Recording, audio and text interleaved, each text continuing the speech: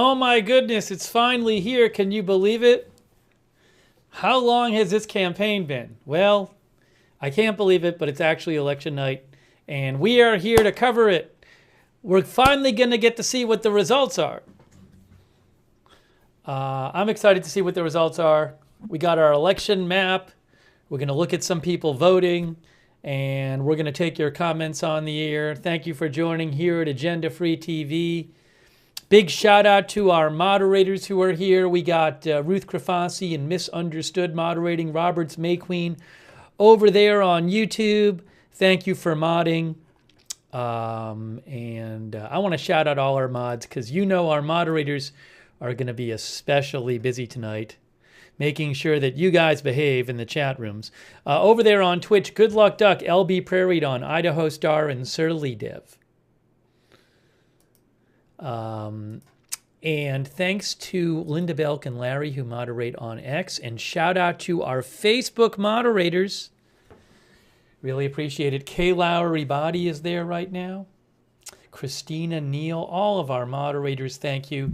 And I got to give some shout outs right now before we begin. Thanks so much for your support of the channel. JAD, Lars Hansen, Dale G, JVD, Fred Witherow, Tracy Fichter, Pale Rider 747, John Posey, Lidwine Elizabeth, Florian Meyer, James Fish, Lord Cog. Lord Cog just gave 50 people memberships. Wow, amazing. Thanks to all of you for your support. Super nice of you guys. And we're here to bring you live coverage. What can I say? I'm going to show you people voting in a second. That's what we're going to do. I'll show you the map we're going to use. Thanks to Sketty Sandwich over on Twitch and Matthew Kohai on Twitch. Hey, let's look at some people voting. Hey, people are voting. We got a video from Dearborn, Michigan. We got a video from New Hampshire. I haven't figured out where in New Hampshire this is. It says home of the Mustangs. Home of the Mustangs. But it just says on Reuters, it just says New Hampshire. So maybe somebody will be able to figure out where that is in New Hampshire. But Reuters says it's New Hampshire. So we got people voting there, and unbelievable. Hey, thanks. Bill Fisher just gave 50 people memberships. Oh my gosh, thank you, Bill. That's really nice of you. Thank you to Jennifer Thomas and C. Prouse and Shadows and I9 and Robin and Tim 747. If you ask me, if you say, Steve, who's winning? I don't know who's going to win. I haven't seen anything floating around. It looks like there's pretty big turnout. Looks like there's big turnout. In Arizona and Nevada, it looks like there's a bunch of like indies people or others or people who aren't with either party. But I don't know what that means. Nothing I've seen so far is a good indicator, I think, of what's going to happen. We'll just have to wait till the votes come in. I mean, I can tell you it seems like there's a lot of turnout. For whatever that's worth, there's a lot of turnout. But again, I've been looking at elections analysts and stuff, and I don't really see anything right now that really can tell you one way or the other what's going to happen. Ultimately, it comes down to how people vote. So we'll just have to see how people vote. I'm sorry I can't do better than that, but that's really where we're at right now. It's just, got to see how people vote. Hey, thanks to Brad Boda and Leslie Quella and Eris Kalar and Morgan Mason and Craftiest Wolf and Ken Staggs and C. Riley and Mystified Kitty. Thank you. You know what I do want to show you guys? Somebody said it's Mason, New Hampshire. Are you sure it's Mason, New Hampshire? How do you know it's Mason, New Hampshire? Somebody already said something else. Somebody said Pennacook, New Hampshire. So we already have people in the chat saying two different places in New Hampshire.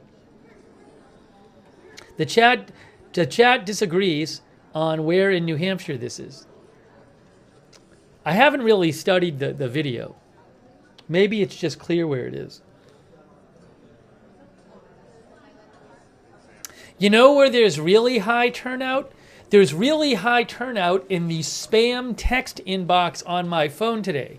I have been getting so many spam election text messages, it's amazing.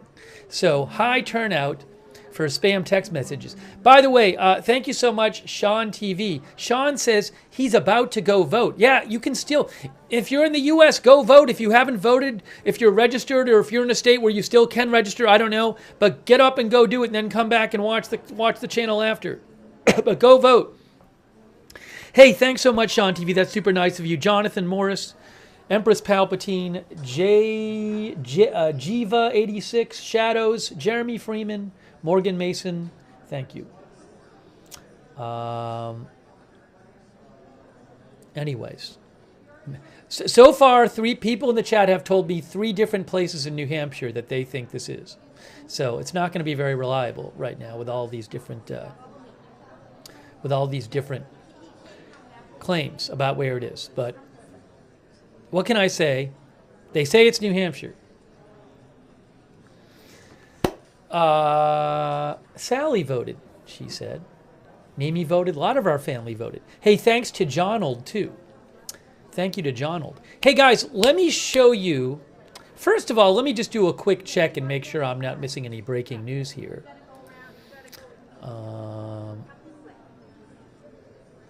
Jim Sciutto with CNN says they're on track for record turnout in Michigan. I've been hearing reports of high turnout. I can tell you that.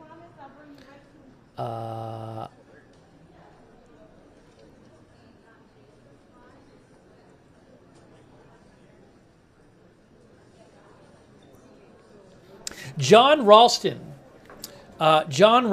Nevada is one of the swing states. John Ralston, who is like the big Nevada politics reporter expert person, he's who I trust for Nevada. He says almost 40% of the election day vote is other. According to Eric Newgaborin, as of 2 o'clock Pacific time, as of a half an hour ago, the election day turnout in Nevada is 32.7% Republican, 28.4% Democrat, and a 39% other. So what John Ralston says in Nevada, he says almost 40% of the vote is indie. Repeat after me, all about the indies and mail ballot volume in Clark. We'll talk more about that, but a lot of others, people not registered in either party voting in today in Nevada.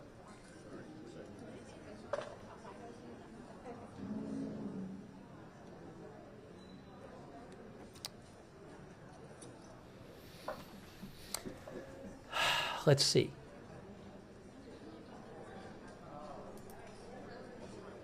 Hey, let's look at the map. Hold on, I want to show you guys the map. Let's look at the map. We got our election map. I'm so excited to have our election map tonight. Look at this. Look at this. We have the Reuters election map. Wow. I'm excited. Hang on a moment here. Let me just fix something on my end. Let me fix something on my end.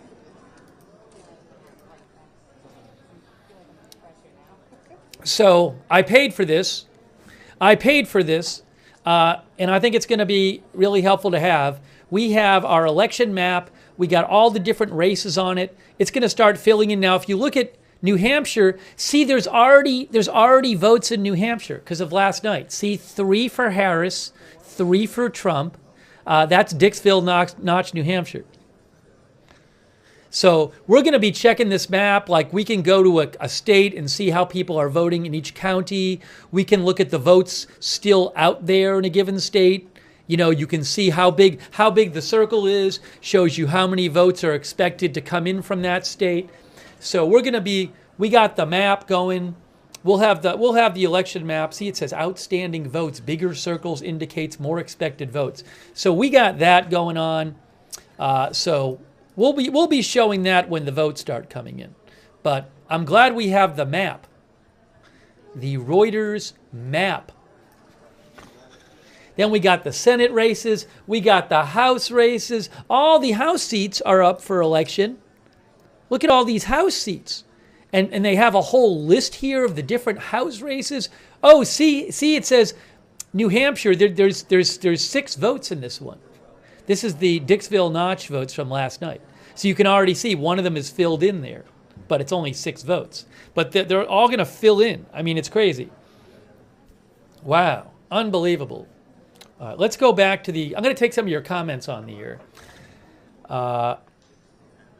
Thank you, Gabriel Morrow, for your support. Thank you, Yul Young, for your support. Thanks, Mitchell Kazda, Heather Feather, Braden E. Nelson, Meta Guide, Sniper Hawk, Steve Griffiths, Jeremy Freeman.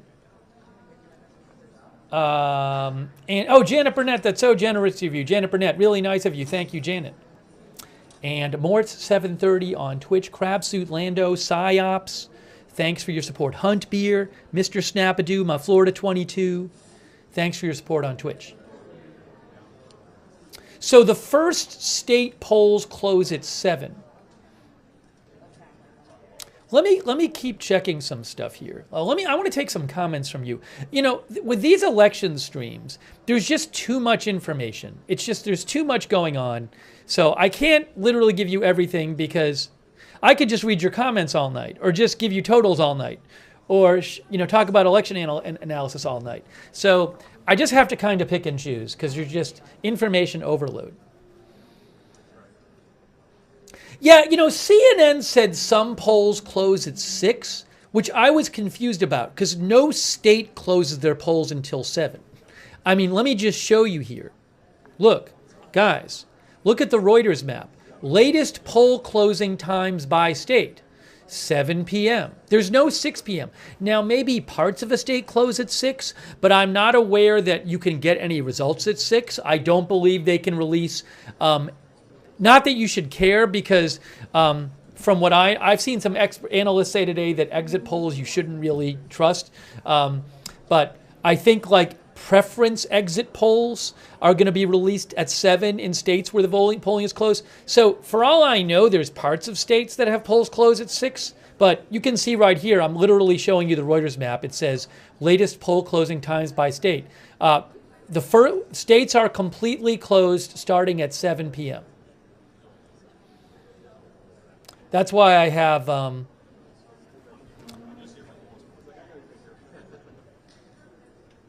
maybe I'll change the headline to first states close their polls in.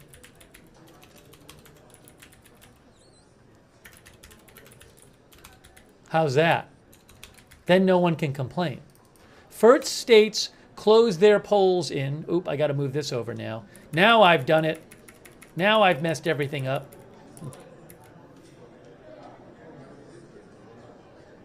Now do I have to change these now? Hold on. Yeah, now I have to do this.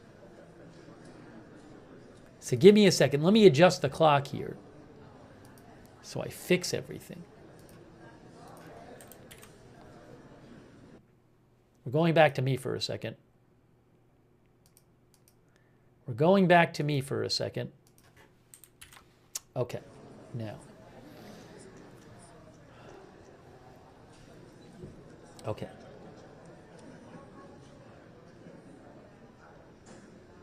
Thanks, Vigilant Patriot. Explained ranked choice voting for the normies. Well, I'm not aware that any state is using ranked choice voting.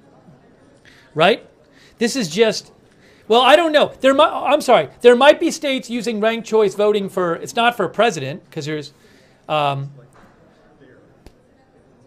might be local races using ranked choice voting, but for like House or Senate or, for federal races, it's going to be, you just vote for somebody. You don't rank your choices. So I don't really want to get into this, but ranked choice voting is instead of voting for one person, you rank all of your choices, or you rank a certain number of choices. So I don't even want to get into it. It's just too off topic. But for president, nobody's doing ranked choice voting. For Senate, for House, that's not what's happening. Actually, for House, is it happening for Senate or House? I don't know. Maybe it is for Senate or House. I don't even know. How about that? I might be wrong. People are saying Alaska uses it. So now I have to look into it. This is actually a good question.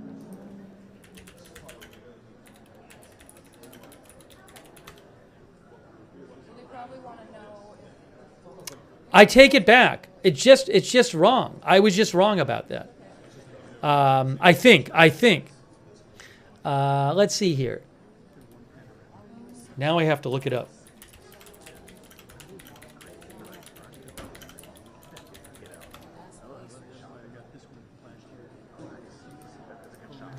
It is used for local elections in 45 U.S. cities, according to Wikipedia. It says,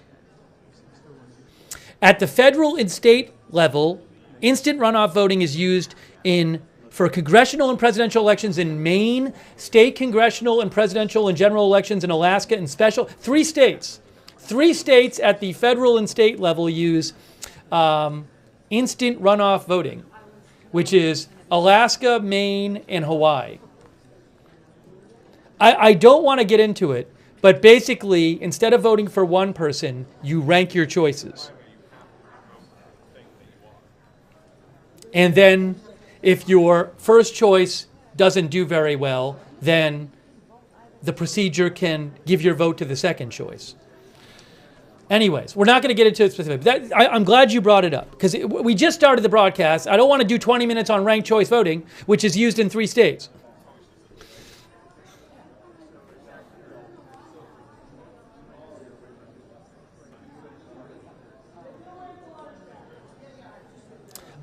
Anyways, but thank you. That's a good point. I didn't even realize it was being used in 3 states, so that's good. Anyways, thank you, Kerry Poteet and William Smith and Mr. Felizi and Vigilant Patriot and Ernie and so forth for your support. Hold on a second here.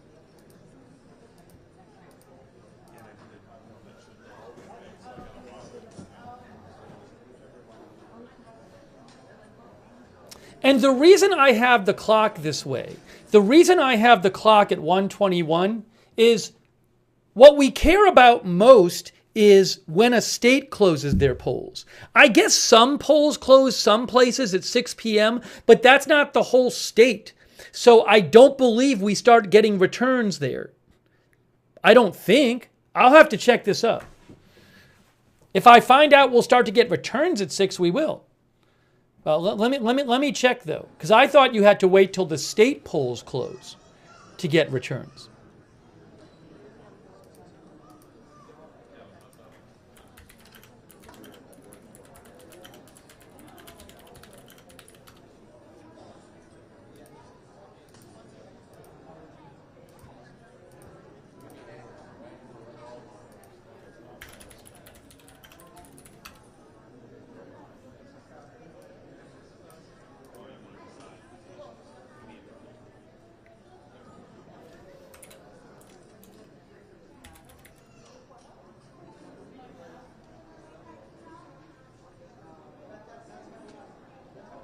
I can find this out.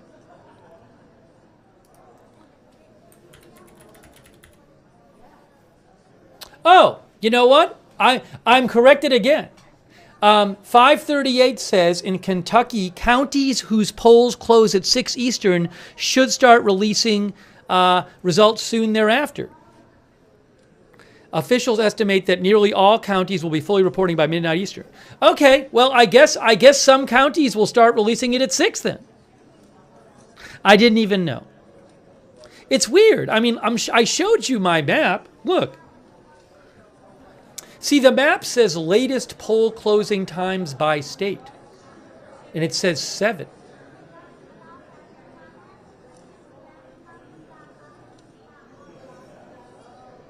Why don't they list earliest? All right, we'll go back. We'll change it to first polls close in. Fine then. Fine.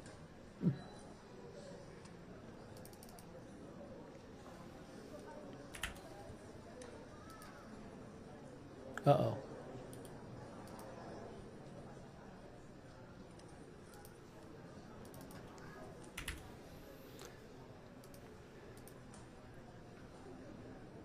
So now this is not states closing their polls, it's just first polls closing in.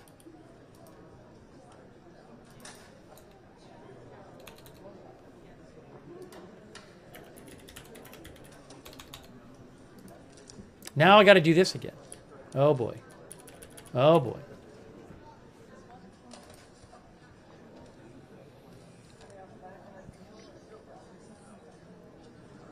Hang on a moment.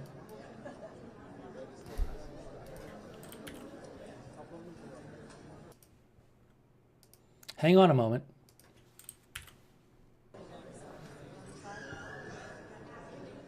There we go.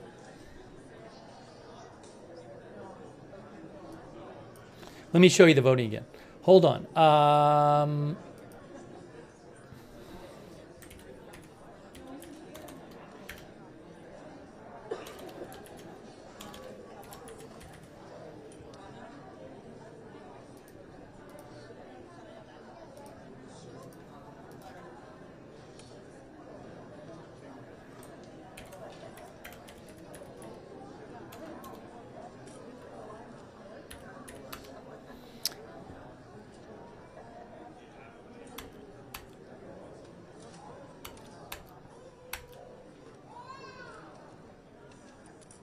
Indiana closes at 6 p.m. Eastern in most of the state. State law requires counties to release unofficial results at 8 p.m., 10 p.m., and midnight. I don't know if we'll get Indiana ones.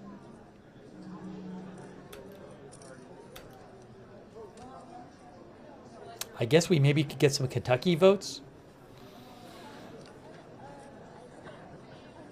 Anyways. No states will be closed at the top of the hour. All right, hang on. Let me just check some updates here. Give me a second.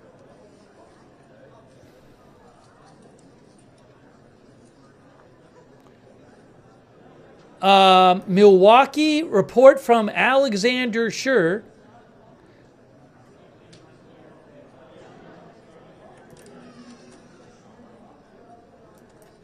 We have a delay in Milwaukee. Alexander Schur is reporting. He is with VoteBeat US. And he got retweeted by somebody, another elections person I follow.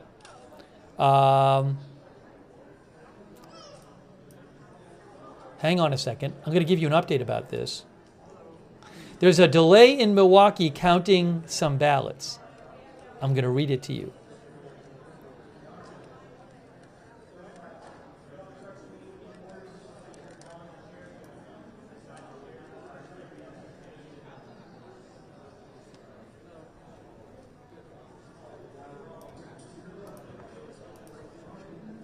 Alexander Schur with VoteBeat reports, Milwaukee is going to recount every absentee ballot that had been counted because of an issue. They had already tabulated 30,000 ballots. The count will vote very late. Alexander Schur of Vote, what is he with? He is with VoteBeat. He formerly was with Wisconsin State Journal. He said just before 2 p.m., an election observer noticed a panel on tabulators in Milwaukee's central count weren't properly closed. The panel that wasn't closed contains tabulators on-off switches. They were supposed to have been locked in the morning.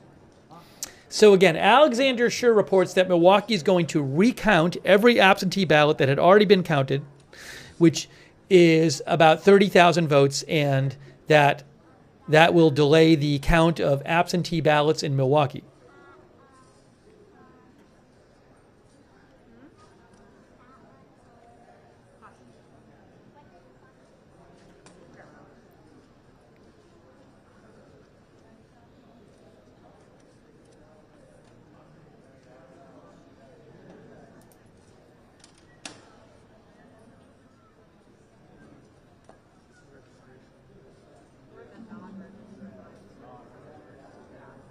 By the way, I should mention this as well. Donald Trump posted on his X account. Let me show you a couple things here.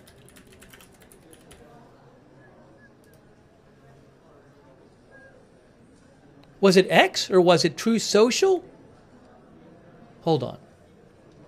Did it get deleted? Let me just make sure. I've seen this posted. Because it's not on X right now.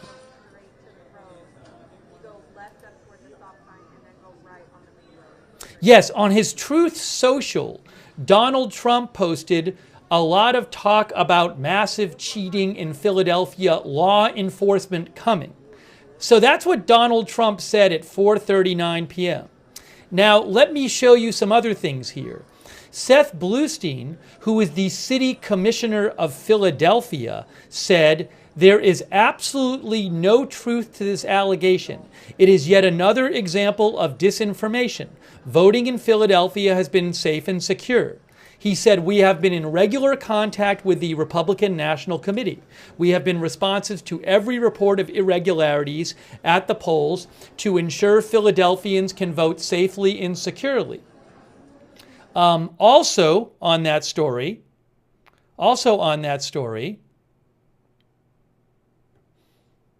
hang on a second here.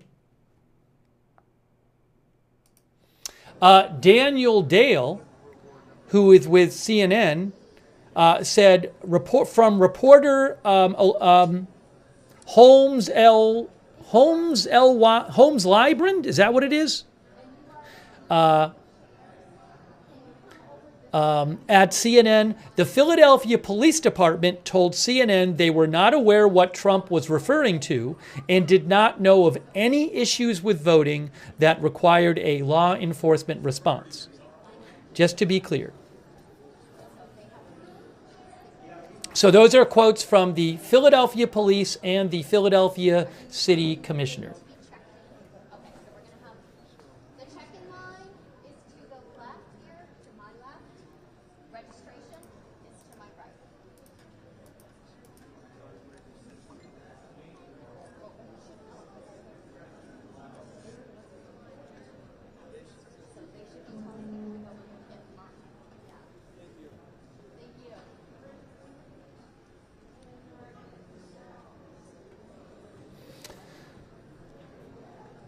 Also, the Secretary of State of Michigan, Jocelyn Benson, posted that turnout is off the charts all across Michigan. That's it. That's the tweet.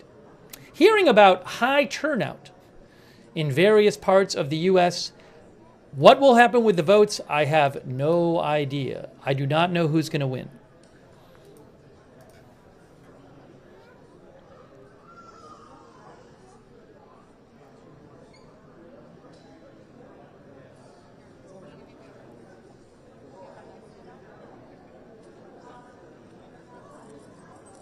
So there are, hold on a second here.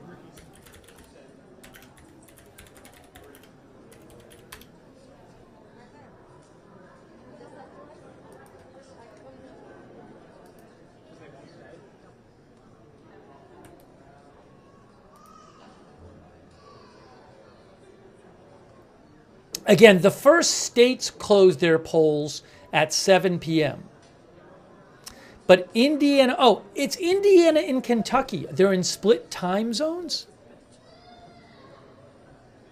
Now I'm confused.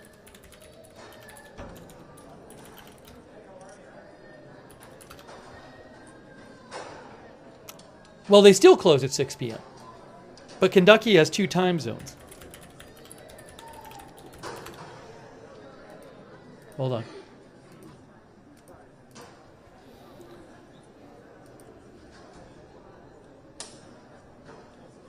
Yes, so the polls in Kentucky are open from 6 a.m. to 6 p.m., but part of Kentucky is in the central time zone. So some polls in Kentucky close at 6 p.m. Eastern and some close at 6 p.m. Central.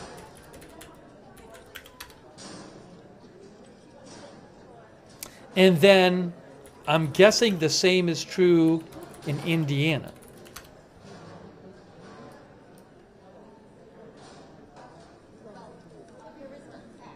Yes, I believe in Indiana, voting hours are 6 a.m. to 6 p.m., I think. Trying to confirm this. And Yes, 6 a.m. to 6 p.m., but Indiana has 2 time zones. Okay, so some Kentucky and Indiana polls will close in a little bit, in about 8 minutes. Thank you to Mystical and Beam Me Up and Turdy Turt and Peasy Wheats for your support. Cruella, ERIK, Captain Jerry Donnelly, Darren 175, Queen of the South, Chris Canada, Earth Citizen, Boomer Wow, Auburn Warfare, Heather Feather, Dodger Blue, Gabriel Morrill, Scott Meekley, Vigilant Patriot, Mr. Fleazy, William Smith, Kerry Poteet, thank you for your support. Also, Jacqueline Rhoda, thanks Jack's Haku on Twitch for watching and supporting the channel. Thank you. Also, Mr. Snapadoo on Twitch, Spent Primer, a cup of tea, please.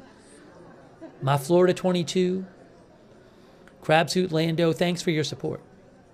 All right, let's see if I have updates for you.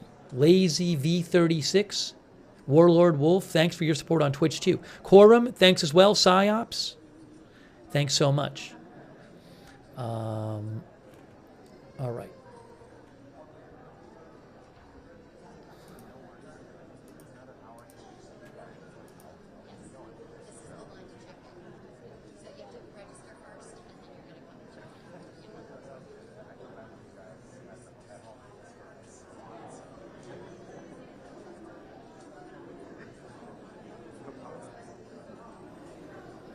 So some polls in Kentucky and Indiana will close in 6 minutes.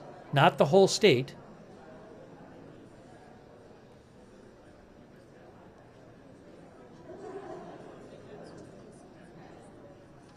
And again, I have no idea what's going to happen. I've been following some elections analysts today. I don't get the sense that anybody has a really good idea what's going to happen. We'll just have to see.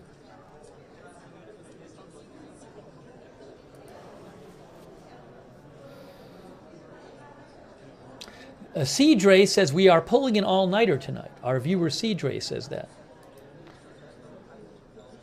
I don't know. We very well might not even know who wins by the end of the night. We might not know.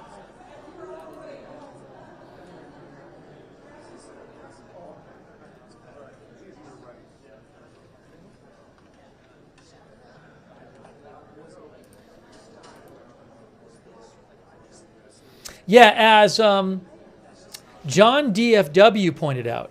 John DFW did point out on our election map, while it said here, latest poll closing times by state, it tells you when the state completely closes. It did say that in certain House races, they will be closed at 6 p.m.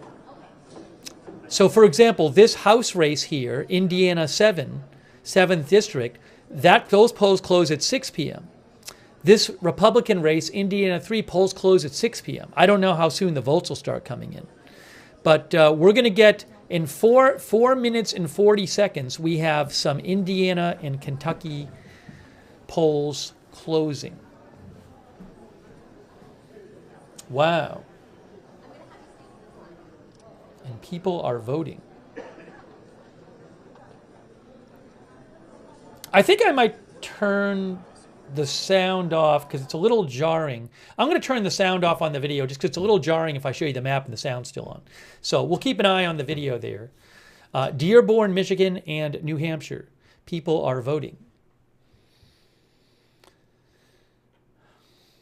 I don't know what's going to happen. You know what? Now maybe, look, Indiana and Kentucky are both red states. They're supposed to be red states.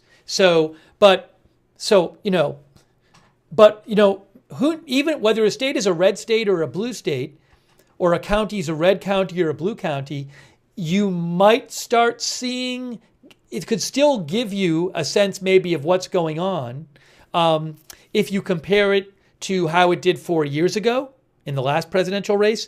But something to be careful about is when votes start coming in a county or a state, they might not represent all the votes in that county or all the votes in that state.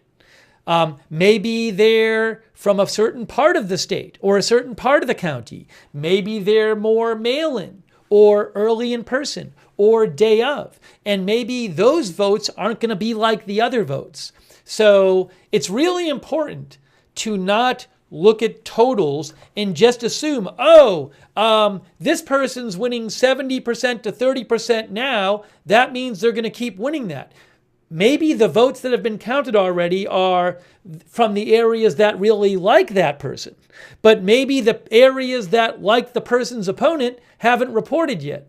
So you really can't read into, like with the early votes coming in, you can't just start reading into how it's going unless you know something about where those votes coming from, what type of votes are they, when were they cast, what would they be expected to be right now. So as the votes coming in, I'll be looking to see experts who know this kind of stuff might say, oh, look at this county here. They've almost completed the count in this county. Let's see how it compares to 2020.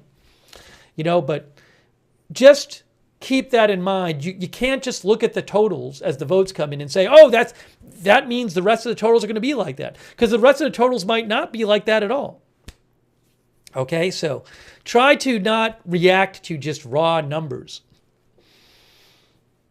Try to not react. I'm going to be saying that again and again, but please try to not react to the raw numbers. And what I'll try to do is, and that's why I don't focus so much on the raw numbers. What I'm going to be trying to do is find you some people who know what they're talking about, who can say, oh, this is important. Oh, look at this trend. Oh, look at how this county compares to 4 years ago or 8 years ago or 2 years ago. So that's what you got to look for. So we got poll closings in some of Kentucky and some of Indiana coming up. Let's look at this right now. Oh, I got to thank our module. Hey, it's Kentucky. Look, it's Kentucky. It's Kentucky. They have these different districts. What is this? Is this the presidential or that's House race? President. Oh, we got Kentucky. We got House races. We got Senate races. Indiana. Oh my gosh, these are going to start filling in soon.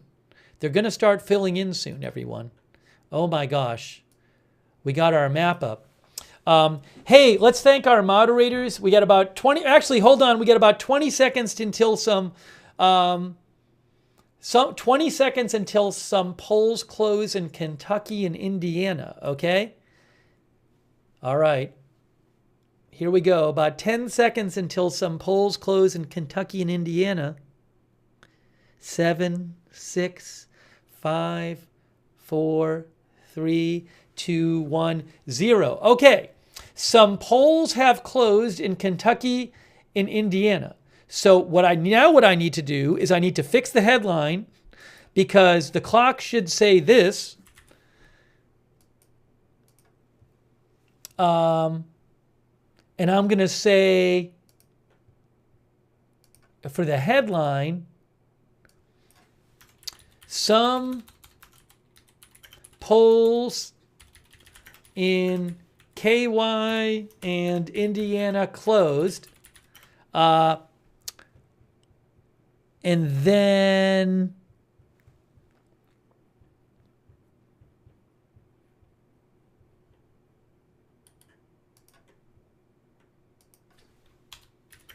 next polls close in. I know it looks terrible now. I know the headline looks awful right now. I'm going to fix it for you.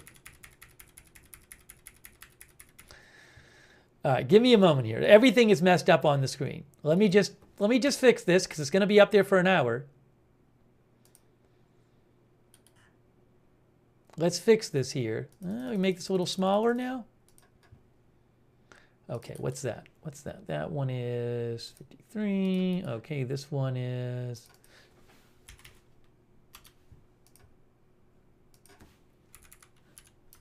Okay, good. That looks better. That's looking better. All right, let me just fix this.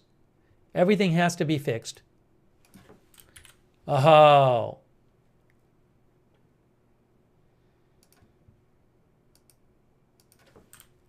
Okay. So some polls are closed in Kentucky and Indiana. Now, what I can tell you is, as I look at the map here, what I can tell you is there's no presidential votes out there that I've seen yet in Kentucky or Indiana that I can see. That's House. But president, the only state that's with any votes for president that have been counted are in New Hampshire, with the 6 counted at just after midnight. That's why New Hampshire is there. There were 6 votes in Dixville Notch counted. All right, so we're gonna get you some updates here. Give me a moment. I need to do something here.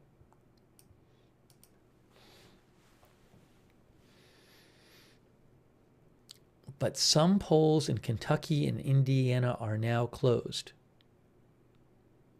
Oh, I have an update for you. Election day, Clark County is the biggest county in Nevada. I believe that's where most of the voters are. Look, there's Nevada. Hang on. Yes, so see, it says Clark County. You can't even see what we're looking at. So let me just do this. The circle tells you how many votes are left. Clark County, around 1 million votes. See? And then you have Washoe County, 276,000 votes. So Clark County is where the most votes are.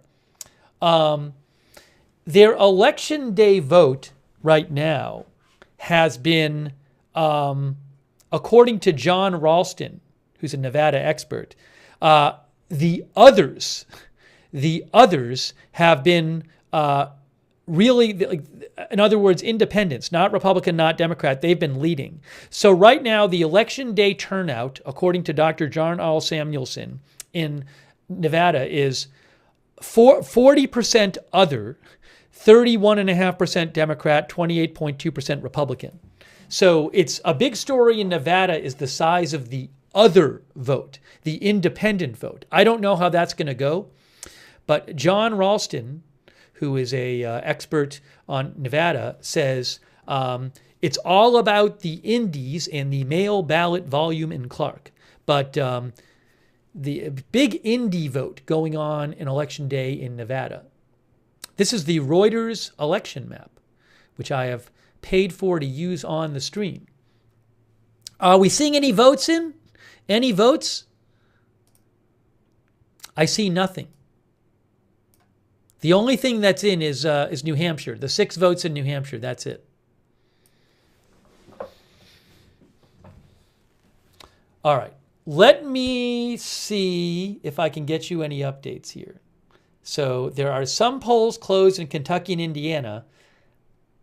Again, I'm looking in Indiana. I don't see any votes.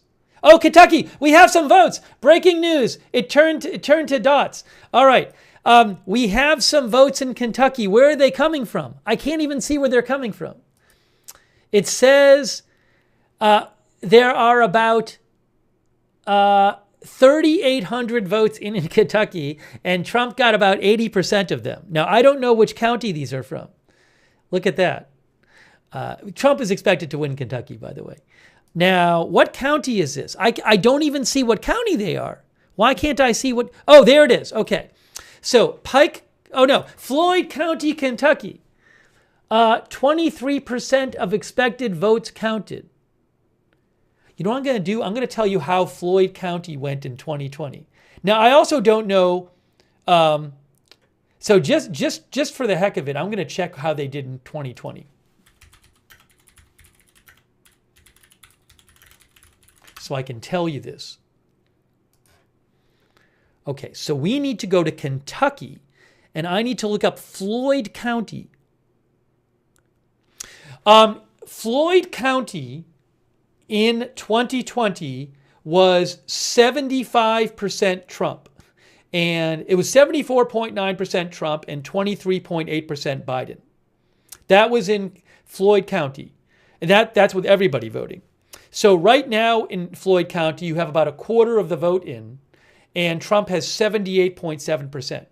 which is a bit better than he did. But I don't know, maybe the rest of the votes will be slightly more favorable to Harris. I don't know. So, it's not a surprise that Trump wins Floyd County, Kentucky, but it'll be interesting to see when more of the votes are in the county. How does it compare to 2020? All right, so we have some votes in from Floyd County. Now let's see what else we can tell you here. Oh, we have votes in Indiana. Okay, so very early, we have about 3,500 votes. Trump has 71.8% of them. It is Sullivan County, Indiana. 40% of votes in. Maybe those are early in mail votes. I don't know. I can't tell you. But Sullivan County, Indiana, Trump has 71.8%. Now, how did Trump do there? How did Trump do there in 2020? In 2020, Trump got 74.4%. So in 2020, Trump got 74.4%, and Biden got 23.9%. So Kamala Harris is doing a little better in Sullivan County, Indiana, than Biden did in 2020, but only 40% of the votes are in there. Okay, so the county stuff, once we get completed counties, we can go back and say, how did they do compared to 2020? All right, so that's it so far. Is that it so far? Oh, no, more votes in Kentucky. Okay, hang on. More votes in Kentucky. So Trump is winning 61 to 38 basically in Kentucky with 2% of the vote in. And, I'm blocking things. Hold on. Now, what I want to do is figure out what happened. How did Trump do in Kentucky? Just so you know, in 2020, Trump got 62% of the vote in Kentucky, and Biden got 36%. Okay? So that's what happened in 2020. Now, we have this county up here. Kenton County, Kentucky. Let's look at Kenton County, Kentucky. Trump has 58.7%. Harris has 40.1%. Okay, fine. With 43% of the vote in. Again, maybe the rest of the vote in this county is different than this vote. So I don't know if it's going to look like this at the end. So I say to myself, okay, so how did Kenton County, Kentucky do in 2020? Let's see how Kenton County, Kentucky did in 2020. I'm looking it up. Where is it there? I have to find it. I have to find it on my map. Okay. In 2020, Trump got 58.6 and Biden got 39.3. So Harris is doing ever so slightly better than Biden did in Kenton County so far. Maybe that'll change. So again, right now, my big concern, the important thing to me right now is if we start seeing counties, whether they go for Trump or whether they go for Harris, if you start seeing significant differences in how counties went in 2020 versus how they went today and in 2024, that could give you a window into how things are going in the rest of the country. Okay? So very little data right now. New Hampshire, we have those 3 votes. Indiana's the same. No more there in Kentucky than we looked at. I'll see if any elections analysts that I follow are saying anything. Hold on a second here.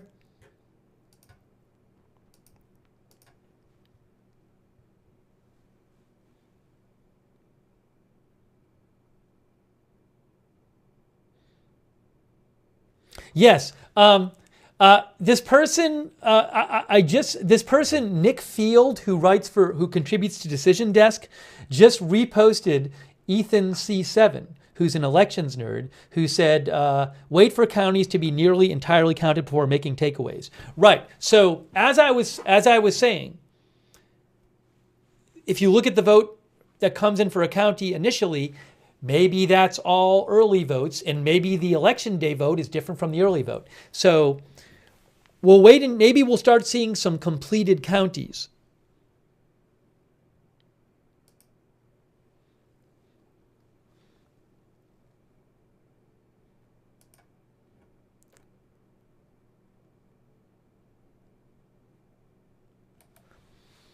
All right. So, and let me talk to you about when. This is the Reuters website here. Let me talk to you about when the polls close in different states. All right, give me a moment here.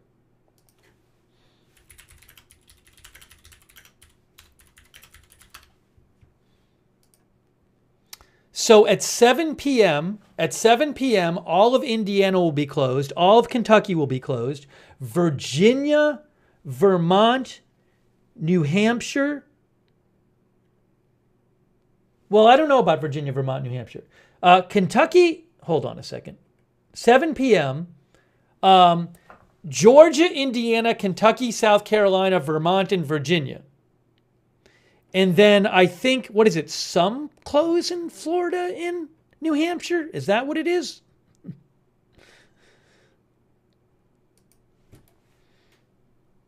I have to find a different one. Let's see here.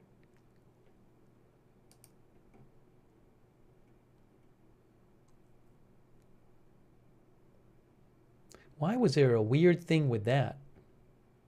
I thought maybe because different. Now I'm just confused. Hold on. Okay, 7 p.m. is Florida, Georgia, Indiana, Kentucky, South Carolina, Virginia, and Vermont. That's according to 270 to win. I see some different sites saying different things. Well, because there's like partial closures and stuff. Okay. Anyways, I'm not going to worry about it right now. According to CNN, they say at 7 p.m., Georgia, Indiana, Kentucky, South Carolina, Vermont, Virginia. 7:30 p.m. See, there's partial closings. 7:30 p.m., North Carolina, Ohio, West Virginia. All right, we'll worry about that later.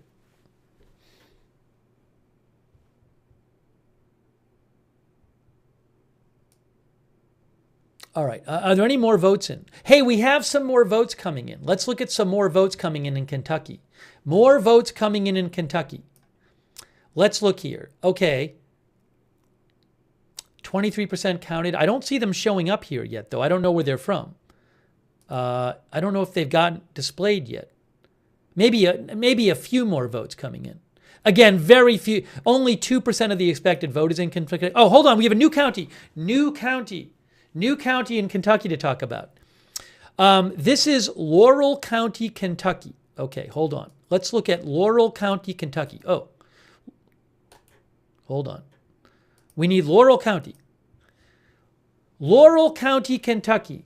Now, I don't know if these 33% of votes that are in are going to be like the other votes that come in. So who knows?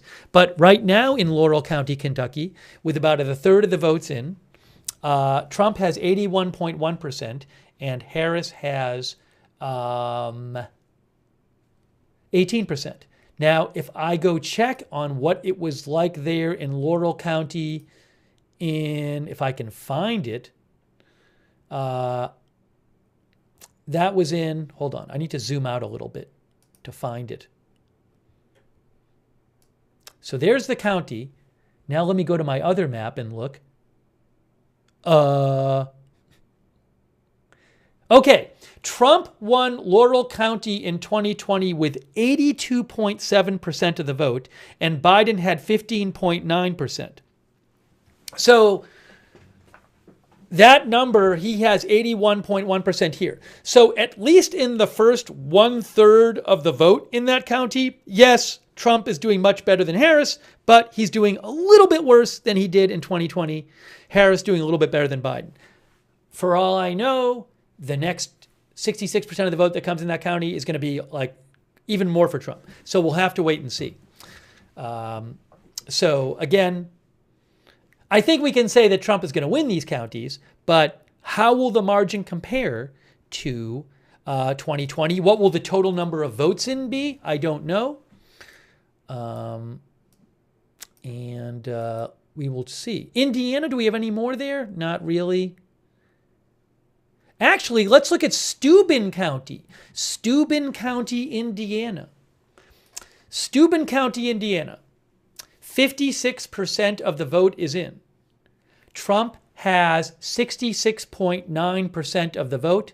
Harris has 31.5% of the vote. Okay, so Trump has about 66.9% of the vote. What did Trump get there in 2020? Up there in the corner. Trump in 2020 got 70.1% of the vote. And here he has 66.9. Again, I can't tell you if it turned out that all the votes in the county were in and he had 66.9, you'd be like, okay, he won the county, but he ran a few points behind himself in 2020. But we can't say that yet because 56% of the votes are counted. This is the Reuters election map, which I have paid to show you on the air.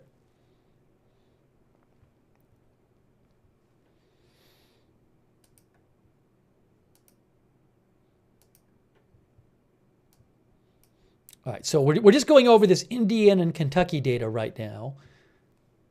We've seen a few counties where Trump is slightly behind himself in 2020, but again, maybe that's just because election day vote will be more favorable to him there. So I'm going to wait, and it'll be interesting when we start getting completed counties in, and when we can just compare the county to how it did in 2020.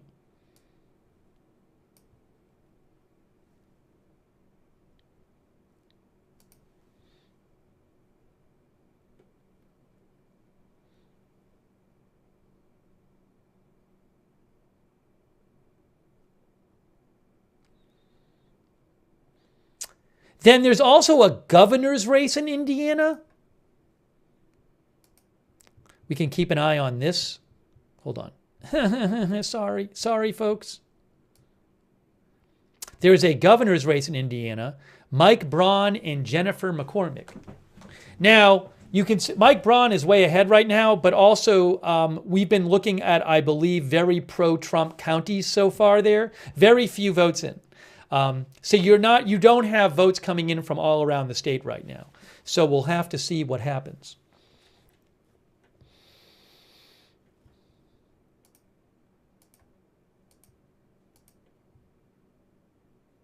You know what is polling very well right now? I just saw an exit poll, and you know what looks to be doing very well tonight? Rudeness in the chat. Rudeness in the chat is exit polling very well. Early samples from the chat show that rudeness will be very, very high, perhaps a record high in the chat. So that's a big election update for you watching the broadcast. People being rude to me in the chat. Thank you.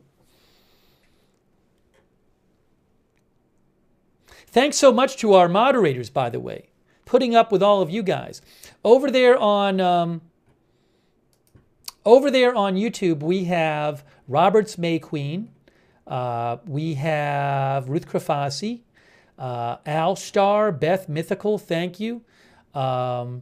Sarah 55, Havasu Mom, thank you so much. Give me one moment here. Hang on. We have on Twitch, we have Good Luck, Bash and Girl, Big Ball of Yarn, Good Luck Duck, Hearsay, LB Prairie Dawn, Idaho Star, I Got That Fire, and Surly Dev, thank you.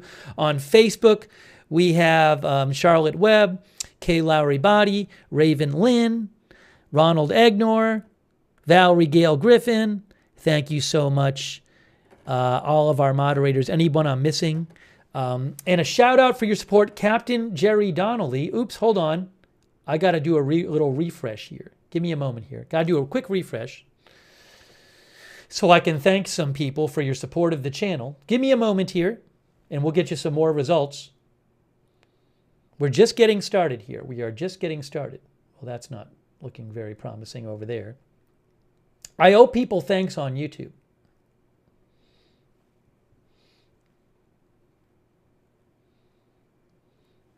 hang on. Let me do this. Let me do it this way. Let me do it this way. Let's see here. Just want to thank some folks. Where is the thing there to do that? Where is it?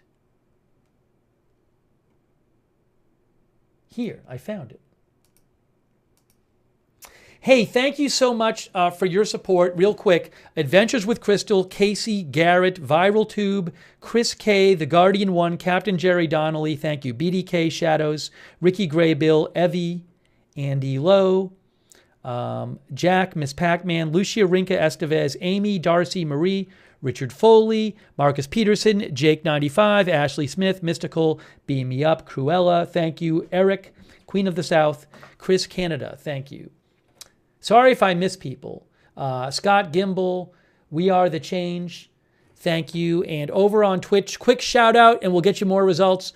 Congler, Dino Nuggies, Monkey, Tech Slug. I'm sorry if I miss anyone. Barn Isle 42, Dracode, Relila, Mr. Snapadoo, thank you. All right, hang on a moment. Hang on a moment, everyone.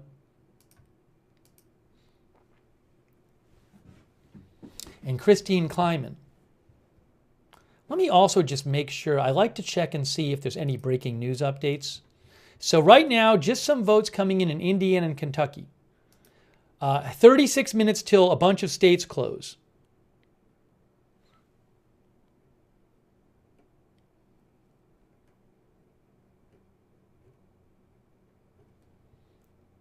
Let's talk about some more of the counties in Indiana and Kentucky.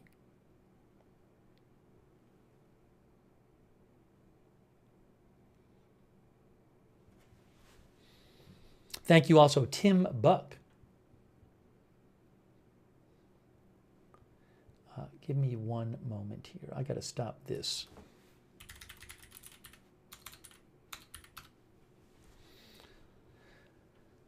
Okay, so again, Indiana and Kentucky. Hey, we have more votes in. All right, now, Indiana, how did Indiana do, just so you guys know, for president in 2020? For president in 2020, Indiana was 57-41 for Trump. Now, it says 60-39 now, but you don't have votes from the whole state. But let's look at some of the counties. Oh, I'm sorry. Yes, right. So let's look at some of the counties. Allen County, 52.1 Trump. It says 44% of votes in. It's where Fort Wayne is. And again, I don't know. Maybe these include the mail votes, and the election day vote will be different than this. So right now, it says 52.1% for Trump, 47.4% for Harris. How did Allen County vote in 2020? Allen County in 2020 was 54.5% Trump, 43.3% Biden. So again, Trump got 54.5% and Biden got 43.3%. So as of right now, Harris is doing a bit better than Biden did there, but county's not finished yet. Looking for completed counties. We got a bunch of counties with like half the vote in. Hey, how about Cass County? Cass County, Indiana. 64% of votes are in, and Trump has 71.2%, and Harris has 27.6%. Okay, so I ask myself, how did this county go in 2020? Right now, it is 71.2 to 27.6. It is Cass County. Back in 2020, it was 69.4 Trump, 28.3 Biden. So this is a county where Trump is doing slightly better than he did in 2020. But again, county not all counted yet.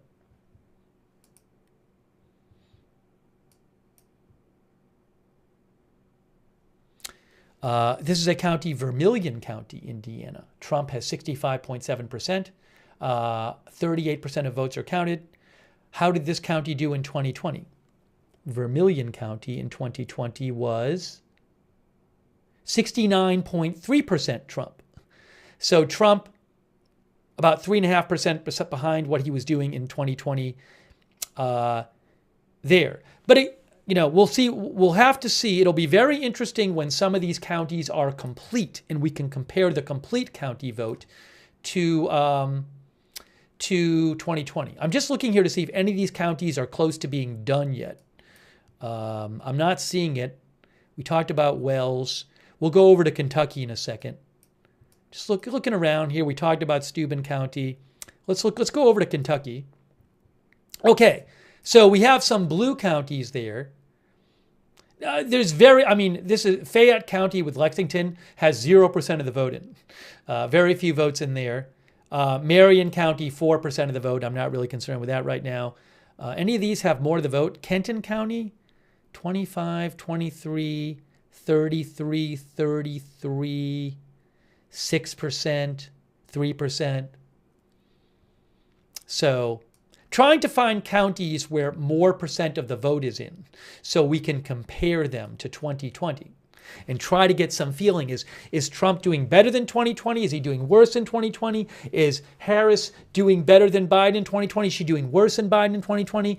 Do we not see a pattern overall? We'll have to see what happens. Mario says, don't care about Kentucky. But see, the thing is, Mario, you might see a pattern in Kentucky that carries over to other states. That's the whole point. That's the whole point. So we're trying to see if there's any patterns here that can give us some kind of feeling for what's going on in the nation. Did we talk about Jay County yet? Jay County, Indiana. Trump has 74.2%. Harris has 24.4%. About half the vote is in Jay County.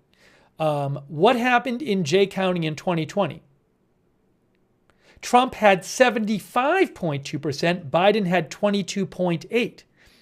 So a lot of these counties we've been looking at so far, Trump is a bit behind where he was in 2020. But for all I know, when all the vote is in, he'll be at or ahead of that. We'll have to wait and see.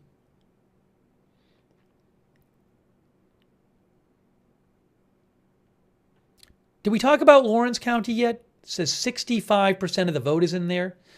Trump has 73% of the vote in Lawrence County, Indiana. 65% of the votes are counted.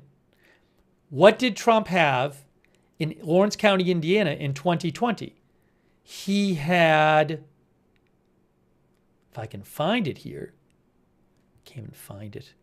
Lawrence County. There's Lawrence County. Trump had 74.2% in Lawrence County in 2020, and right now he has 73%. All right, hold on a moment here. Give me a moment.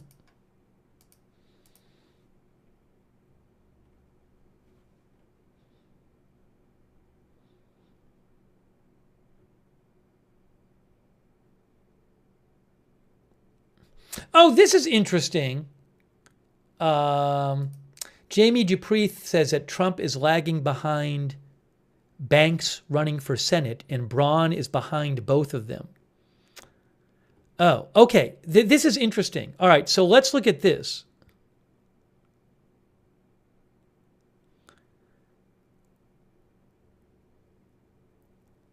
Oh, Nathaniel Rakich with the New York Times is he with 538? Nathaniel Rakich of 538 says, we have early voting results from a handful of Indiana counties, and it doesn't look like Republicans are at risk of losing the governor's seat.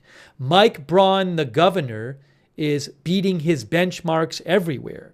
That's what Nathaniel Rakich says, the governor of Indiana. Hang on a moment here.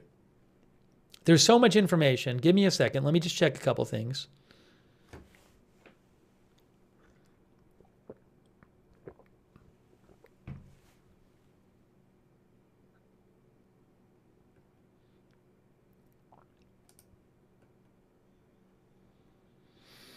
So what is, we have president, just to compare here, the presidential vote in Indiana right now, and again, this is not very, 5% of the vote is in, but you have Trump with 62.5%.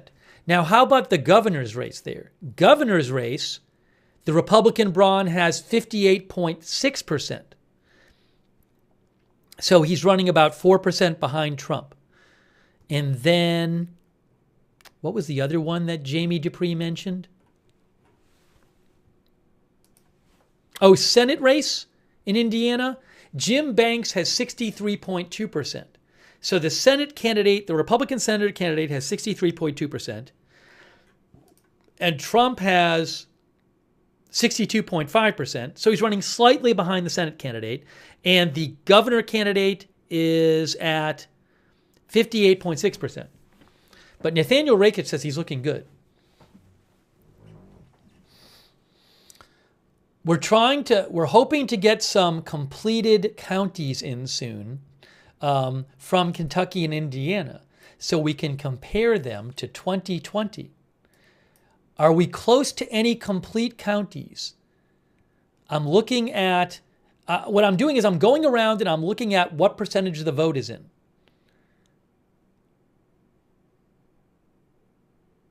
I'm looking for maybe like 70% or more somewhere, and I'm not seeing it yet. Oh, we haven't talked about Dubois County, or it's Dubois County.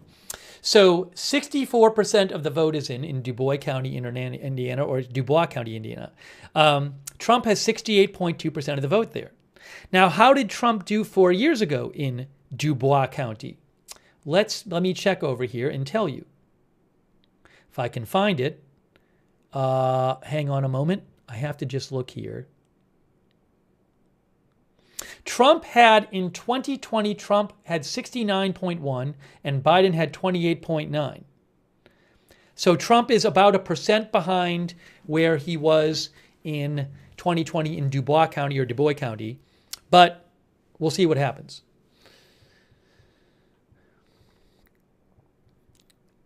So waiting to get some more votes in Indiana and Kentucky so we can compare counties. We can compare it to 2020. That's all I'm doing right now, is trying to compare it.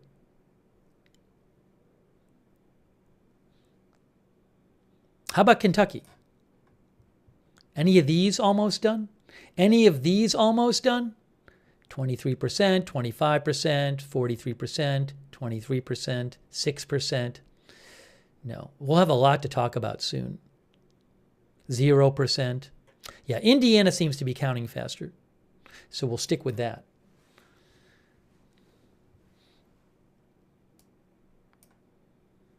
It'll be interesting when counties are completed. Will we see a pattern of how people are voting compared to how they did in 2020? Oh, only 25 minutes until a bunch more states close. Georgia, South Carolina, Virginia, the rest of Kentucky, the rest of Indiana, those are all closed at 7. I think there are some others too. Georgia, Indiana, Kentucky, South Carolina, Vermont, and Virginia at 7 p.m.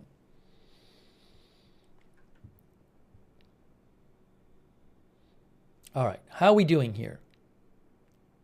Let's check some of these. No, I think these haven't changed much. Cass County, 64, 38.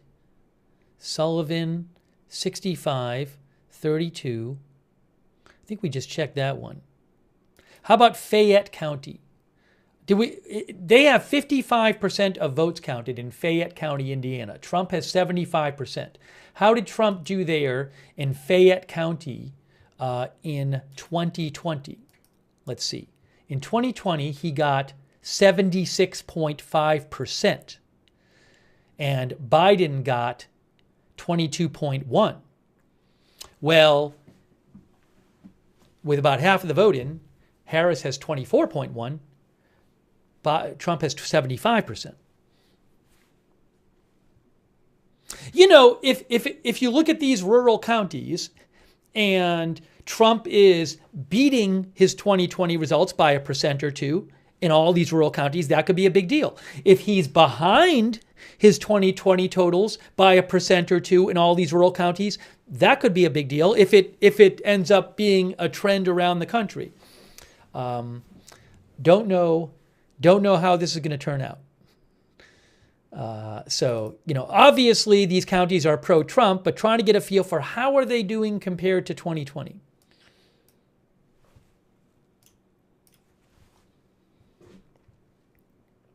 We will have completed counties, I would think, pretty soon in Indiana. These are still kind of, not seeing a ton of votes in here.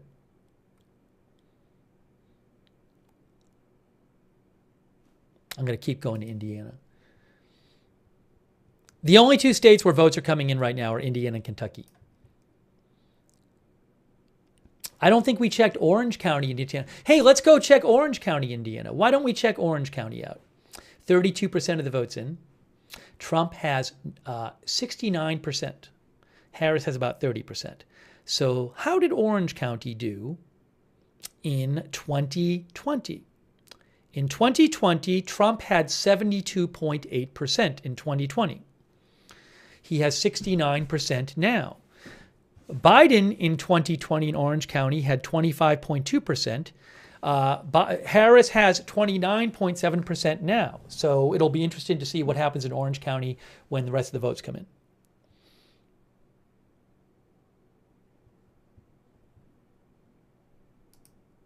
If these votes that we're seeing now are the early votes, I don't know how Election Day vote's going to be.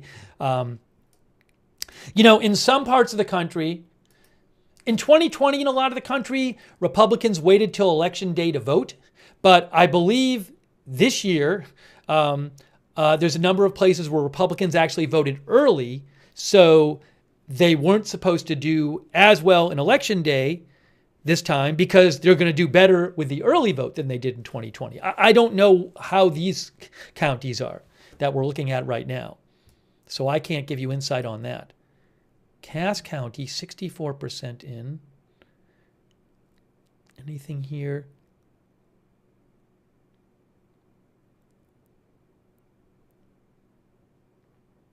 So Wells County, let's look at Wells County. That has 61% of the votes in. Trump has 76.6, Harris has 21.9. How did that do in 2020?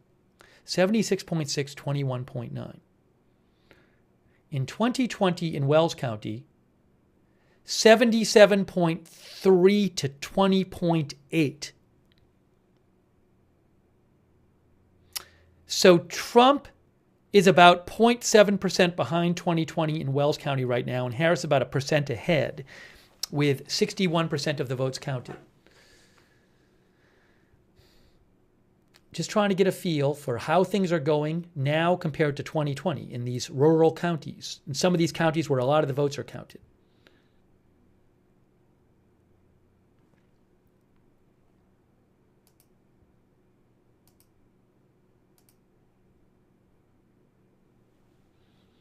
Overall, it's only 10% of the votes in now. 58.1 Trump to 40.6 Harris in Indiana, 66.6 Trump to 32.2 Harris in Kentucky. 4% of the vote in there.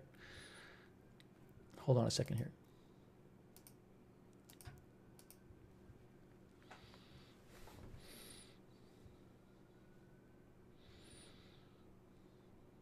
Also going to check to see if any elections analysts are posting anything about what's going on.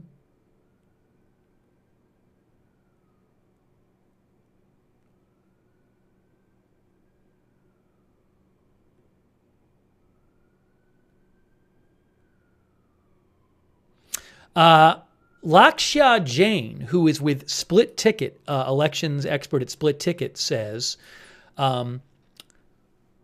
wait for fully completed counties before drawing inferences on the state of the race. The margins by vote method are going to shift significantly. Now, he thinks mail will be less blue and election day less red. That's what he thinks. So we'll see. But he's saying wait until the counties complete their count. Give me one moment here.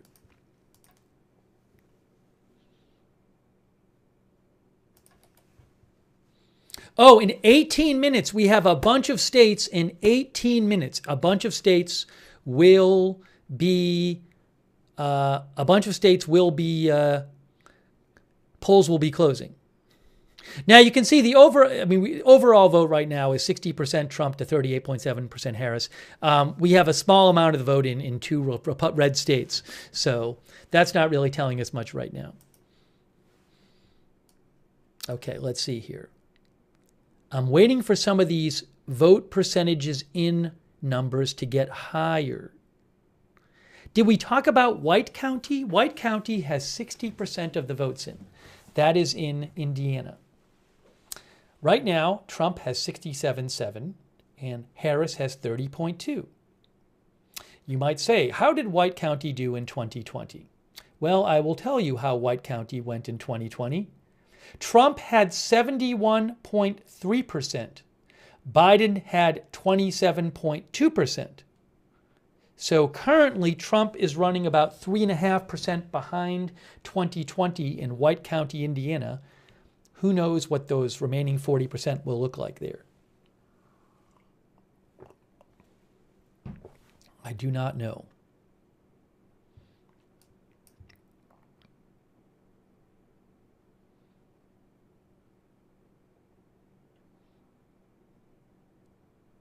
Did we talk about Knox County? I don't even know if we did. Knox County, Indiana. Half of the vote in. Trump 70.6, Harris 27.8. In 2020, Trump had 72.8 and Biden 25.4. Here's what I can tell you. In a lot of these Indiana counties, I think we can say Trump is running a bit behind 2020 and Harris is running a bit ahead of Biden 2020. But, as I've said a million times, these are partial vote counts. For all you know, when the county vote is done, Trump will have a bigger lead. If it turned out that one candidate or the other was better or worse than they were doing in 2020, once in a lot of the completed counties, that's a different story.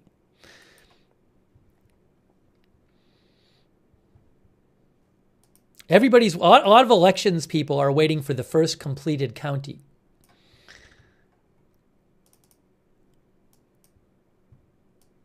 When will we see the first completed county? I'm looking here, 61, 58%, 56%, 46, 64. Yeah, I'm not seeing nothing over 70 yet. Nothing over 70.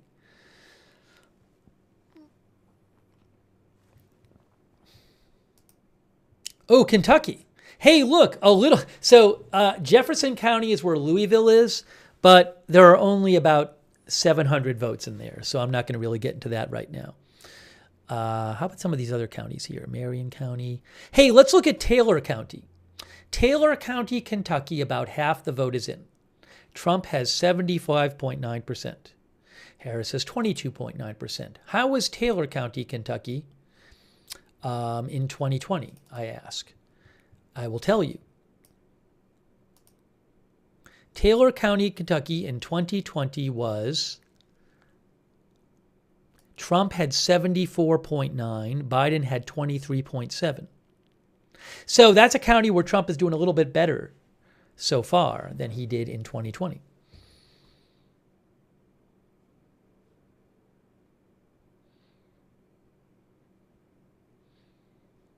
I haven't seen any county above 70% yet.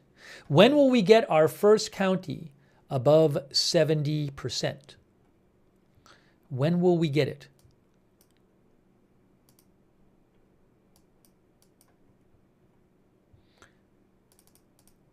I am waiting, like you guys, to see when we get our first county above 70%. I'm looking over all of these. I don't see any yet. As I drag my pointer over the different counties,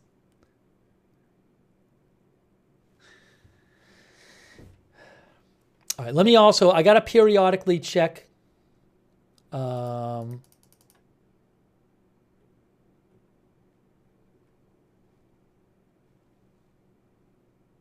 on a second here.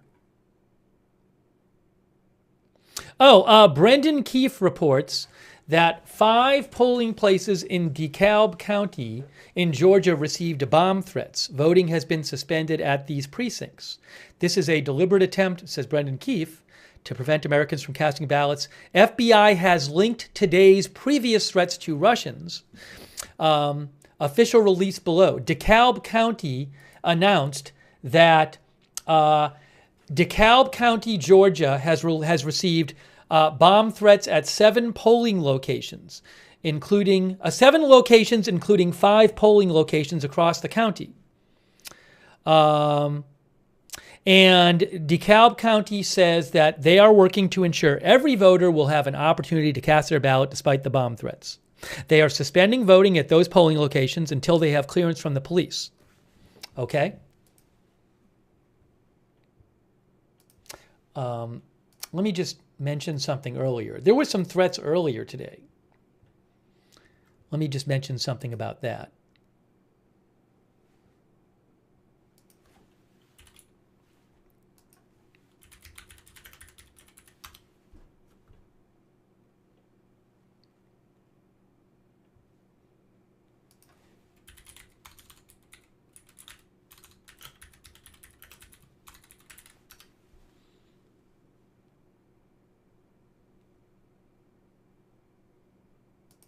Yeah, Reuters reports that hoax bomb threats, many of which appeared to originate from Russian email domains, were directed. The FBI said this.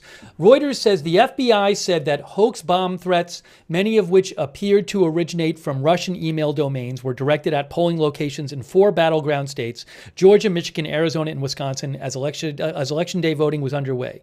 The FBI said in a statement, "None of the threats have been determined to be credible thus far."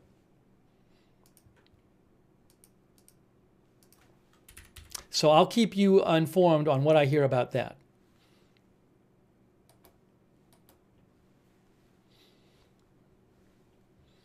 All right. Anyways, hey, 10 minutes until polls close. In 10 minutes and 47 seconds, polls will close in Georgia, South Carolina, Virginia, the rest of Kentucky, the rest of Indiana, and Vermont. That is in 10 minutes. That is in 10 minutes. Okay? So we are bringing you live coverage here. Let me get back to the vote count. I appreciate you turning in. Thanks so much to everybody who has donated. And let me just shout out a couple people real quick. I'm sorry if I miss anybody, but got so much to do here with all the vote totals. Really quick, couple shout outs. Captain Jerry Donnelly, We Are the Chains, Rainer P, Hoodoo Texas, Rick D, Red Squirrel, Casey, Allie B from Tennessee, Tippy Tappy, Tutar, Simon H, Rick D, Vegas Bradley, Tim Buck, Buddy McKinley, Christine Kleiman, AKF, thank you. And anybody I'm missing. Sorry if I'm missing people, but we got to get back to the vote count, all right?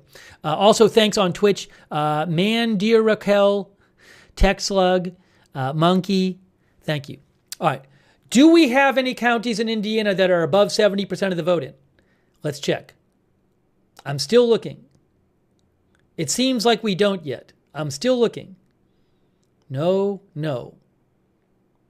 I don't think we talked about Bartholomew County yet. Hey, Bartholomew County, Indiana. Right now in Bartholomew County, Trump has 58.7%. Kamala Harris has 39.4%, with 64% of the vote in. 58.7 to 39.4. What happened in Bartholomew County in 2020 is my question. In 2020, in Bartholomew County, what happened? I'm going to tell you as soon as I can pull it up on the map, my other map here. Trump had 61.8 and Biden had 35.7. So currently, Trump is about 3% behind his 2020 result in Bartholomew County, Indiana, with 2/3 of the vote in there. For all I know, the final third is going to be more favorable for him. So we'll have to see what happens there.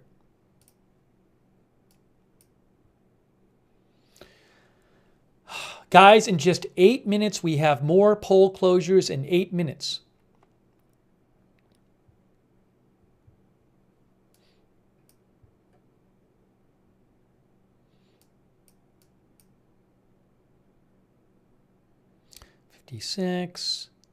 Hamilton County. Let's look at Hamilton County, Indiana. Oops, what did I do? What did I do? Okay, Hamilton County. Harris 49.7, Trump 48.6, with 58% of the votes in. That is Hamilton County. Okay. Trump won Hamilton County 52.4 to 45.6%. So Trump won Hamilton County by about 7% in 2020. With 58% of the vote in, he is slightly behind in Hamilton County. Now, I don't know if that's going to hold. I assume that's the kind of thing that elections experts might think of a big deal if the county finished that way. But what can I tell you? Maybe when all the votes are in, Trump will be way ahead. So that's certainly interesting, though. Again, Hamilton County, Trump is behind right now by 1%. It's north of Indianapolis here. There's Indianapolis there. Trump won that county by 7% in 2020.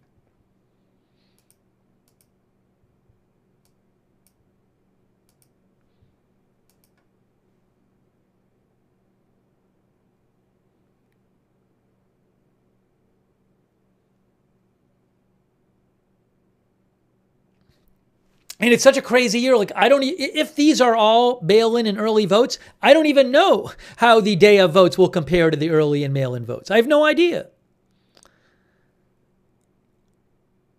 Let's talk about another county in Kentucky.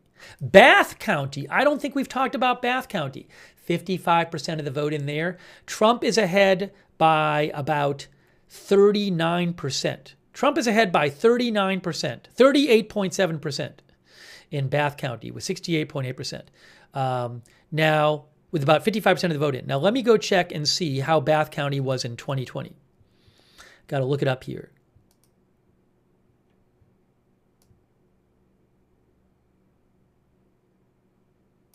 Bath County, and I got lost. There it is right there. Okay, Trump won by about 43% in 2020, 70.8 to 28. And right now he's at 68.8 to 30.1. So he's slightly behind where he was in 2020 in Bath County.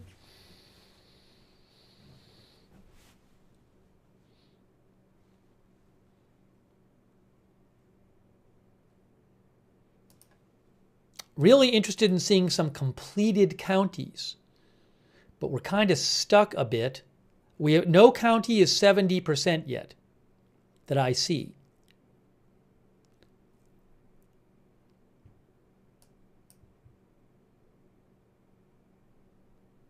In 4.5 minutes, we have a number of states closing the polls. Nothing. Oh, here's a county. Let's look at Decatur County. I don't think we've talked about Decatur County, Indiana. Trump is up 76.2% to 22.2% there, with 53% of votes, expected votes in. That is Decatur County. I wonder, how did Decatur County do in 2020?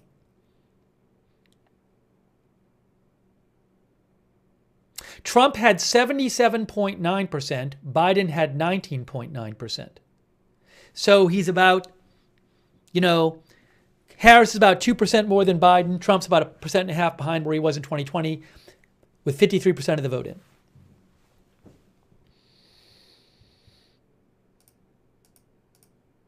So again, in a number of these rural counties where Trump is winning by a lot, at least so far in a lot of them, he's not winning by as much as he was in 2020. I have absolutely no idea how the rest of the votes are going to come in these counties. None. Beats me. Beats me. Hey, thank you, by the way, to Michelle. I appreciate that, Michelle. And also Paz, Mino, Kayla, Renee, Rick D, Wolfie. Thank you. Anybody else I'm missing? 3 minutes until more polls close. 3 minutes. We're about to get a lot more information. Lawrence County. None of these are over 50%. Do we talk about Pulaski County? I don't know if we did talk about Pulaski County. Pulaski County, Kentucky. 54% of votes in. Trump has 82% there. Harris has 17.2%. I wonder, how did Trump do in Pulaski County in 2020? Trump in 2020 had 80.6%. So Trump is running a bit ahead of how he was in Pulaski County, Kentucky. Now, maybe there'll be some pattern where, like in Indiana, maybe Trump does better or worse in Indiana than he does in Kentucky. Don't know. How about Anderson County, Kentucky? About half the vote is in there. Where did it go? Where did it go? Half the vote is in there. Trump 69.3, Harris 28.9. That's Anderson County. Trump got 72.9 there in 2020. Biden got 25.3. So running a few percent behind what he did in 2020 in Anderson County. Taylor County, Kentucky is 88% in. Hang on a moment here. One of our viewers said we have an 88% in. Is it on my map? Okay, Taylor County, Kentucky, 88% in. Trump has 77.7% of the vote. Harris has 21. How did Taylor County do? Okay, so Trump had 74.9 and Biden had 23.7. So that is a county where Trump is about 3% ahead of what he did in 2020. And Harris is about 2% behind Biden.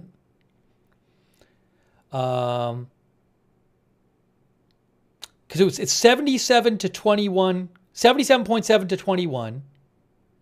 And it was 74.9 to 23.7. So that's a county where at this point Trump is doing better than he did in 2020. It's a smaller county, but he is beating what he did in 2020 there. Interesting.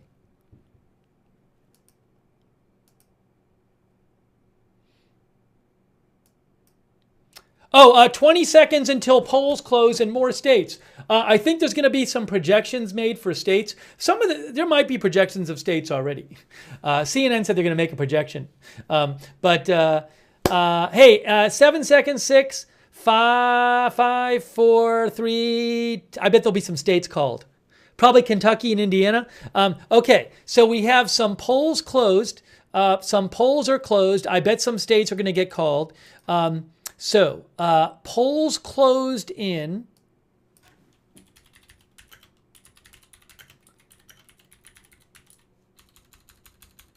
how many states? I think it's 6 states. I'll tell you in a second.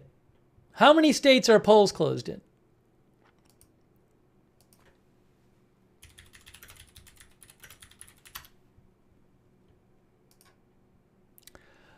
Georgia, Indiana, Kentucky, South Carolina, Vermont, and Virginia. So 6 states. 6 states by my count.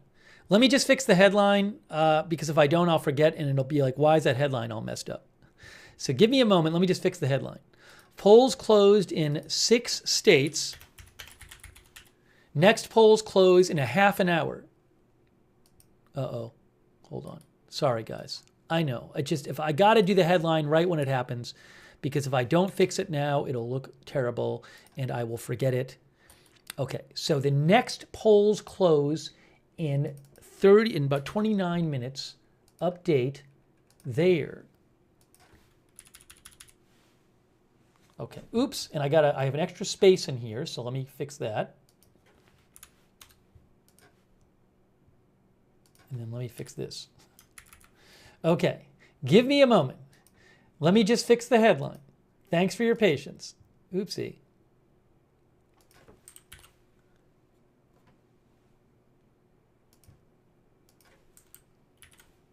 Oh, there should be a comma in here. I hope that worked. Why is there an extra space? Everything's falling apart. I think we're good. Okay. So if we go to our map,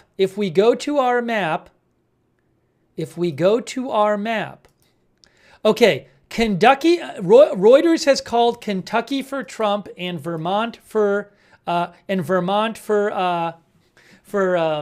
Harris. Okay, so Kentucky has been projected for Donald Trump. How many percent of the vote he'll end up having, I don't know. That's not a surprise. But Kentucky is projected for Trump, and Vermont is projected for Harris. Okay, so we have our first two projections.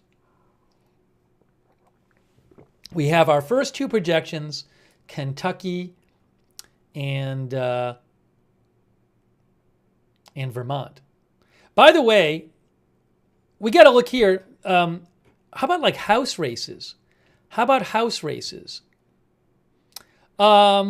So in house races, we have 37% of the vote in here. Solid Democrat. The Democrat is 55%. That's in Florida. There's so many house races. But lean Democrat, not many votes in there. Solid Republican. What is this race? Florida 4th District. The Florida 4th District is supposed to be a solid Republican race. Maybe that's like mail-in vote or something. But that's one to keep an eye on for right now. It's a solid Republican district, Florida 4th District. But the Democrat has 59.1%. So with 35% in. But for all I know, it's like mail vote and it's not going to matter. Hang on a moment. Let's see what we got here. Those are House races, Senate, President. All right, let's go back here. Do we have any completed counties or close to complete in Indiana? No, these haven't really changed that much, I don't think. Nothing, anything over 70 here?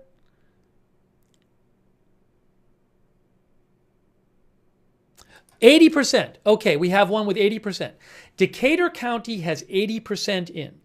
Right now, 77.1% Trump, 20.9% Harris. So how did Decatur County, Indiana do in 2020? Because they have 80% in right now. Now, that could change, but right now, Decatur County, it was 77.9 to 19.9. And now it's 77.1 to 20.9. So at least for the moment, Harris is doing a bit better there than Biden did in 2020.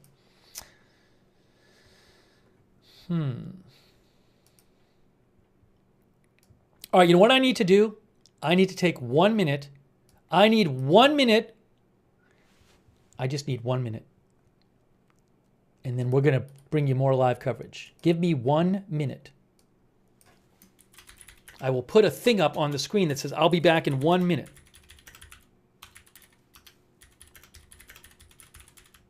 Hang on. Just hang on a second. Oops. Just to go up here. Literally 1 minute. I'm coming back in 1 minute.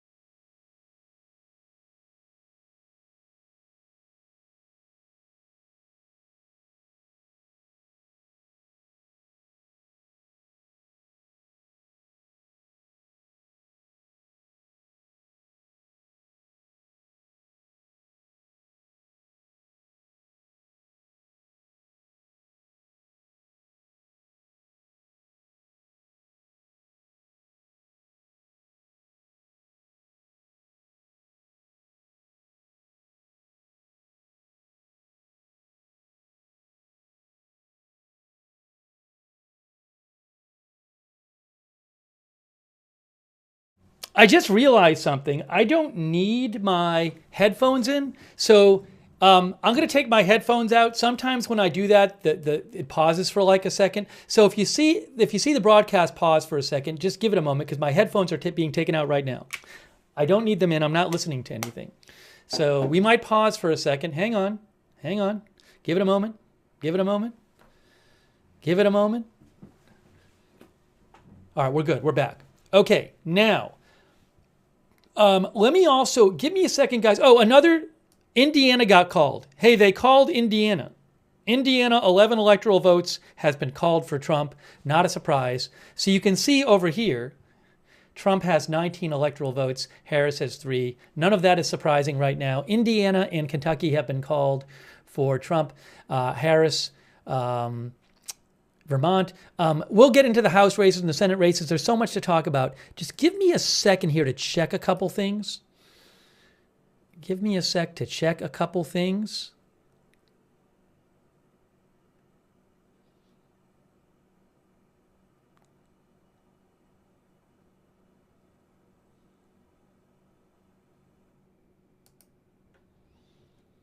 Okay, a couple of counties came in incomplete, so we'll talk about that in a second.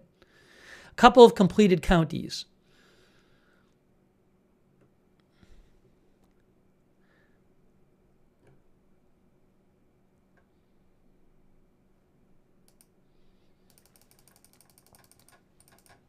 Just give me one moment here.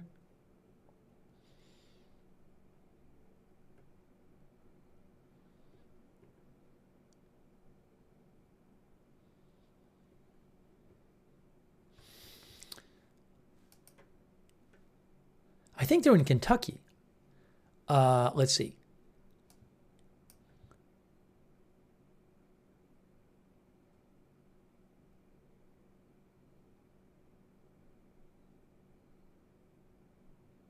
Where is it? Oh, Johnson County is basically done. Johnson County is almost done. So Johnson County, Kentucky. You can see now, right now, Trump has 84.7% of the vote, and Harris has 14% of the vote, right? About 10,000 votes there. That's a small county in Kentucky. And I think Trump did a bit better there than he did in 2020. In 2020, Trump in Johnson County, Kentucky got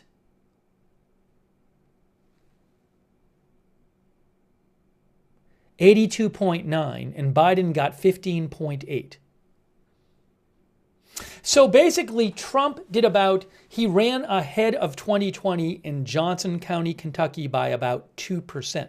Now you might say, well, that's very few votes, but if he did 2% better in every state, that would be good for him. So I don't know how it's going to extrapolate to other states. Now, it says here that he got 8,450 votes in 2020, and he got 8,150.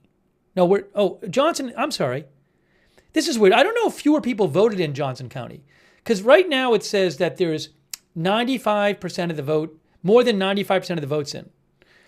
And the total number of votes there is about 9,500.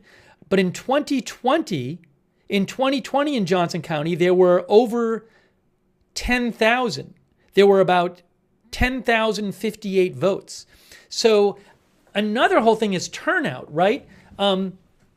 So this county right now is a little bit below, about 500, 600 votes below the turnout in 2020. So that's a whole other question. Are the counties that support one or the other candidate turning out better than they did in 2020? That's a whole other thing to keep in mind. Okay.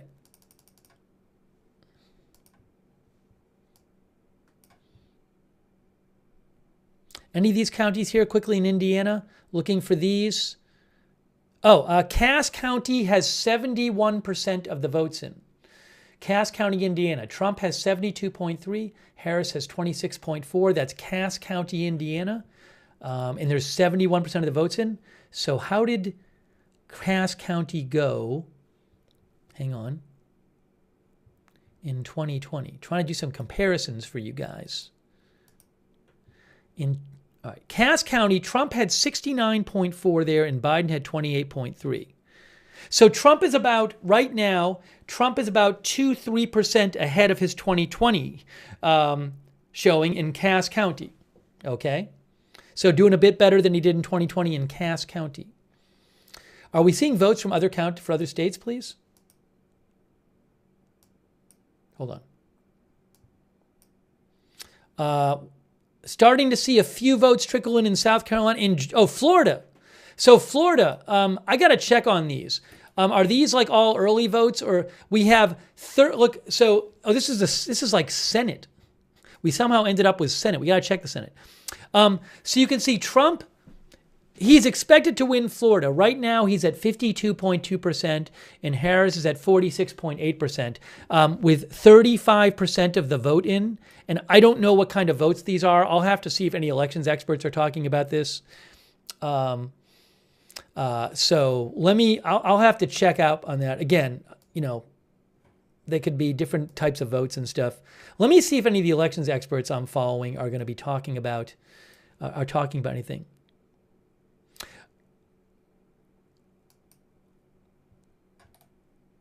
Let's see here.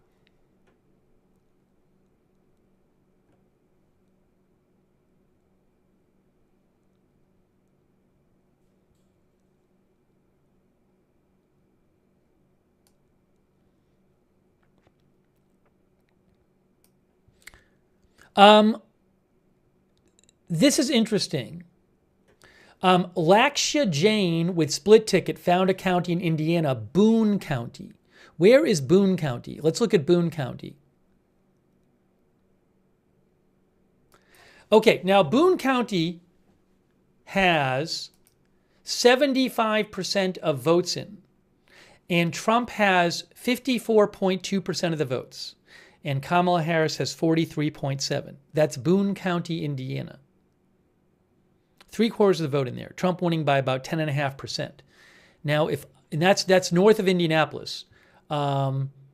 Maybe that's Indianapolis suburbs. I'm not sure. Yes, Lakshya Jain says it's a suburban area around Indianapolis. So Trump is winning by 10.5% there. Now, what was it in 2020, Boone County?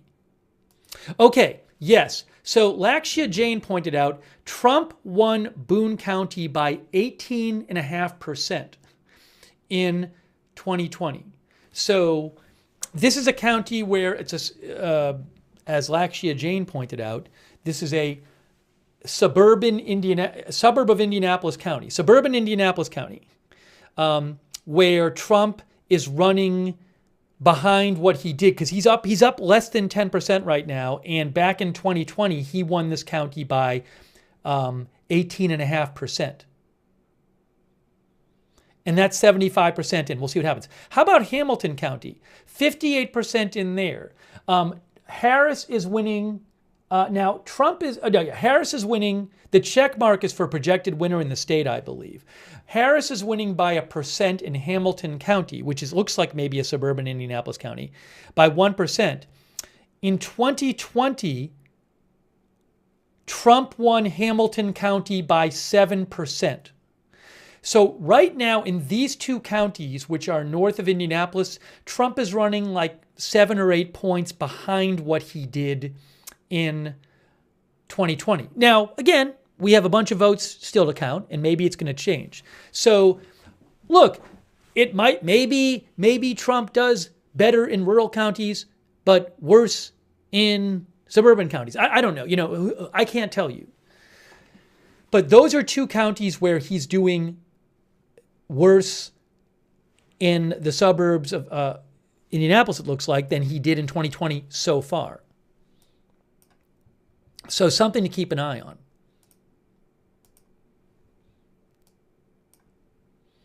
Oh, now there's like so much data out there. Oh my gosh.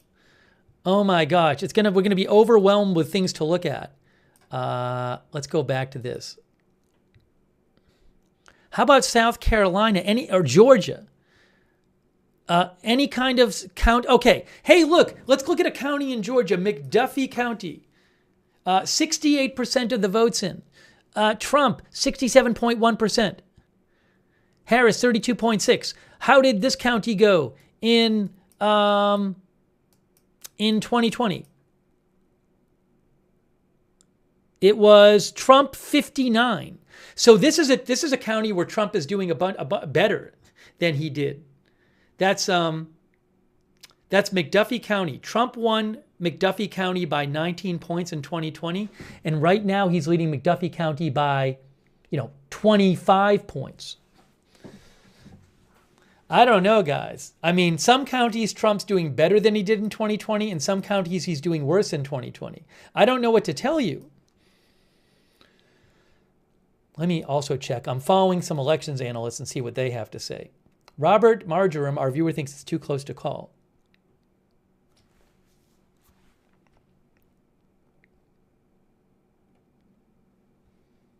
Let's look at Georgia again. Let's look at some more of these Georgia counties. Heard County, 68% in. Trump has 85.5% there. Harris has 14.3%. Right? Heard County, 2/3 in. Now let's see how Heard County went in 2020. In 2020, Trump had 83.8%. So he's about, 1.7 points better than he did in 2020 there right now.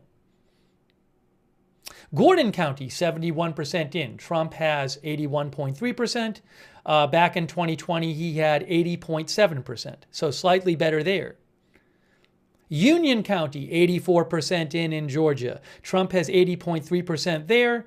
He had 81.3% in 2020, a little worse there than 2020. Stevens County, Georgia, that's only 5% in though. I'm not going to worry about that. We talked about McDuffie County. Greene County, Georgia, Trump has 66.9%. Did we talk about this? Because Greene is 87% in. 87% of the votes are in. Trump has 66.9% there. He had 62.8%. So Trump in Greene County is running about 4% ahead of what he did in 2020. Interesting.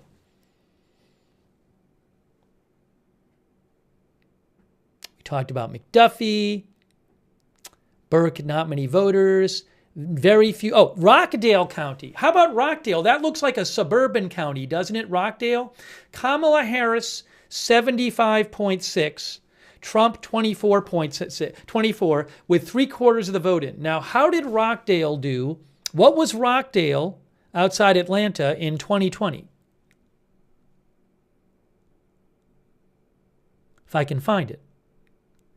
It was 69-9 to 29-1. 69-9 to 29-1. So right now, Harris is beating Biden in Rockdale County outside of Atlanta by about 6.5%. That looks like suburban to me just by eyeballing it. This is the Reuters election map. I mean, are we seeing a thing? Are we seeing a thing where Trump does better than he did in the rural counties, but Harris outperforms Biden in the suburban counties? I don't know. I'm just pointing out these are some of the things we're seeing, initially. Hey, how about Brantley County, Georgia? Down here, 71% of the vote in. Trump has 91.3% of the vote in Brantley County. How many did he have in? He had 90.2% in 2020 there. I mean, not much up. You can go from 90.2, but he's at 91.3. Camden County, 80% of the votes in there. Trump has 67.5. He had 64.3 in 2020. So a number of the rural counties in Georgia, it looks like he's doing a bit better than he did in 2020. Trump. Did we talk about Douglas County? This looks like maybe a suburban county. I'm not sure. Douglas County. Harris has 65.9%. Trump has 33.6%, about 3/4 of the vote in there. Douglas County. Now, again, I don't know what the rest of the vote's going to be like there. Biden had 61.9% and Trump had 36.8%. So Biden won Douglas County by about 25 points. Right now, Harris is leading Douglas County by 32 points. So she's about 5% ahead of what Biden did, and Trump is about a few percent behind what he did in 2020. So we'll have to see when all the votes are in these counties, does that hold? It's interesting to see that.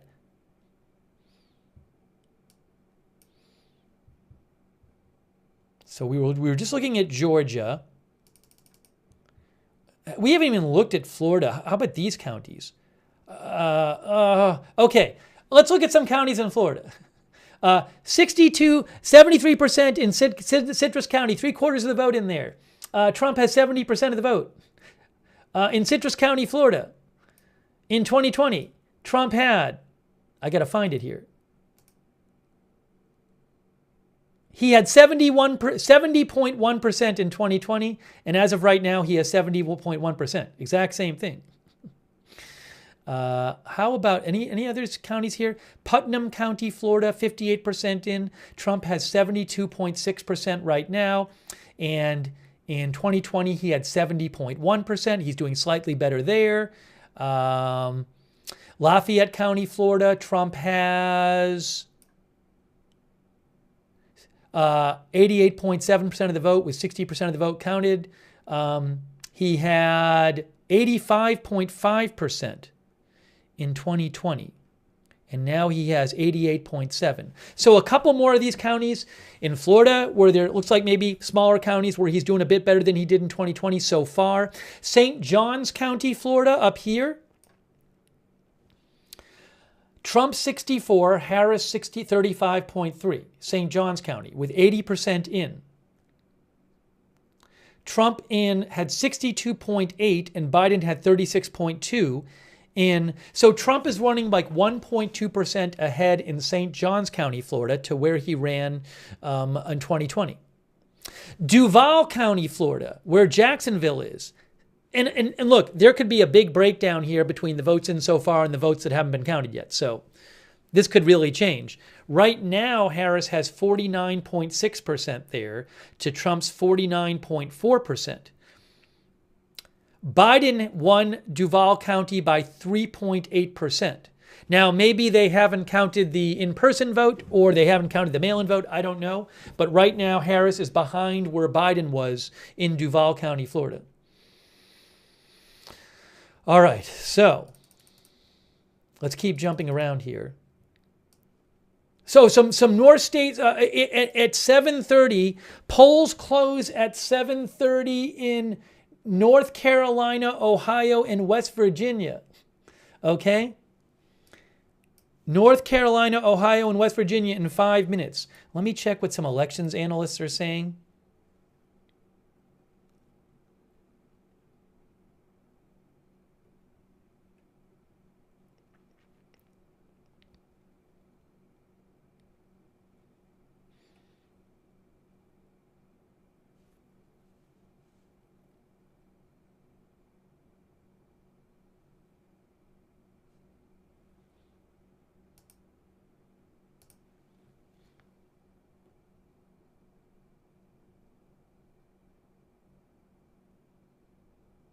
Okay, let's go back to Florida. I just saw this.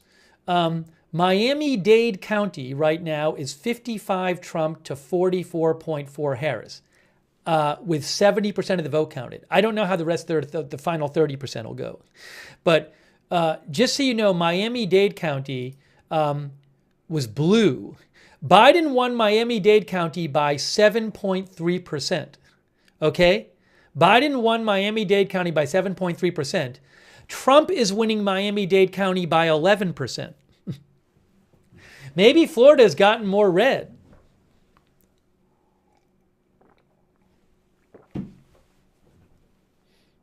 We'll see how that goes.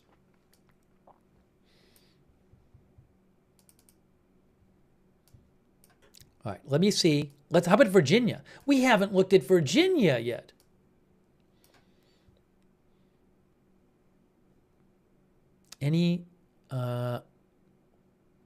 I'm looking for states with a big percentage of the vote in.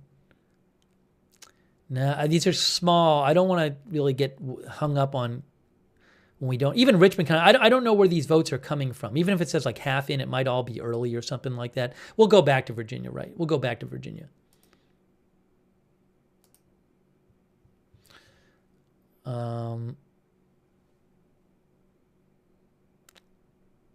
Some votes are in New Hampshire. Any of these counties in New Hampshire? Okay. Hey, Milton, New Hampshire. Let's look at Milton, New Hampshire. Almost all the votes counted there. Trump has 60.7%. Harris has 37.6%. This is a small county in New Hampshire. Let's see how Harris did and Trump did in New Hampshire, or no, how Biden and Trump did in 2020 in Milton, New Hampshire. Hold on, I need to zoom in here.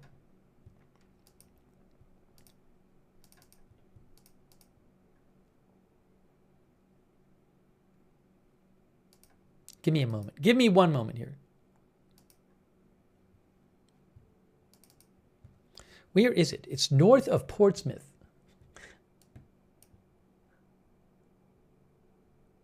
Can't even find it.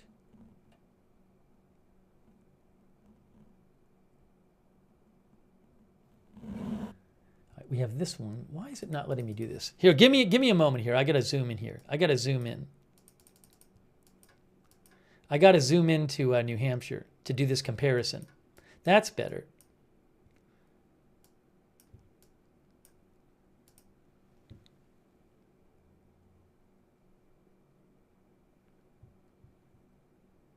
Milton, 58.1 to 40. Okay, so that's helpful.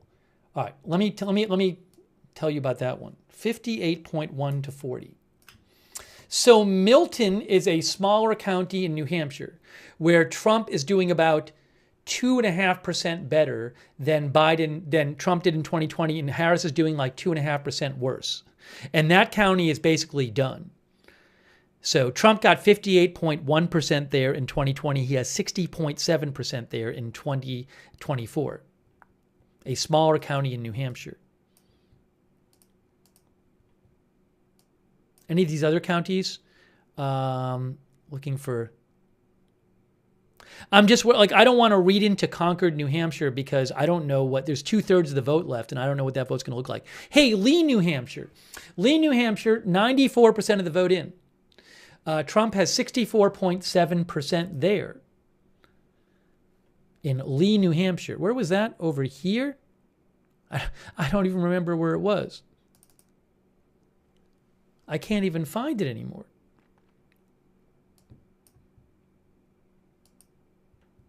Oh, in 30 seconds, we got more polls closing. More polls closing. Where's Lee? I can't find it anymore. Oh, Lee, New Hampshire. I'm sorry. Harris has 64.7% in Lee, New Hampshire. Some more polls are closing in 10 seconds. There's Lee, New Hampshire. Harris, 64.7%. How did Harris do there in 2020? As some more polls are closing now. More polls, 3 more states polls closing right now, and I'll fix the headline in a second. Let me just check out what happened with Lee, New Hampshire, if I can. I hate this. It's so frustrating. Hold on.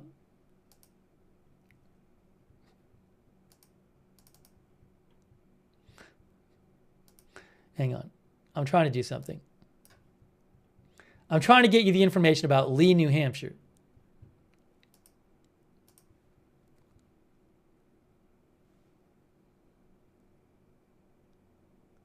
$65.8 to $32.6. So Biden had 65.8 and Harris has 64.7. So Trump is doing like 1% better in Lee, New Hampshire than he did in 2020. All right, we got some more states closed. I don't know what to tell you guys. I don't know what to tell you right now. But what I can tell you is that some more states polls have closed. West Virginia has been called for Trump. Not a surprise. So West Virginia has been called for Trump. We'll talk about the Senate and the House races too. West Virginia has been called for Trump. You can see the Reuters map right there. And polls are now closed in, 9 states, I think? Yeah, they just closed in North Carolina, Ohio, and West Virginia. Okay, so let me just fix the headline. Hang on, everyone. I don't know what's going on.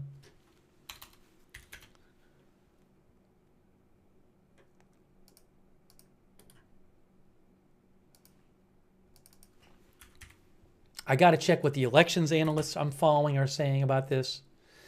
Okay. Oh, that didn't work.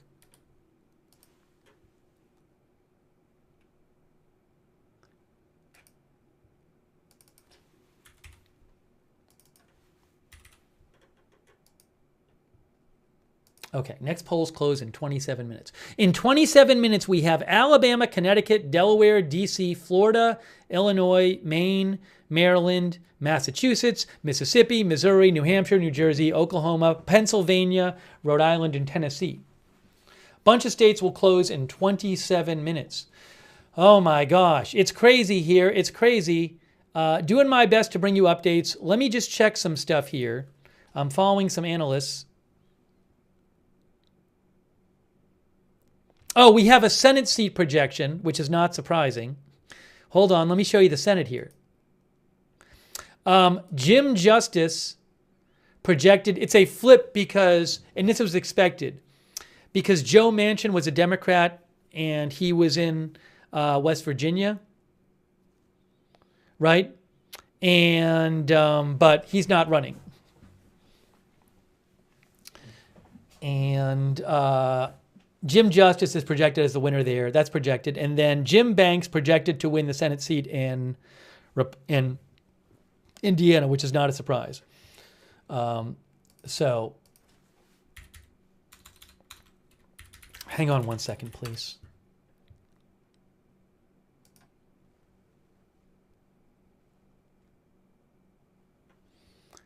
Okay.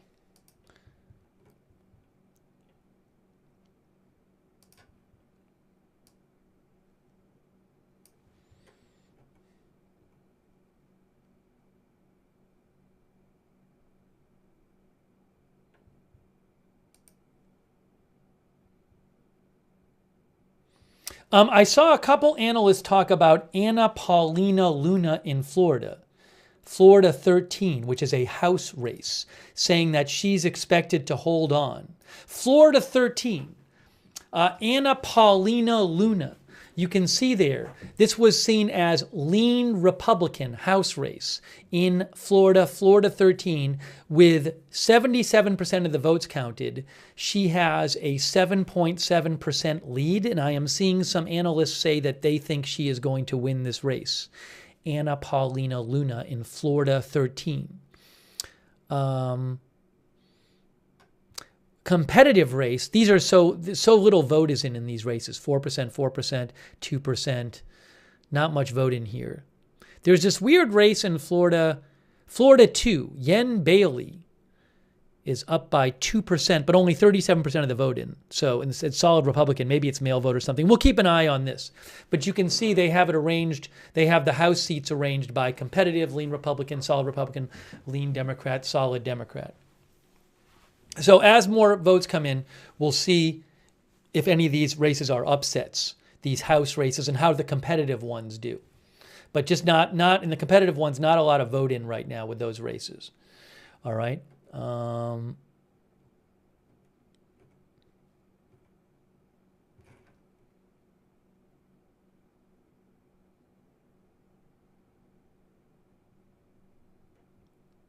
Oh, Nathaniel Rakich reports that there's an amendment in Florida. The abortion rights amendment needs 60% to pass, and it's at 5941. Is that even on this?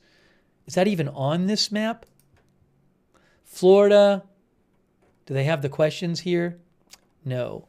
I just want to give you a quick update on that.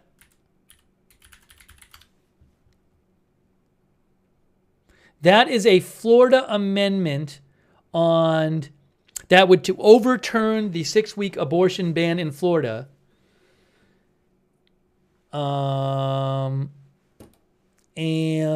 hold on. I don't know what else would do. It's an abortion rights amendment. Well, without getting into the specifics, right now, according to, I don't want to get hung up on it. According to Nathaniel Rakich, it's at 59-41, but it would need 60% to pass. Okay, let's get back to the presidential race. Let's get back to that. We must be seeing some more counties getting near complete here. A lot of these are still not that high. Park County, Indianapolis, 81% in. Trump has 77.2%. How did he do back in 2020? That's Park County, Indiana, not Indianapolis, Park County, Indiana. He had 77%. Right now he has 77.2%.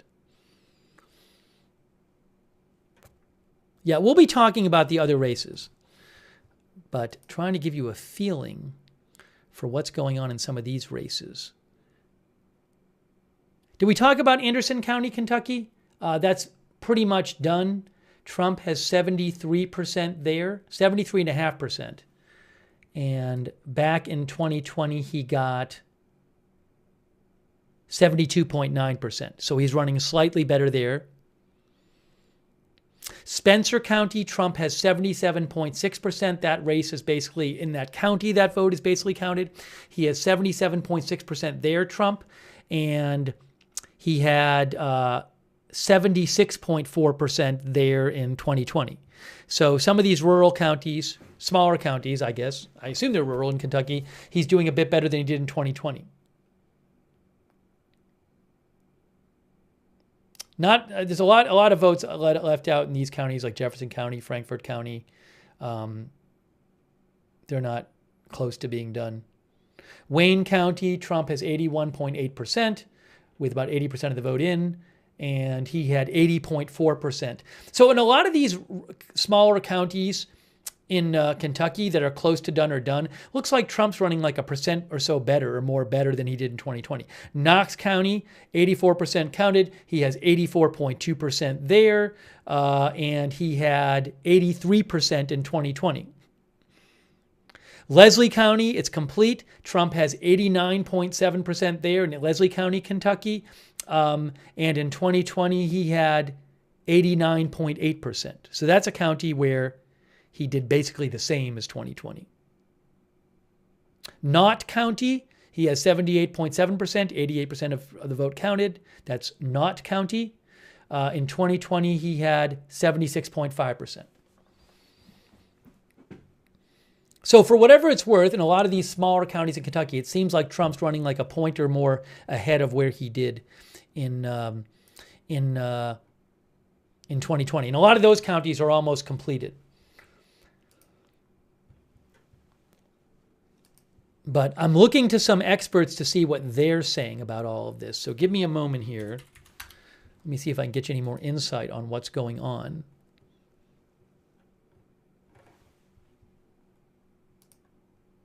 Give me a moment.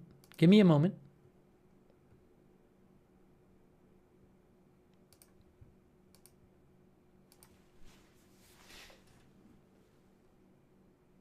Okay, Jonathan Martin, who is with Politico, he says the pattern so far is that Trump is doing better in the rurals and Harris doing stronger in the suburbs.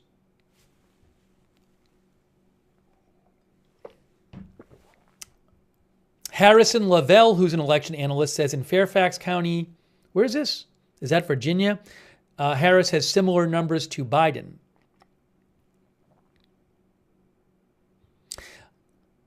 Jonathan Martin mentions Chesterfield County and suburban Richmond, Virginia. So that's Chesterfield County, right? There's Richmond and there's Chesterfield County. So you can see Harris has 48%, Trump has 49.9%. Now, only 17% of the votes are in, so I don't know where that's going to go. But if you look back in 2020 there, in Chesterfield County, Virginia,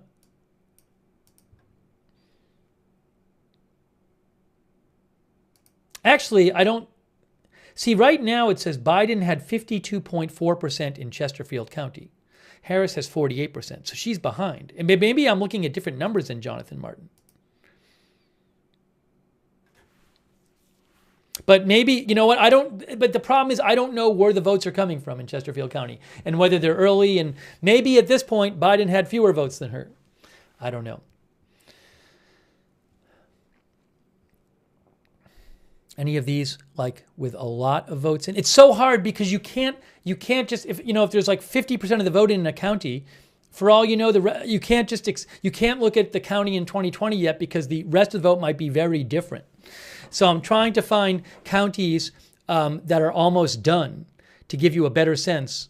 Or, sometimes analysts know, they look at the specifics of what's coming in a given county and can give you some more insight into that.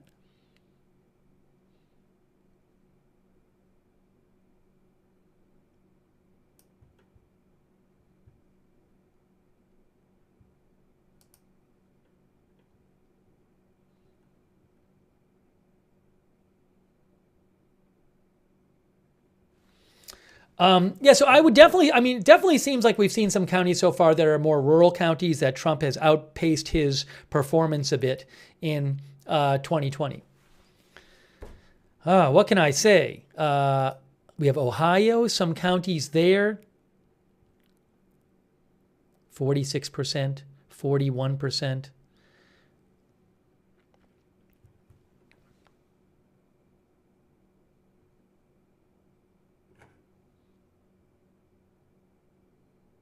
Brendan Keefe, who's with Atlanta News First, says, we expect a huge increase in reporting in Georgia around 8 p.m.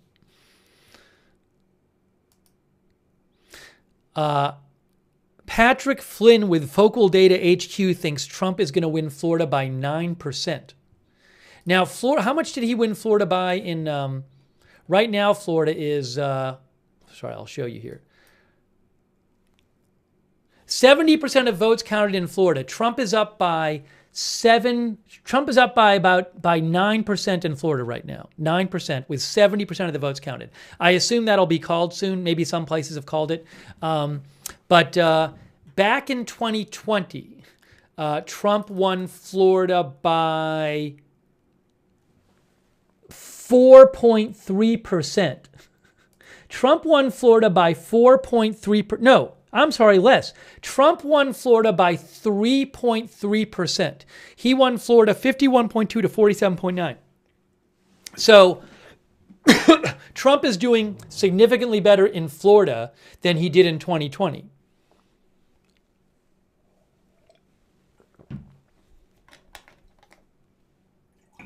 Florida looks, as of right now, I don't know if that's going to change, but that looks significantly better for Florida in Trump, for Trump in Florida than in 2020. Also, the Senate race in Florida, let me show you that. Rick Scott is up by 10.3%. Republican Rick Scott is leading with 2/3 of the votes in there. I can't tell you what the rest of the votes are going to look like, though, there. I don't know what the outstanding votes are like. I can actually tell you where they're from, but I don't know if they're mail-in or whatever. Vote count status, Florida. A lot of votes out in Palm Beach County. A lot of votes out in Palm Beach County, and the Democrat is ahead there, but with very few votes in. Oh, are they like not counted at all? What with Palm? Hold on. So Palm Beach County. Hang on a second here. Have they just like not counted there? Oh no, 862. Sorry, that was wrong. They've counted there. Why was it showing me that many votes outstanding in Palm Beach County? Was it another county? Broward County, 334,000 left to count. Palm Beach County, 162,000. I was just looking at the Senate race there for a second and seeing how many votes were outstanding there. Why does it say Palm Beach? Yeah, this is really weird. It says Palm Beach County for the Senate race. Why? It's confusing. It's like the numbers are different for the Senate race and the. There's only 400 votes in the Senate race in there. I'm confused about that. Anyways, I'm not going to worry about that right now. All right, take a breath. Take a breath. Too much information. We don't know what's going to happen yet. We do not know what's going to happen. I think I'm confident in saying we don't know what's going to happen with the presidential race.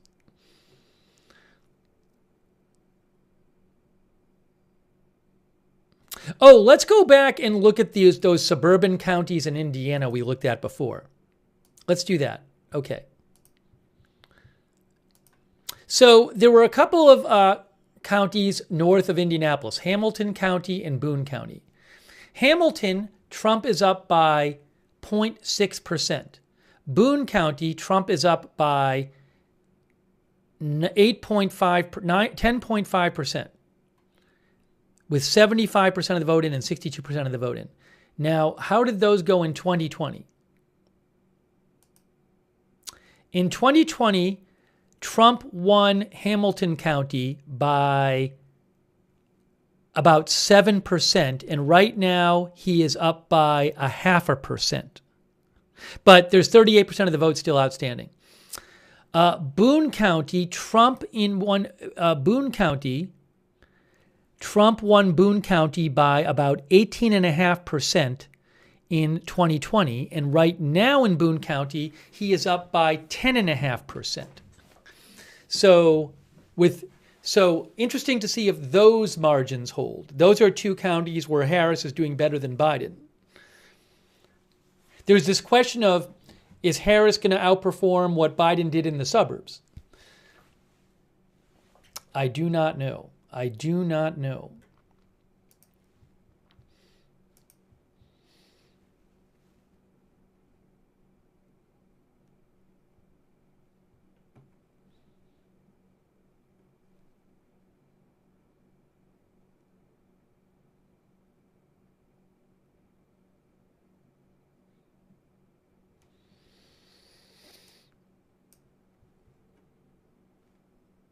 The overall vote right now, which is, I mean, again, this is going to, it's very, right now we have not that many votes in. Trump with 54.9% and Harris with 44%. That's going to just change over time. There's all these states that have to report, and even within states.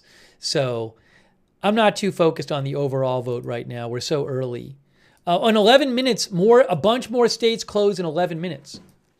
A bunch more states close in 11 minutes. Our viewer Erroneous says, still in line in Hamilton County. I don't know what state, with 200 people behind me. All right, so I'm trying. Obviously, there's all these different numbers floating around. I'm just trying to get you things that I think are important and might help us figure out what's going on, especially counties where maybe they've counted most or all of the votes. There's not that many of those yet. A lot of these North Carolina counties have very few votes counted so far. I'm seeing 2% in, 4% in, 0% in. Very early in North Carolina, so I'm going to go away from that right now. Where else haven't we looked? We talked about Florida a bunch. Florida looks like it's going more to Trump than it did in 2020. How about South Carolina? Are any of these counties in by a lot? These are very low reporting numbers here. 0. Oh, there's a 50%. Let's look at that 50% county. Sorry, oops. Lawrence County, South Carolina, half the vote in, 68.2% to Trump. Let's see what happens. What happened in 2020 there? I need to do this. In 2020, Trump had 65.6%. Right now, he's at 68.2%. We haven't seen like counties with a lot of counties with cities, bigger urban counties, with all the vote counted or most of the vote counted that I remember. Certainly, we've seen a number of smaller counties or more non-urban counties where Trump is outpacing what he did in 2020.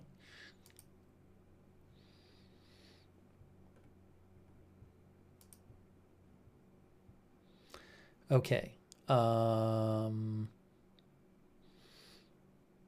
Ohio? Any of these counties a lot counted? Defiance County, Ohio. Trump, 64% with 53% of the vote in. How did he do in 2020 there in Defiance County, Ohio? He had 67.3. So Trump had 67.3, and right now he has 64, but that's with only about half the vote in.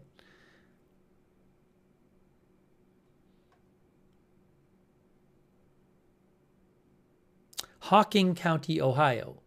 Trump, 55% of the vote in. Trump has 66.2%. And then in 2020, he had, let's see, 70.4. So that's interesting. That's a couple counties in Ohio that Trump is winning, but he's running a bit behind what he did in 2020. But we don't have all the votes in those counties. We're only about half the vote in those counties. So we'll have to check back in there. How about Pike? I mean, again, Pike County here, 59% of votes in. Trump at 71.7%. But he had 73.8% there in 2020. So I'll be interested to see if when these counties that we just looked at in Ohio, when they count more, will Trump still be behind what he did in 2020 or will he catch up? Warren County, 52% of the vote in, Trump at 61.3%. In 2020, he had 64.6%. So that's just 4 counties in Ohio that he's winning, but he's a bit behind what he was in 2020. But a lot of the vote's still out in those counties. Yeah, I'm not really focused on total votes. Yeah, so Harris is winning in North Carolina by 34%, but only 3% of the vote is in, and it's not a representative sampling. Like at this point, this is kind of meaningless right now, the totals from the state, because it's so little to vote. It's not coming in evenly. It's from different parts of the state. It's from certain parts of the state more than others. It's from certain types of voting more than others. So you can't extrapolate from this. You need to know where those votes are coming from. Are they from Republican counties, Democratic counties? Early votes, mail-in votes, day of votes. So that's why I keep checking on some analysts I follow who have that kind of information.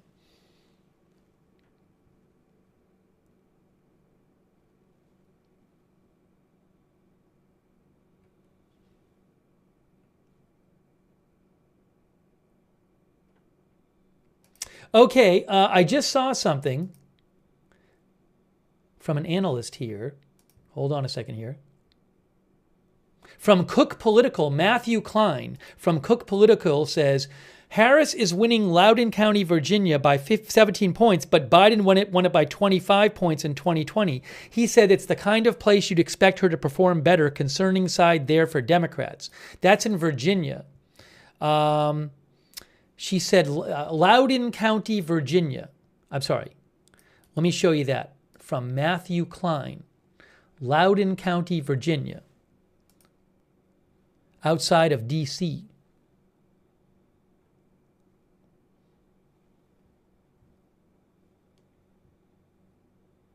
Yes, so you can see Loudoun County right there. I'm sorry. That's outside of Alexandria. There's Fairfax County, Loudoun County. Harris, with almost all the votes counted, she is up by 16.3%. But in 2020,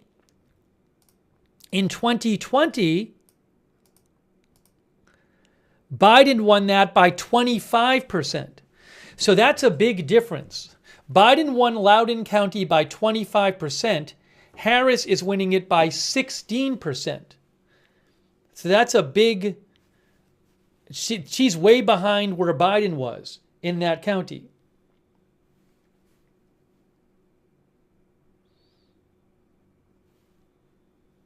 Hang on one second here.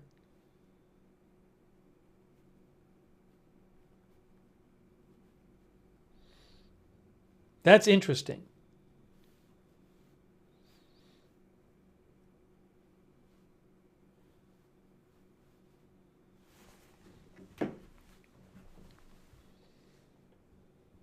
Where else in Virginia? That's almost all counted. That's interesting. Anything else almost all counted there? because that's a county where most of the votes are in. How about Surrey County? Surrey County, Virginia. I just had it. 82% of the votes in. That's a small county. Trump has 52%. Harris has about 47%. Surrey County, right there. In 2020, Biden won that. Biden won Surrey County by 8%. And Trump is winning it by 6%. So that's another county in Virginia. That's a county in Virginia. Look at the county. Surrey County, Virginia, right? 82% of the vote in. Trump is winning by 5% there. Biden won Surrey County by 8%. So it looks like you have some counties that are doing much better for Trump in Virginia than they did in 2020. And these are counties where a lot of the votes have been counted.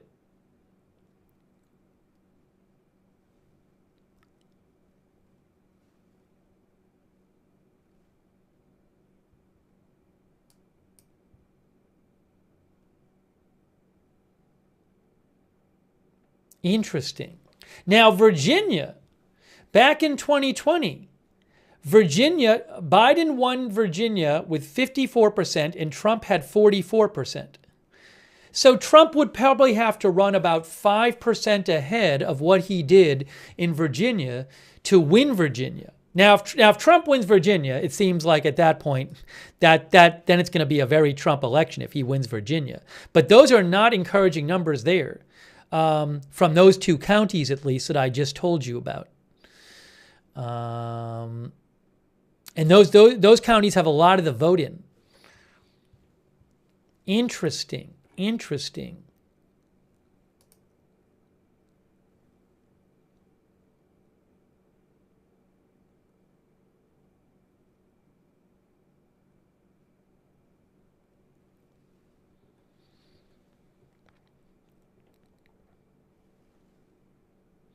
Yeah, Loudoun County is a suburban Virginia. And again, she's underperforming Biden there by like 8%. That's a bad sign for her. I agree with some analysts who are talking about that.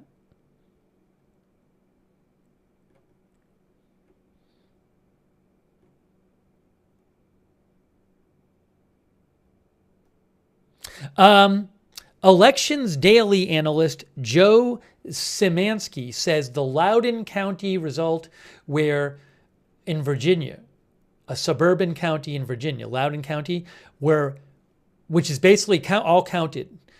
And Harris is behind Biden by like 8%, behind what Biden did. Joe Szymanski says this would be the result that would have the most alarm bells ringing for me if I were in the Harris camp so far.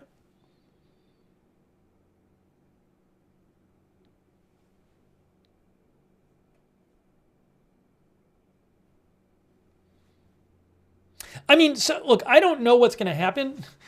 And I remember in 2020, there was a bunch of really good early news for Trump. Right now, I think that the news has been better for Trump than for Harris so far. I don't know what's going to happen. Looks like maybe Virginia could be in play for Trump, given the numbers we've seen so far. I don't know what's going to happen with that. Also, Trump is running. He was expected to win Florida, but he's expected to do better there than he did in 2020. But, obviously very bad for Harris if she loses Virginia. So we'll have to see, though, because I do remember in 2020 there was a lot of early good news for Trump. But that's a county. I mean, look, that's a county that's done. Loudoun County is done. That's a county that Biden won by 25%, and Harris is winning it by 16%. So that's a bad sign. And that's not a county where they haven't counted the votes. That's basically all the votes counted.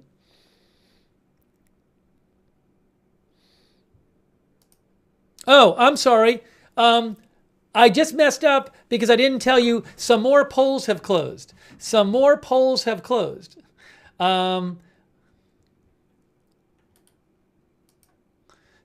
going to just say next polls close, and I'm going I'm going to say results coming in. Next polls close in. Do some polls close at 8:30? Hold on. Let me just change the headline. There's going to be more states called too. Just give me a moment. I need a moment. I need 2 seconds. I just need 2 seconds. Sorry.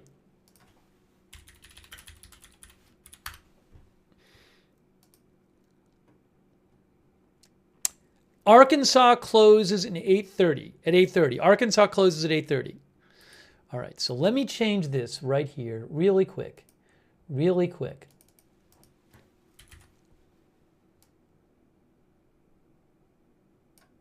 Okay, that's done.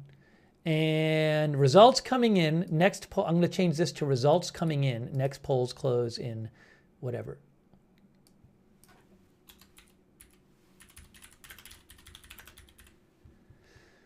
Okay. Oops, let me just do this. Let me just fix this positioning here. Thanks for your patience as I fix the positioning of the clock. So some worrying news for Harris in Virginia.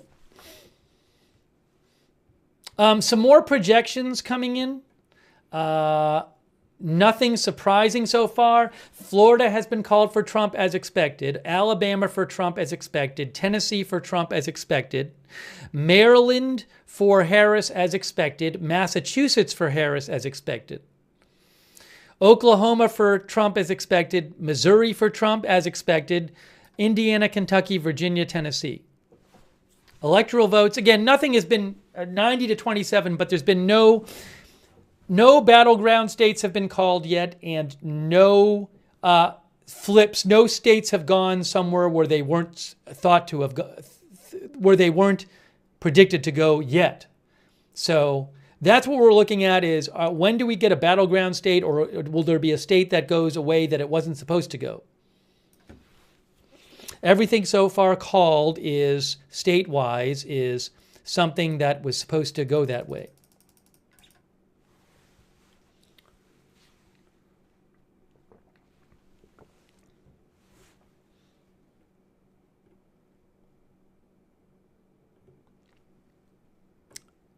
And I've seen some other calls being made, but I'll wait till Reuters calls them. I'm not too concerned with calls of things that we thought, calls where we're hearing what we thought was going to happen. I'm trying to bring you news about, stuff that happens where it's like, wow, that's showing us something different.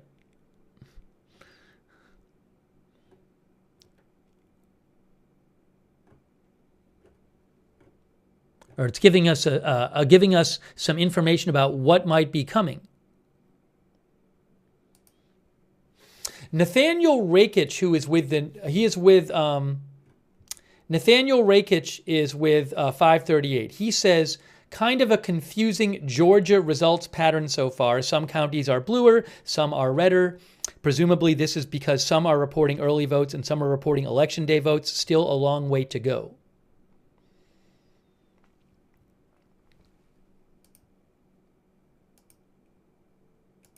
Give me a moment here, guys. Just give me one moment. We'll get to some more map stuff in a second. I'm just trying to get you updates.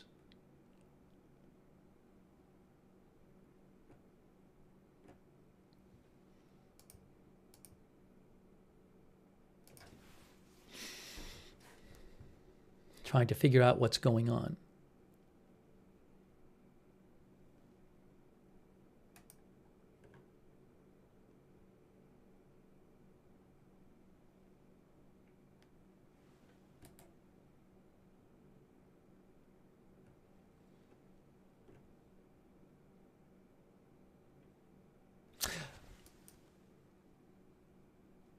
Oh, wow. Guys, I just saw something about Loudoun County.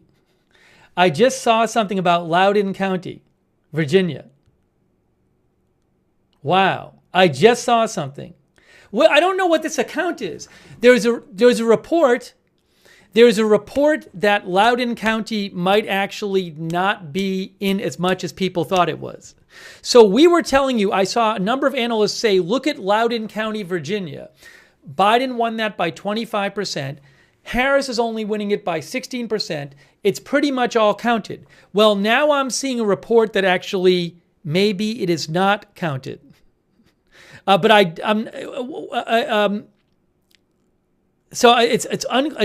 Nick Field from Decision Desk HQ posted somebody else's report about Loudoun County. So that bad news from Loudoun County for Harris, hang on a moment, because it might not be as bad for Harris as was thought if the count has not actually, it's not as far as it was thought it was.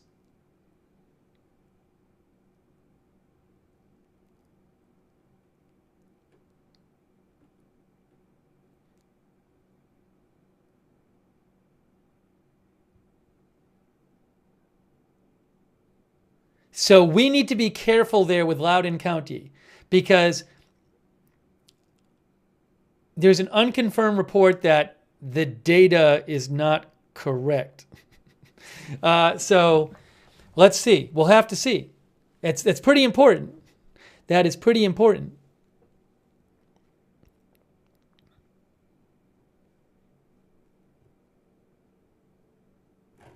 All right, I'll let you know. Guys, I'll let you know about that, but that's very important. I'll let you know if I hear more about that. What can I tell you? It's possible. Oh, I have some exit polls from Pennsylvania with NBC News. Alan Smith with NBC News has some exit polling from Pennsylvania, okay?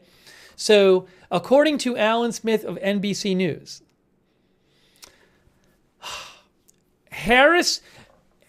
Alan Smith of NBC News says, exit polling says that women made up 53% of the vote in Pennsylvania and men made up 47% of the vote. It said that Trump is winning men by 14% and Harris is winning women by 12%. I mean, we don't know if these exit polls actually ultimately are right.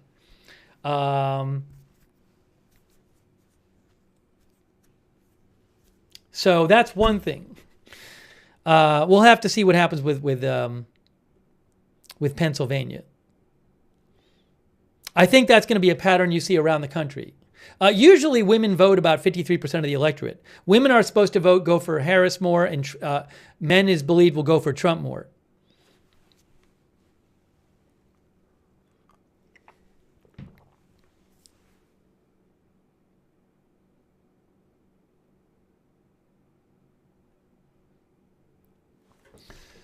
Oh my gosh. I don't even, so you might say, Steve, tell us something. Part of what I'm trying to do is because there's so much data here.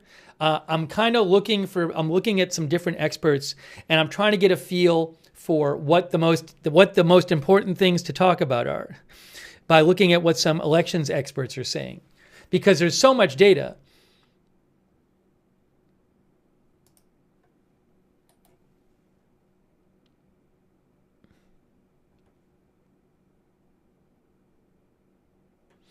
Matthew Klein with Cook Political Report says Hillary Clinton won Palm Beach County, Florida by 17 points in 2016, and now Kamala Harris is barely winning it. He says Florida is gone for Democrats. Yeah, Florida right now, the vote right now in Florida with 79% of the vote in. Guys, look at this. Trump is winning Florida. Now, there's more votes to come in. But Trump is winning Florida by a lot right now. He's winning by 11.5%. Trump won Florida in 2020 by what, like 3.5% or something like that. So Florida looks definitely more red this time. Trump won Florida by 3.3%. Now I don't know how it's going to end up, but it looks like Florida's going more red. Okay. Can we look at let's just look at some of these states here. Let's see if we can find some counties that are almost done maybe, or something like that. Try to get you some. It's so hard until we get some more votes in some of these counties. Here's a county that's almost done, Wythe County. Wythe County in Virginia. 79.4% Trump. How did Wythe County, Virginia do in 2020?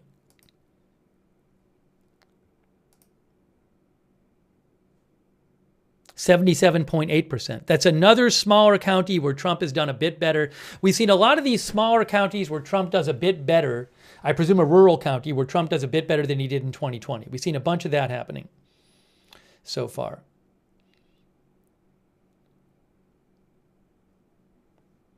Roanoke City, only 44% of the vote, and I don't know how that's going to go. Right now, Harris has 64.7%. Biden had 61.8%. So she's doing better, but don't know what the other half of votes are going to be like there.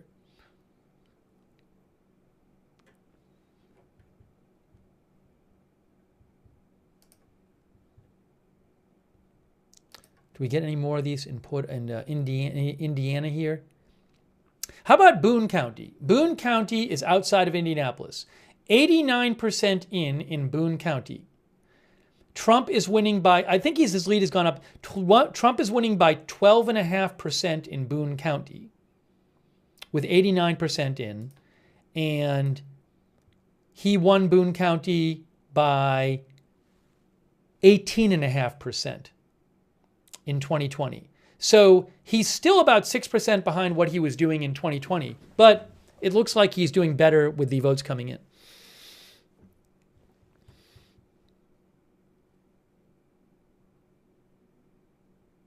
Noble County is almost all done up there in Indiana. 74.9% for Trump. He had 74% in 2020. Again, another one of these small counties where he's like a percent ahead of what he did in 2020. Adams County, Indiana. Almost done counting, it looks like. 75.3% for Trump. 75.2% in 2020. Jay County, Indiana, 76.6% for Trump, 75.2% in 2020. Another rural county where he did a bit better. A lot of those type of counties so far. All right, let me see if I can get you any significant updates here.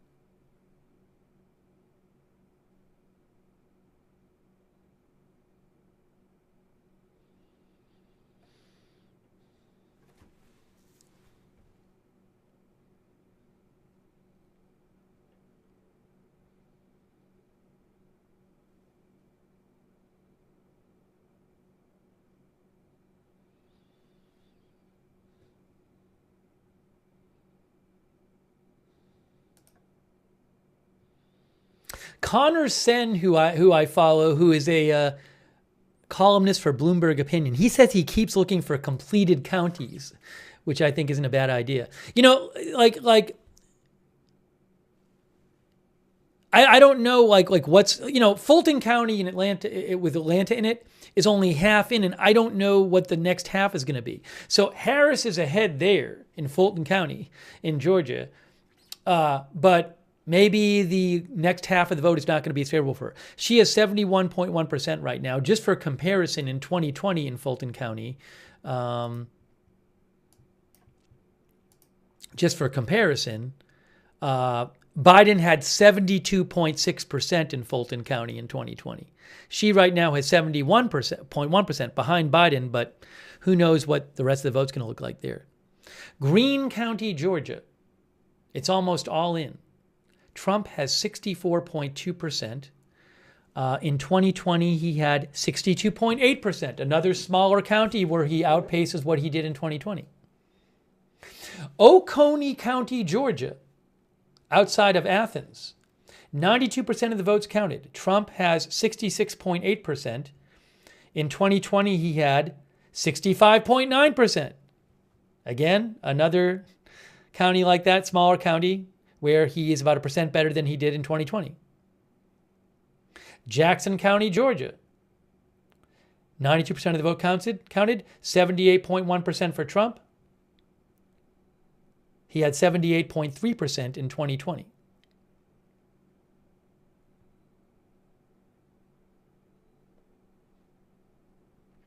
Clayton County, Georgia, 70% of the vote in, but I don't know what that 30% outstanding is, so take it with a grain of salt. 85.3% Harris. Back in 2020, it was 84.9% Biden.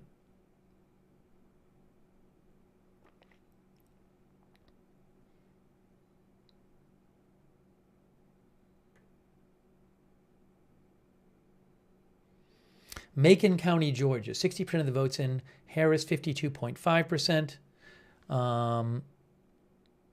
Biden had 61.3%. I don't know that I've seen many counties where I have not seen many counties so far that Harris is outperforming Biden for whatever that's worth. I mean, look, but a lot of the cities, are not in that much. So we just have to wait. There's a lot more votes being counted, and we'll start getting more completed counties soon.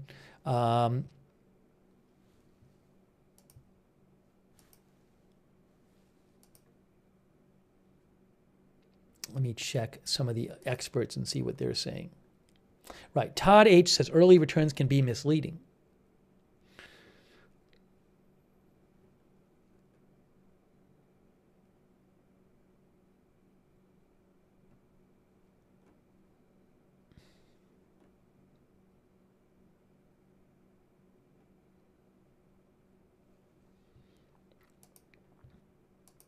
Alan Smith with NBC News says in Pennsylvania, she says the Harris campaign is excited about the turnout in Philadelphia and very excited about turnout in heavily Puerto Rican wards in Philadelphia.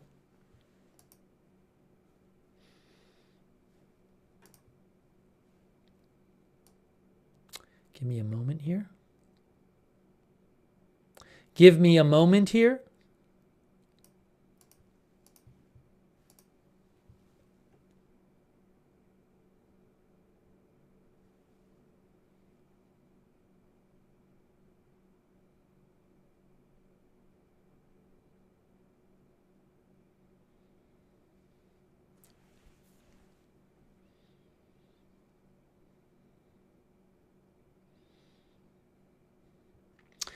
You Mish voter, who I follow, said in fully completed rural Georgia counties, we've been looking at this. They show between 0 to 5 point shift to Trump. We've seen that in a number of states we've looked at, in Indiana, in Kentucky, in Georgia, in a bunch of states. These rural counties, Trump is doing a bit better than he did in 2020 in these rural counties. We've looked at a bunch of them like that.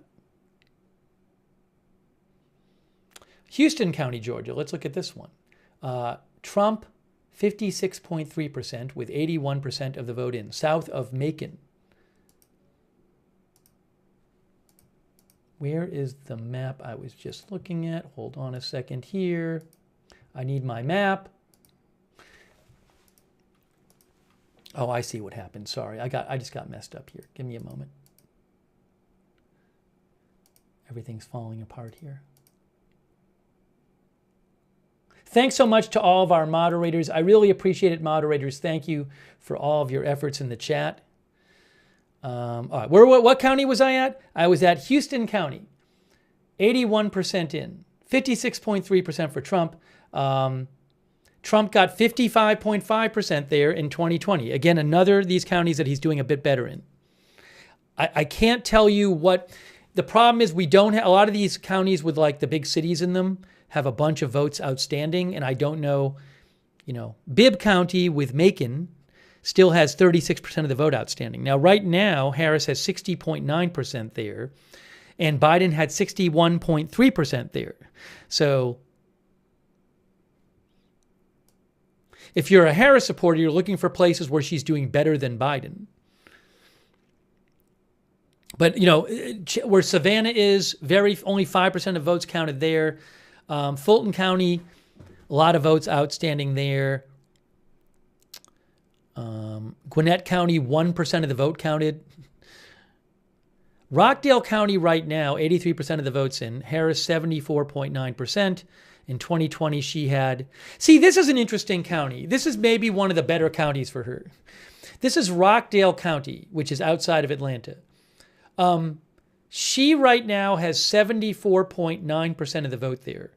And in 2020, Biden had 69.9%. That's a big difference. And that's with a lot of the vote counted. So, again, she is running about 5% ahead of Biden in that county, Rockdale County.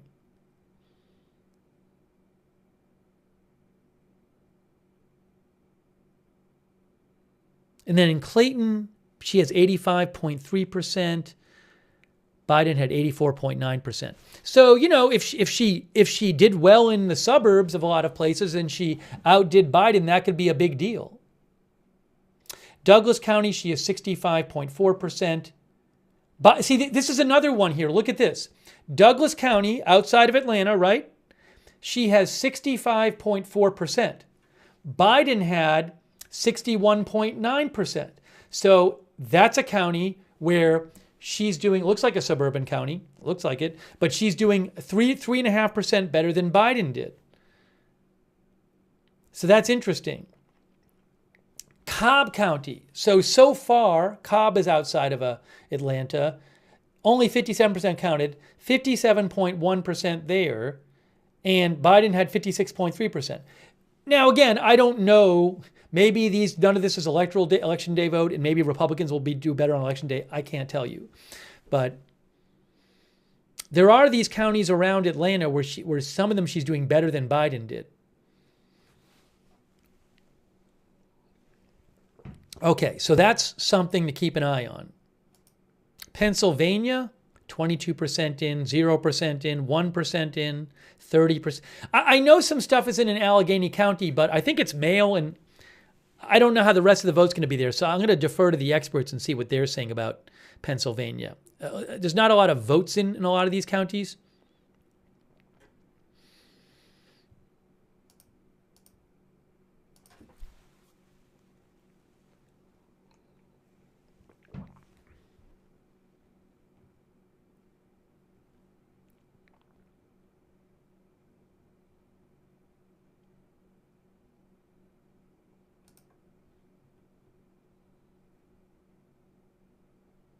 This is interesting.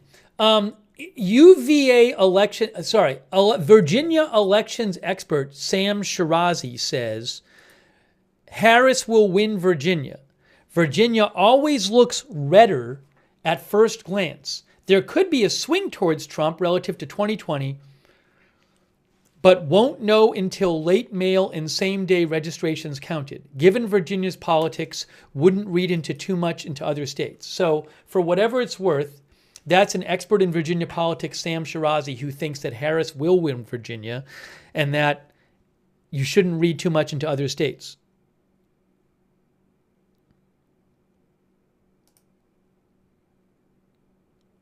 Oh, hold on a second here.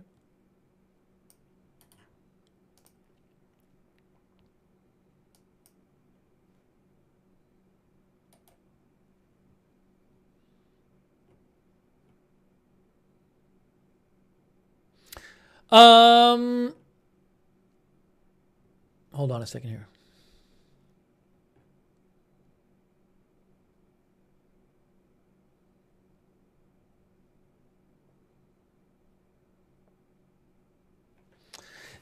I'm seeing some experts say something like in Virginia, it might be that the early vote is not included on the map, and that might be why Loudoun County looked much worse for Harris than, like she was way behind where Biden was.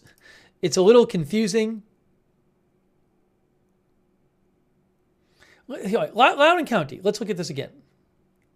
You know what I didn't do? Loudoun County, she's only up by 16% there, and Biden went up by over 20%. But what's the total number of votes?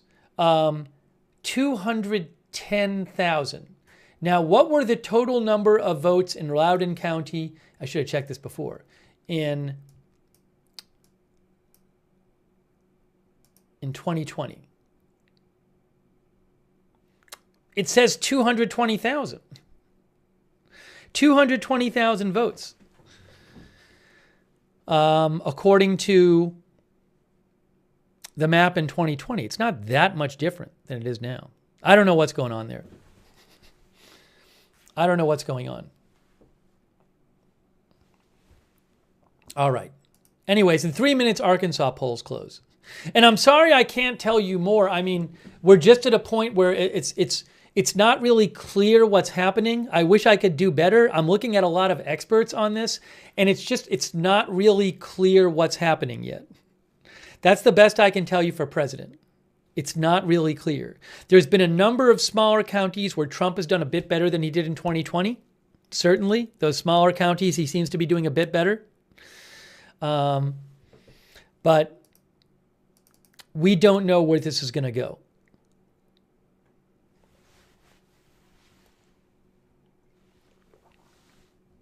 Sahil Kapoor said in an NBC News exit poll, Harris was winning women by 12 points and Trump is winning men by 9 points, and women are a slightly larger share of the electorate.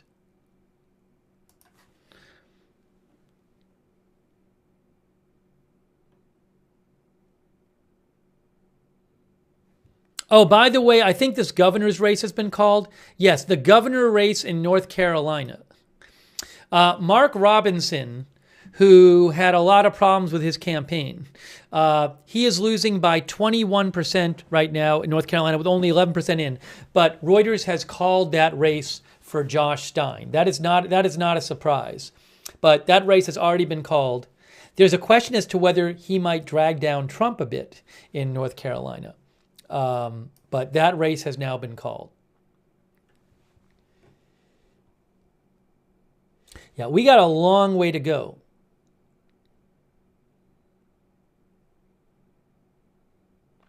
Olivia Rinaldi for CBS News says, CBS News polling says independents in Georgia are breaking for Trump. This is a group that went for Biden by 9 points in 2020. Harris and Trump are tied among independents in North Carolina. Biden had the edge with them in 2020 per CBS News polling. So that, in theory, is good news for Trump if it bears out.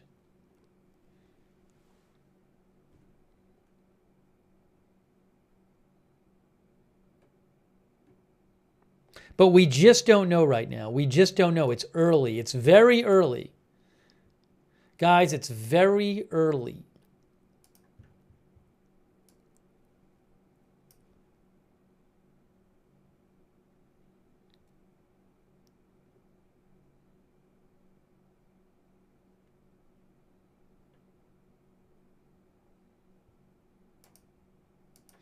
Monica Alba with NBC News says, Latino men, according to an NBC News exit poll, Latino men are supporting Trump. Trump is winning Latino men by 10 points in a major reversal from 4 years ago, according to our exit poll, NBC News says. In 2020, Latino men backed Biden over Trump by 23 points. So NBC News says Latino men backed Trump in 2020, backed Biden over Trump by 23 points. But now Trump is winning Latino men by 10 points, according to exit polling by NBC News.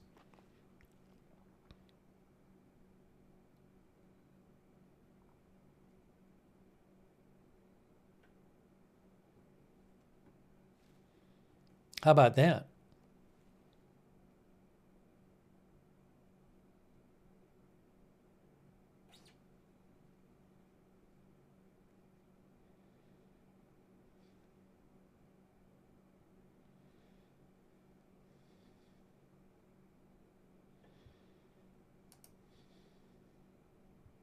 By the way, elections expert Joe Szymanski actually thinks the Loudoun County count is accurate, which would not be good for Trump. It would not be good for Harris. Harris in a suburban county in Virginia, Loudoun County, is that's this county that Biden won by more than her. And a number of experts have looked at Loudoun County and say that's very worrying for Harris. You see, it says Loudoun County, it says Harris is up by about 16%. I think Biden won that suburban county by about 25%. So some experts are seeing that as a alarm bell for Harris. There's been questions as to whether that might be an accurate count, but one expert I saw says he thinks that the numbers are the numbers.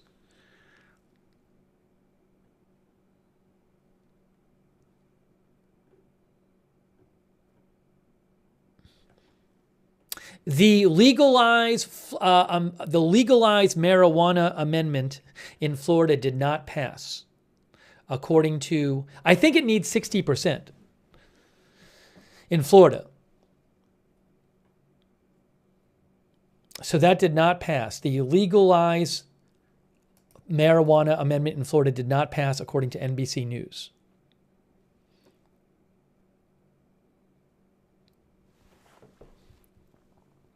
Oh, I'm sorry.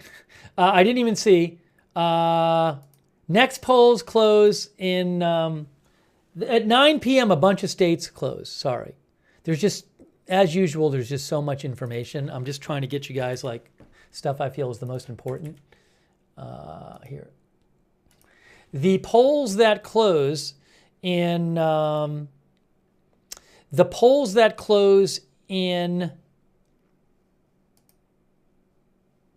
at 9 p.m. include, just so you know, Arizona, Colorado, Iowa, Kansas, Louisiana, Michigan. Polls close in 1st District, I guess. Minnesota, Nebraska, New Mexico, New York, North Dakota, South Dakota, some of Texas, Wisconsin, and Wyoming. A bunch of polls close there. All right. There's your overall map with overall voting, but we're still quite early. Just to show you some different states here. I mean, Missouri, only 2% of votes counted. Oklahoma, 30% of votes counted. Trump, 72.1% so far. Tennessee, Trump at 76.7%, 21% votes counted. These vote totals could look very different when all is said and done. These are early. But Florida now has, look at Florida, 85% of the vote in Florida. I think Trump won Florida by about 3.5% in 2020. And now Trump is winning Florida by, right now, 12%. That's a big difference. I don't know if it's going to be 12% at the end, but we now have 85% of the vote counted in Florida, and Trump is still up by 12%.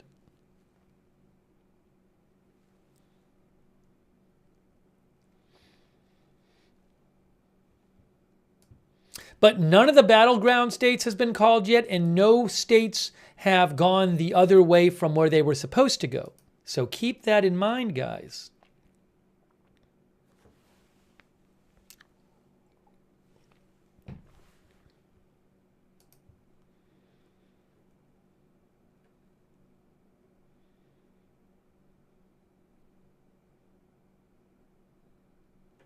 How about Ohio? What's going on in Ohio? We haven't looked at Ohio yet. Let's look at Ohio, okay? Let's look at Ohio, shall we? We haven't looked at Ohio at all.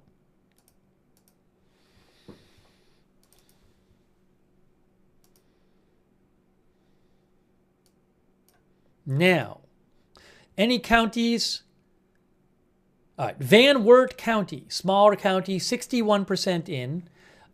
Trump at 76.2%. That's a little worse than he did in 2020. He got 77.8%. So he's running a little behind what he did in 2020, but there's a lot of vote outstanding there.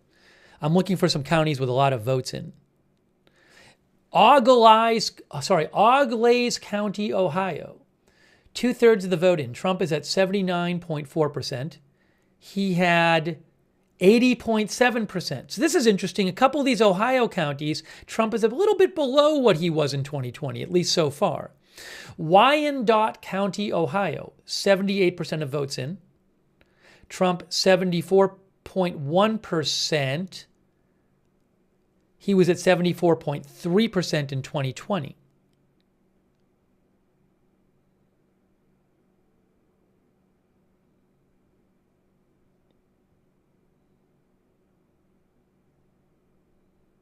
I don't even, some of these counties are like half in, and the half that's in could be not like the half that's not in. So I don't want to start drawing huge conclusions about these, the counties with like 40% of the vote in. Morgan County, Ohio, 61% of the vote in. Trump was 74.1% there. And he had 73.6% in 2020. Pretty similar numbers. Meigs County, Ohio, 63% of the vote in. Trump had 75.6% there. And in 2020, he had 75.9%. Franklin County, only 40% of the vote in. Harris, 69.4%. But I don't know what those votes are from and how the other votes could be different. Biden won Franklin County with 64.9% of the vote in 2020. And Harris has 69.4%. So she's outpacing Biden by a bunch there. That's where Columbus is. Is it going to look like that when all the votes are in? That I don't know. It'd be a big story if it still looks like that when the rest of the votes are in, but that I cannot tell you.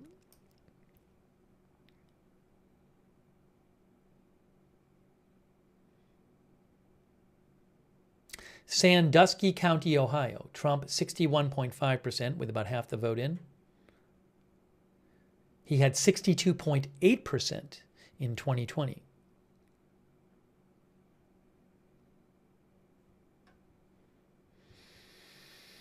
I'm going to look for some Ohio analysis, though. Sean T. at Real Clear Politics thinks Ohio is a bit concerning for Republicans now. So we'll keep an eye on Ohio, too.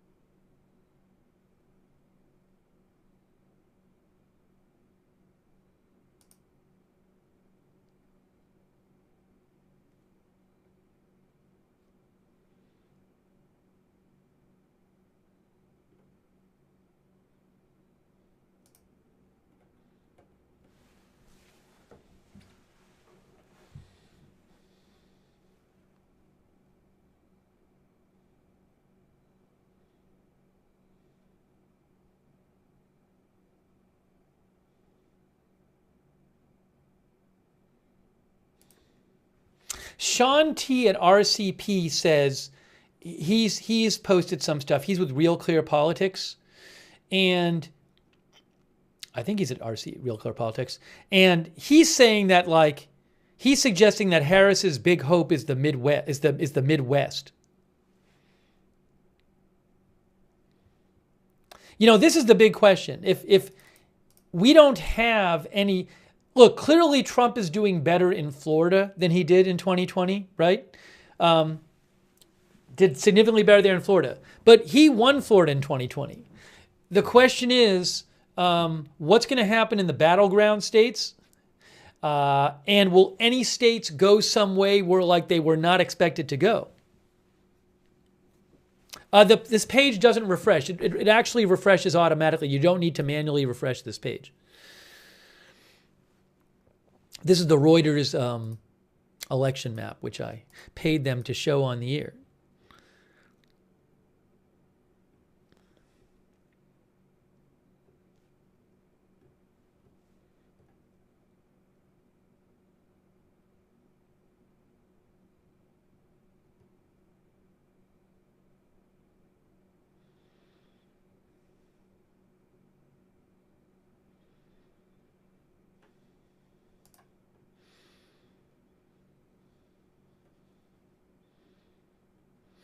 But we have certainly seen a lot of these rural counties that are strong Trump counties going even a bit more Trump in this election.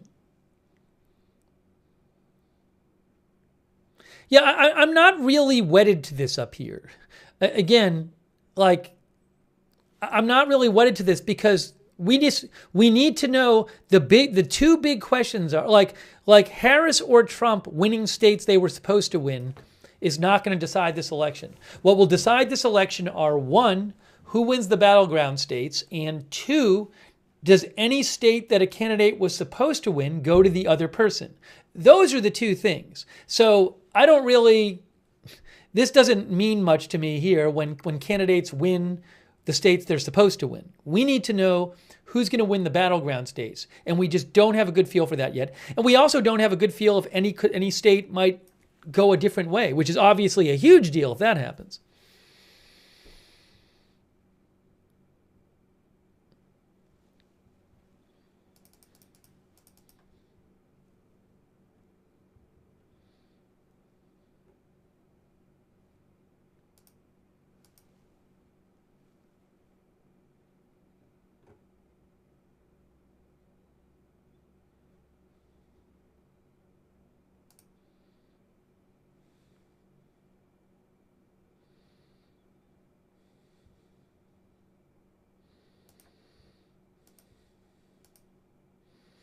An elections analyst at Split Ticket, which covers elections, said this. I want to tell you what this person said.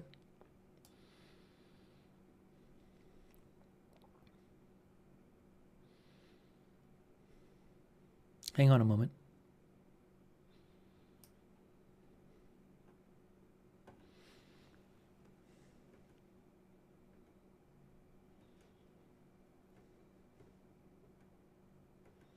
I'll tell you in 2 seconds what he said.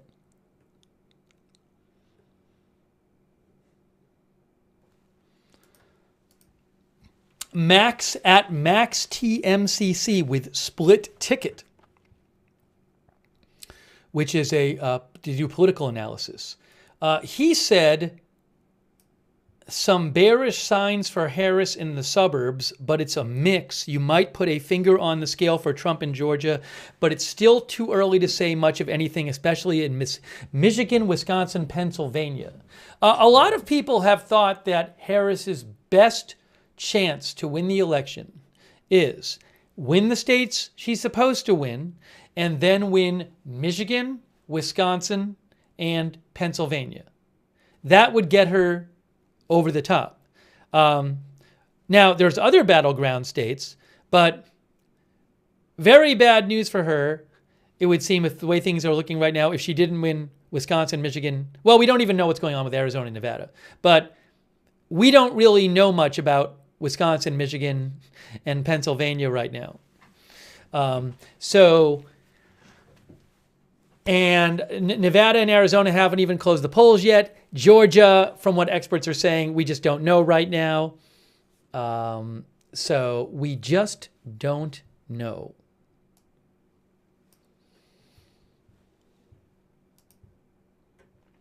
Hey, a quick thanks to Johnny Krosky. Thank you, Johnny. And Vicky Healy. Thank you, Vicky. I want to just give people thanks. Sorry, I'm missing a bunch of donations. I'm sorry. I'm just trying to bring you the latest updates. Really quick, people like MG Monkey, Tony Tiger, Mitchell Black, Liam A, Rainer P, Current Meta, thanks for your support. JW, Brittany Coy, There Is No Try, Gabriel Morrow, Drew D, really appreciate your support. Ralph Holzer, Erroneous31, Love the Classics, Nicole Hammett, Kitty Cat, thank you. Larry Sandell, Trevor Keys, Alex S., Tammy S., Bass 300, Kelly Smith, sorry if I'm repeating names, Michelle, Pazmino, Jay-Z Gamer, Kayla Renee, Rick D., thank you, and Rodrigo CRM. And also over there on Twitch, early chat, Demon Hunter, JDam CS, Crabsuit Lando, Responder Gaming, Strict Snipes, thank you. Tech Slug, thanks for your support. I really appreciate it. And anybody else I'm missing. And okay, let's get you some more updates here. So 14 minutes, more polls closing in 14 minutes. In 14 minutes, we have Arizona, Colorado, Iowa, Kansas, Louisiana. Hey, it'll be interesting to see what happens in Iowa with that Ann Selzer poll that came out a few days ago that had Harris up 3 in Iowa. We'll see what Iowa looks like. Minnesota, Nebraska closing, New Mexico, New York, North Dakota, South Dakota. I think some of Texas, it looks like, Wisconsin and Wyoming. Closing in 13 minutes. Thank you, Lori Shortlegs, by the way. Okay, I have to hydrate more. I'm forgetting to hydrate more. This is what happens. The results start coming in, and you're thinking like it's all, part of your brain is like, oh, it's all going to be done. And then it's like, no, it's a marathon, not a sprint, guys. This could take days in the battleground states. But it is a marathon, not a sprint.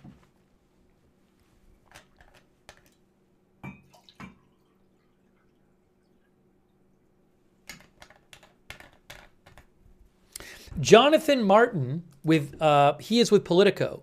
He says, question in North Carolina is, can Harris juice big Democratic counties more than Biden? Seems possible to a degree, but maybe not enough given her rural lag. So right now, Trump is ahead by 6% in North Carolina, but there's only 45%. Oh, I'm sorry. No, yeah. Right now in North Carolina, sorry. Let me go back here. Everything's getting messed up. Right now in North Carolina, Trump is ahead by 6%, but only 24% of the vote is counted. And you have Raleigh, where Wake County is, 7% of the vote counted. Mecklenburg County, where Charlotte is, these are, counties where Harris is doing well, 6% of the vote counted. 55% of the vote counted in Buncombe County, where Asheville is. So Jonathan Martin is saying that in North Carolina, Trump is doing better in the rural areas, but what happens, how well does Harris do in the urban areas? Buncombe County, 55% of the votes are in. Harris has 66.7%. How did Biden do there? Let's see. This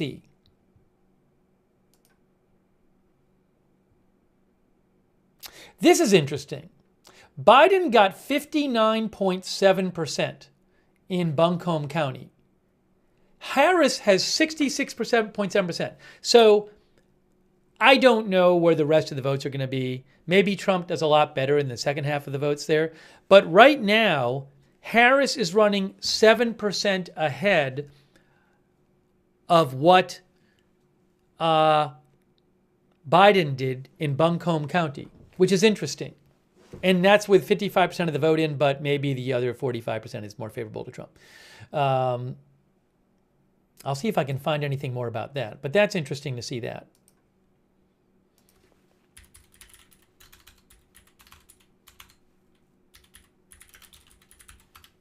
Probably pronouncing it wrong.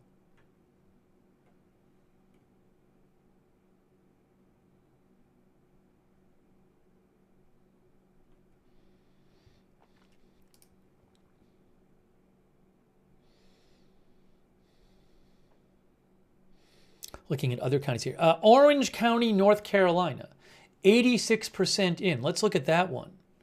Harris, 75.3%. How did Biden do in Orange County, North Carolina? How did Biden do? 74.8%. So right now, Harris is doing about 0.5% better in Orange County, North Carolina than Biden did. Also, Trump had 23.7% in Orange County, and he has 20.9%. Chase Oliver has 2.8%. How about that? So Trump is doing like 2 or 3% worse there than he did in 2020. And that has 86% of the votes in.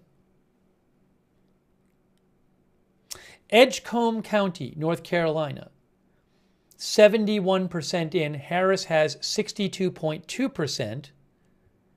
Biden had 63.2%. So she's 1% behind what Biden was doing then. Warren County has 82% of the vote in there. Harris, 60.1. In 2020, Biden had 62.2. It's a smaller county. So, yeah, we'll have to see. I mean, there's all these. Look at the votes outstanding in North Carolina. In North Carolina, where are the votes? Look at all these votes in Wake County, where Raleigh is. 620,000 votes. Right now, Harris has 71%. Mecklenburg County, where Charlotte is, over 500,000 votes there. Harris has 69.2%.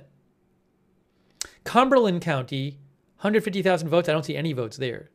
Guilford County, that's about even right now. 300,000 votes left there. So let's keep an eye on North Carolina, guys. I don't know what's going to happen with North Carolina. I do not know.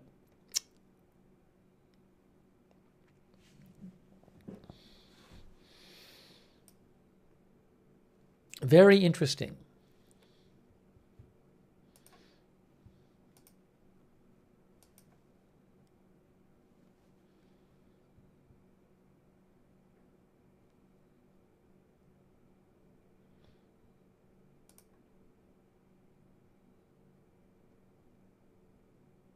Guy Benson with Fox News and townhall.com says Florida is our first big polling miss of the night. RCP averages had Trump at +8 and Rick Scott +4.5. They're now likely to each win by 12 plus points. Look at Florida. 87% of the vote in there. Trump is winning Florida by 13%. Trump won Florida by a little over 3% in 2020. How about the Senate race there in Florida? Rick Scott is up by 12% in the Senate race in Florida there. There were a couple of close polls there, but Florida very red right now.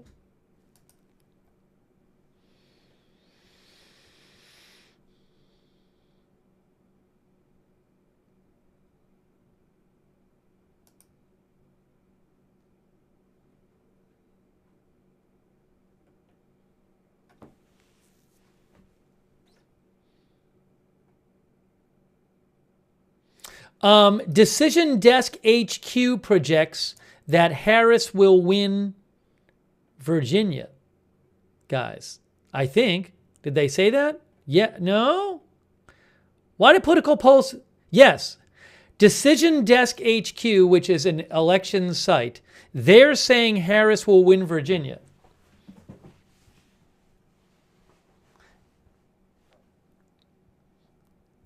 Let's look at Virginia. Now, Virginia, you can see it says Trump is ahead with like half the vote counted. But where are the outstanding votes? Look at the big circles. Fairfax County, where Harris she's winning 67%, about 300,000 votes left there. Arlington County, where Harris has over 70%, about 100,000 votes there. Chesterfield County is about even, 133,000 votes there.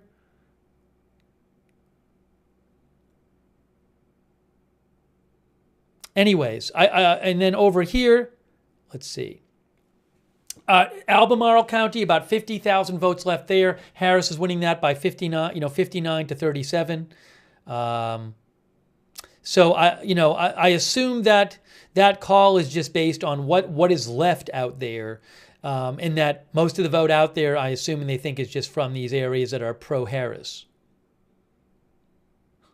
We were wondering before, could Virginia swing? Now, not everyone has projected Virginia, but Decision Desk HQ has projected Virginia as Reuters has not projected it. The projected ones here are in solid color. But that is interesting there. That they are projecting Virginia.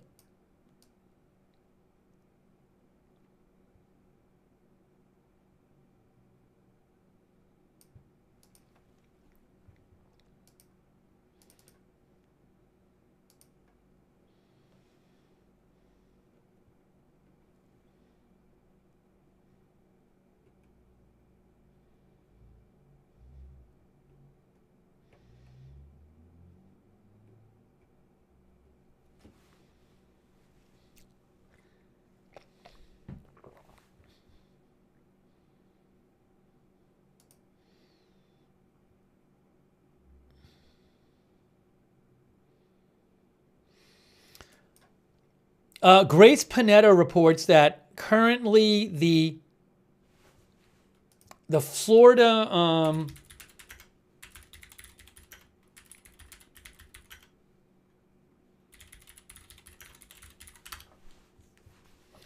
Yes, the Florida ballot measure creating a constitutional right to abortion currently has 57%, but it needs 60% to pass. And Grace Panetta says Decision Desk HQ says it's not going to pass. So again, the Florida ballot amendment creating a constitutional right to abortion has 57%. But right now it's expected to not pass because it needs 60%.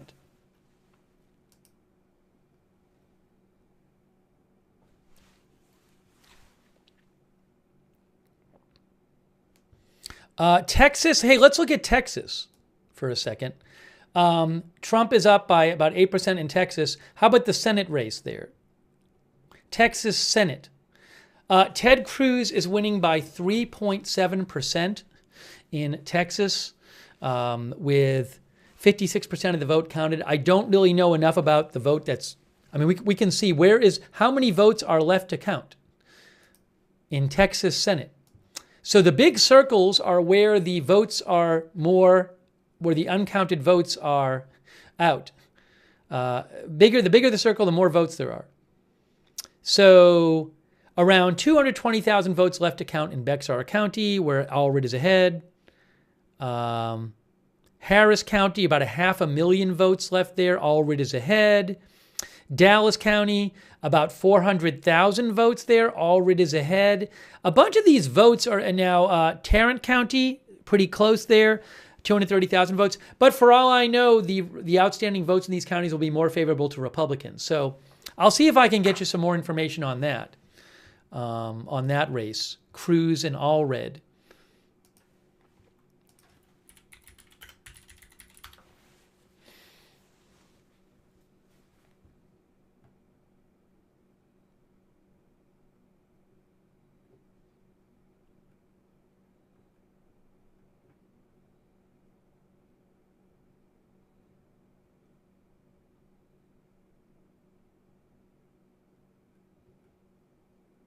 I can't really say what's going to happen there. I'm looking for some expert opinion on what's going on there in Texas with the Senate race, but we'll keep an eye on that one. Again, right now, Cruz is up by 3.8% there in Texas in that Senate race.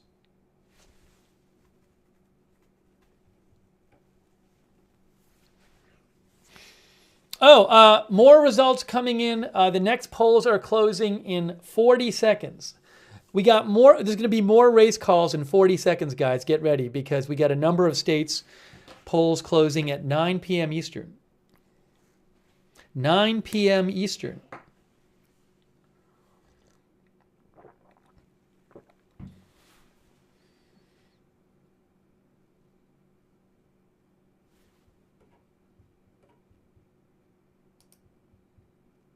There's the presidential map right there. 5, 4, 3, 2, 1. Okay, a bunch of states just closed closed the polls. The next one's closed in an hour, but a bunch of states just closed. Arizona, Colorado, Iowa, Kansas, Louisiana, Michigan, some in Michigan, Minnesota, Nebraska, New Mexico, New York, North Dakota, South Dakota, some in Texas, Wisconsin, and Wyoming. Oh my gosh. A bunch of them just closed. Let me do this real quick. Really quick. That work? Yes. All right, hang on a second here. I bet some more states get called right now.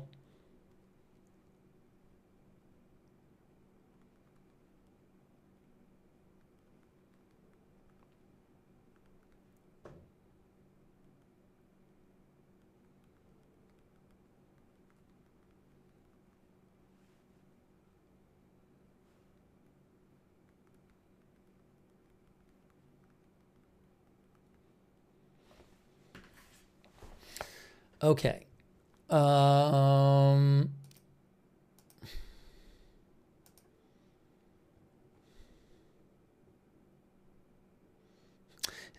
CBS News rates Arizona a toss-up and says that Trump is going to win North Carolina. AP calls New York There you go. So South Dakota and Texas just got in the presidential race. No surprise there. South Dakota and Texas just got called on the Reuters map, and North Dakota. You're seeing some states called for Trump. And again, no surprises so far. So yes, Trump is ahead in electoral votes, but there's been no surprises. So we got to see what's going to happen in the battleground states. Nobody has lost a state they were supposed to win yet. So it just comes down to the battleground states, unless there's a huge upset in some state.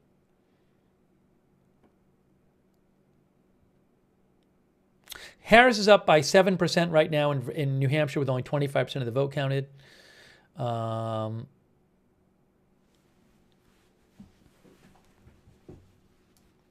Georgia.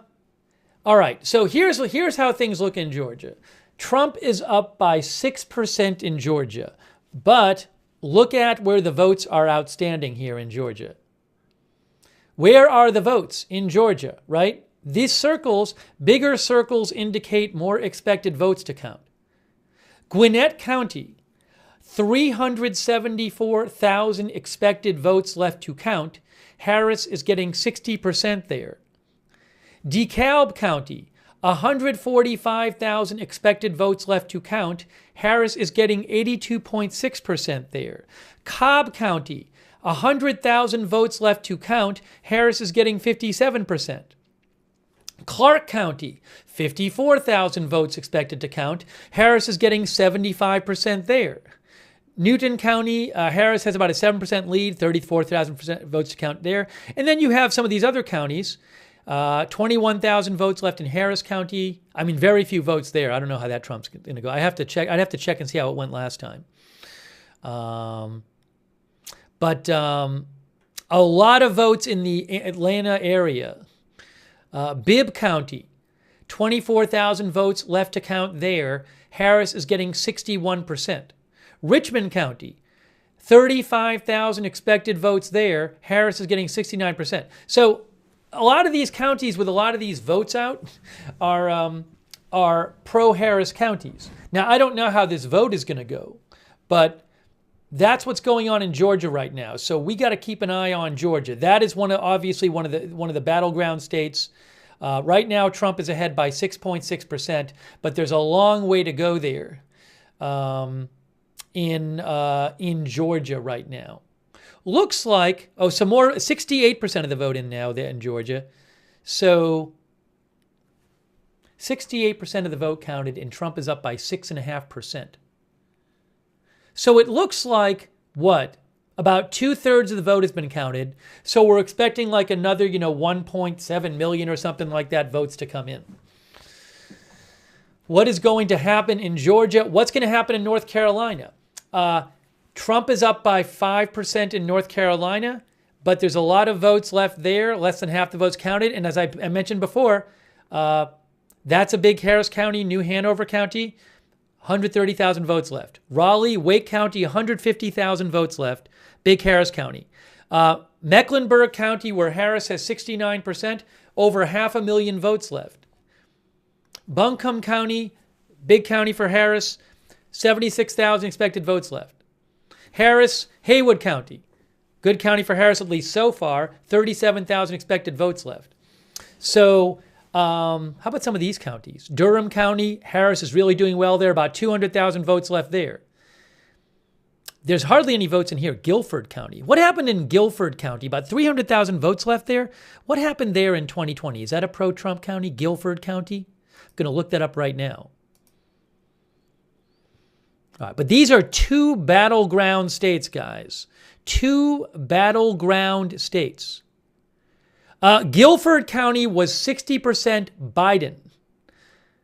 Guilford County was 60% Biden. Around 300,000 votes left there. 160,000 votes left in Forsyth County, which so far has been Harris. So, look, we have situations in North Carolina and Georgia where Trump is leading, but there's a lot of votes still out, and a lot of these votes are in pro-Harris areas. So what's going to happen in Georgia and North Carolina? What is going to happen in Georgia and North Carolina? That's obviously a huge question. Let's see. Ohio, half the votes counted. That's not supposed to be a battleground state, by the way. But those two, Michigan, only 10% of the vote in there. Let me see if I can get some expert opinion. So again, battleground states, Georgia, North Carolina, Pennsylvania, 17% of the vote counted. And I don't know, Harris is way ahead there, but that's going to get closer there. That's going to get much closer. Michigan, only 10% counted. Wisconsin, less than 1% counted. Iowa, less than 1% counted. What is going to happen? Keep an eye on the Senate race, too. You know what I should do? I should put one of these for the Senate and one of these for the House, and then one of them for, it's going to be just as easy to do it this way, President.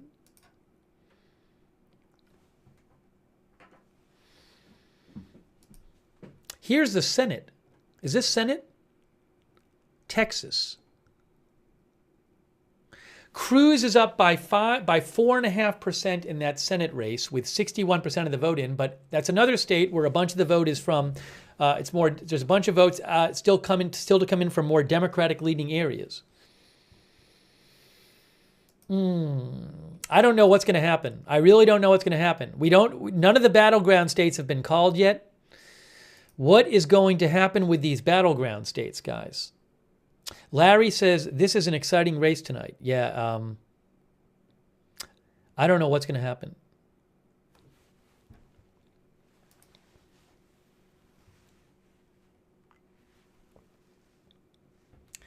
Dasha Burns says, an NBC News exit poll in Wisconsin has Trump doubling black support.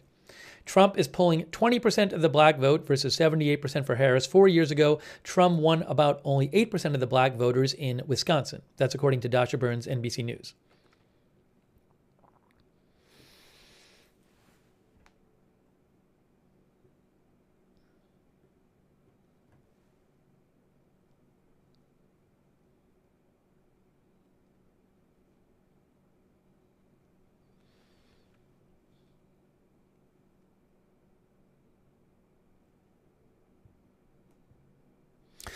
Kristen Soltis Anderson says Osceola County in Florida. She says, about which I have written extensively, has a large Puerto Rican population. Osceola County in Florida.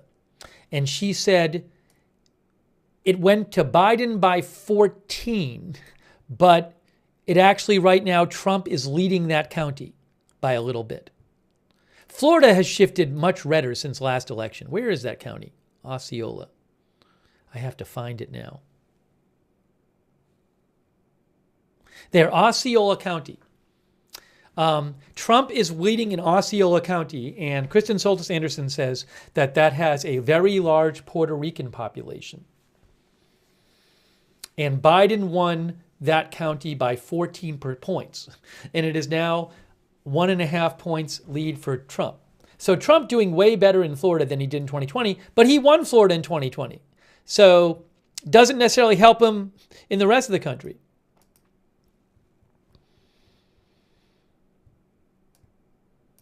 North Carolina, still a 5% lead for Trump, 41% of the vote in.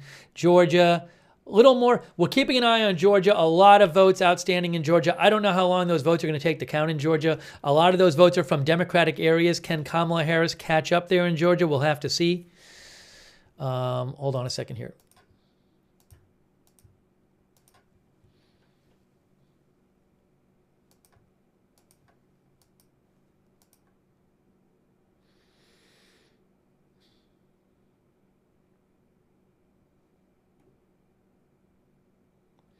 I'm seeing AP says Trump will win Ohio.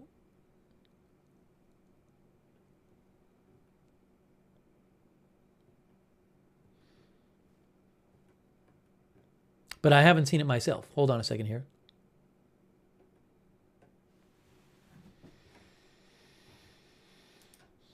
I believe AP has called Ohio for Trump, which is not a surprise.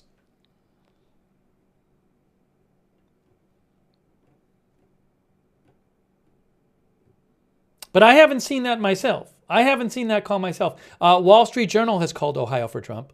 Oh, yes, Associated Press. Associated Press. According to Wall Street Journal, Associated Press says Trump wins Ohio.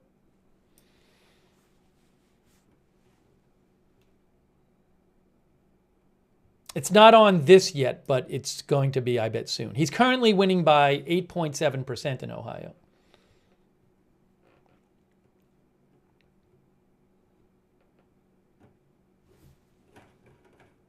Let me just check something here. Give me a moment.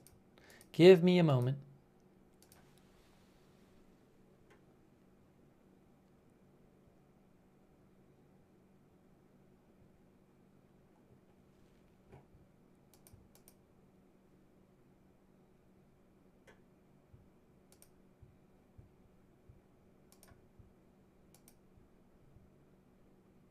One moment. Hang on.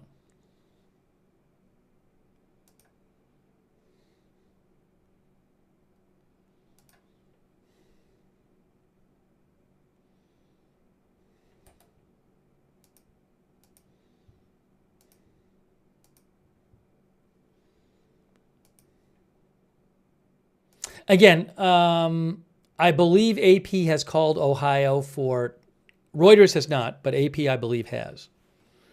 So I anticipate that'll change soon. What is happening with the battleground states?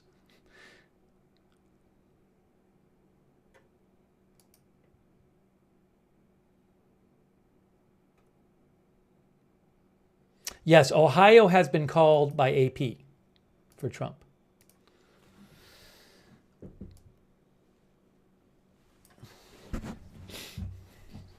Battleground states, Wisconsin, 0% of votes counted. Only 10% in Michigan. Georgia, we're waiting for the last 31% to come in, a lot from pro-Harris areas. North Carolina, we're waiting for the last 47% of the vote to come in, 57% of the vote, a lot from pro-Harris areas. Pennsylvania, only 20% of the votes in, that's going to get closer there.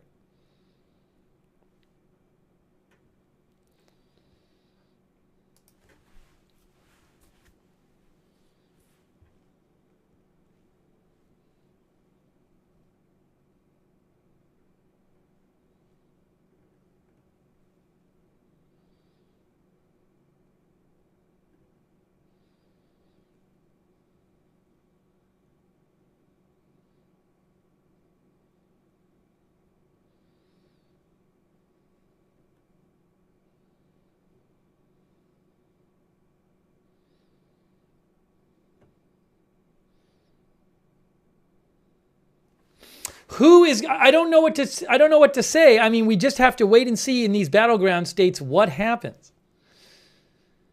We just have to wait and see what happens in these battleground states.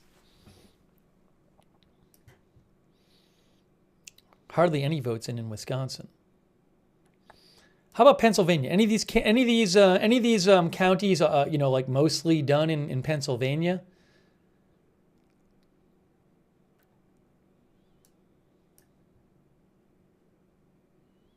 A lot of these don't have that many votes in. I thought I saw one with 60% in. Lycoming County, 66% Trump, 52% of the vote in. What happened with that in 2020? Which one was it? That one right there? 70%. Now, I don't know how it's going to be at the end. Trump got 70% in Lycoming County in 2020. He has 66% right now, but only 52% of the votes are counted. Clinton County, about half in there. Trump has 63.9%. He had 67.5% in 2020, but it's early. It'd be a big story if he ultimately ran behind in these counties than he did in 2020, but it's early.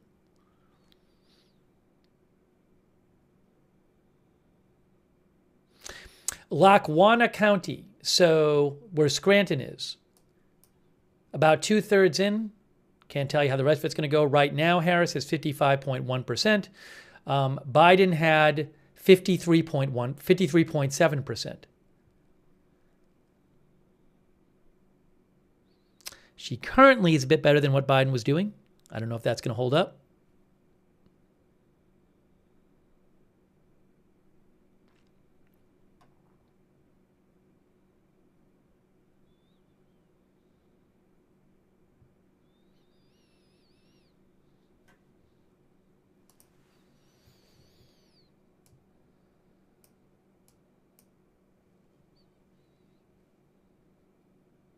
Georgia, a few more votes have trickled in Georgia. Still about 30% of the vote out there. Trump is winning by 6.5%. A lot of those votes are from pro-Harris areas. Will she be able to catch up? North Carolina, really not much more progress there in the count.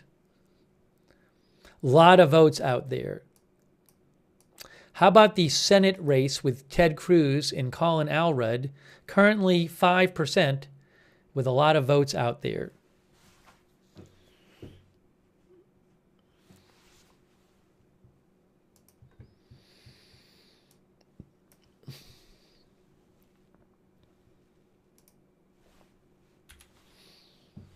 See if I can get you any analysis from elections experts. See what they're adding anything to what they're seeing.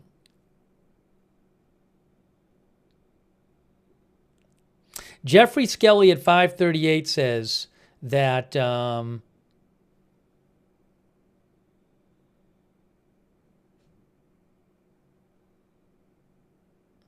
he says that Harris's hopes basically are that she gets a lot of votes in these Atlanta area counties. And there's a lot of votes in those areas. And he says she's running ahead of Biden in some of those counties. But some of the counties still have more red-leaning election day votes to process. So the real question of what's going to happen in Georgia is, can she catch up in Georgia with a lot of these metro Atlanta votes still out there?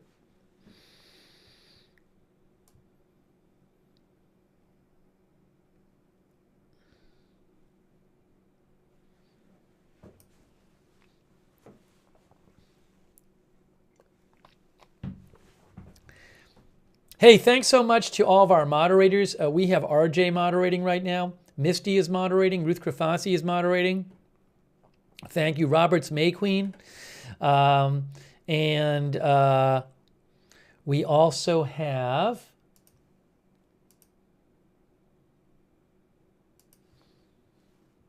I want to shout out some of our moderators. A Moment of Lovely, Bastion Girl, Big Ball of Yarn, De Bears, David Green, Good Luck Duck, LB Prairie Dawn, Idaho Star, I Got That Fire, McBritches and Surly Dev, all moderating over there on Twitch. Linda Belk and Larry on X, on Facebook there. Kay Lowry Body, Raven Lynn, Christina Neal, Charlotte Webb. Thank you to all of our moderators. I really, really appreciate it. I saw a quote. Somebody I follow said John King on CNN said something like, "Nobody has broken serve." Yeah, there's been no state is going another way than it was supposed to go. The states that are not battleground states, and we don't have a winner in any of the battleground states yet. So we just have to wait and see. A state like Florida, Trump clearly doing much better in Florida than he did in 2020. But he won it in 2020. So that's not going to help get him more electoral votes. So what is going to happen? We just do not know. Thanks also to, I just want to shout out some of our Facebook subscribers like Michael Clayton, Robert Rial II, Eve Richards, Lou Green, Diane Allworth. Sorry if I'm missing some of them here. Leanne Ticknor, Robert Rial II, did I say? Thank you. Facebook subscribers and Twitch subscribers. And Iva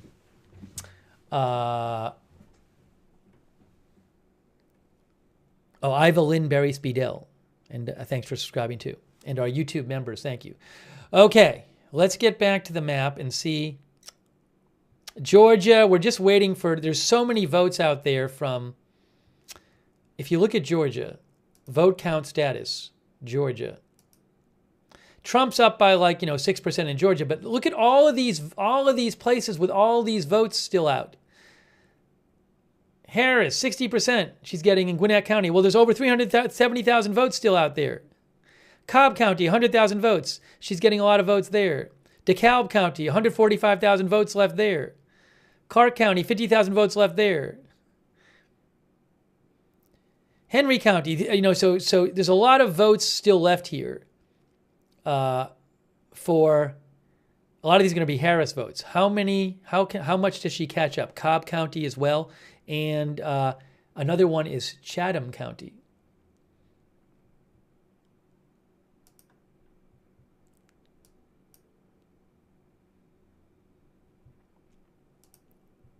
Oopsie. Oh, we got some more votes in North Carolina. North Carolina is closer.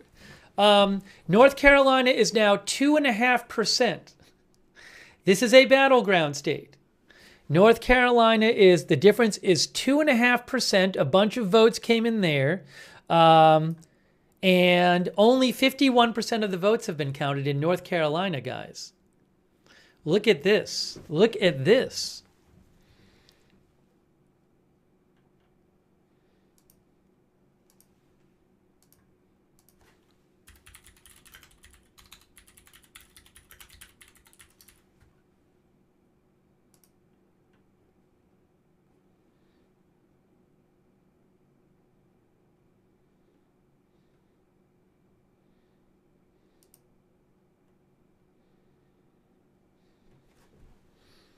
What are the outstanding votes there?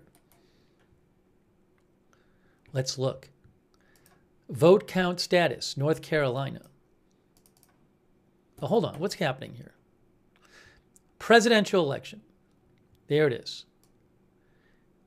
Vote count status, North Carolina. These are where the votes are outstanding in North Carolina.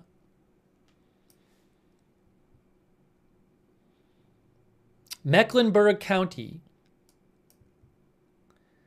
where Harris is doing well, 500,000 votes.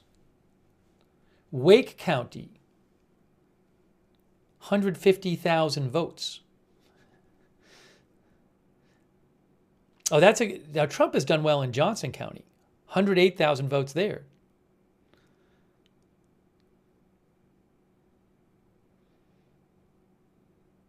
Cumberland County, which I believe is, if I remember right, got to look that up. Yeah, Biden won Cumberland County by a bunch. 150,000 votes there. Guilford County, where Harris is, it's close, 270,000 votes. Forsyth County, where she's doing well, 115,000 votes. What's going on? But there's also, some of these counties where Trump is doing well, like Caldwell County, Trump's getting 72% of the vote, and there's 35,000 votes left there. So we got some rural counties here where there's some more Trump votes expected out there where he's winning a lot of votes. What's going to happen in North Carolina?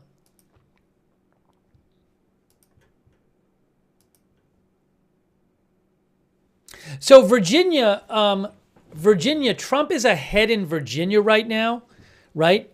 But let's look at the vote count status in Virginia. Where are the votes? A lot of these are going to be in pro-Harris places. Fairfax County, very pro-Harris, over 200,000 votes there. Arlington County, very pro-Harris, about 100,000 votes there. Prince William, well, not that many votes there. That's a good county for Trump, 29,000 votes there in Fauquier County. Norfolk City, pro-Harris. About 100,000 votes in Richmond City, where Harris is expected to do well. So Decision Desk HQ, which is an election site, they called Virginia for Harris. So we'll keep an eye on Virginia. I haven't seen experts saying they thought she was going to lose Virginia.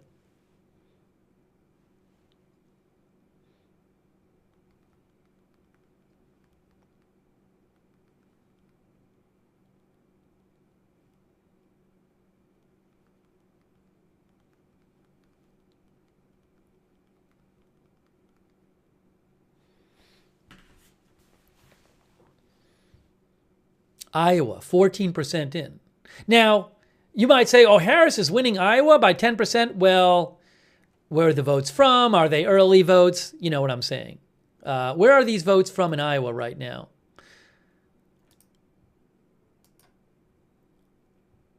I mean, yeah, this is not a very representative sample of the state. And a lot of a lot of those votes are in Polk County. See, it says 66% of the votes counted there, but there's all kinds of votes from other places to come in. Now, it says there in Polk County, Iowa, she has 57.9% with 2/3 of the votes in. Now, how did Biden do in Polk County, Iowa in 2020? Is she running ahead of him or not? Biden had 56.5%.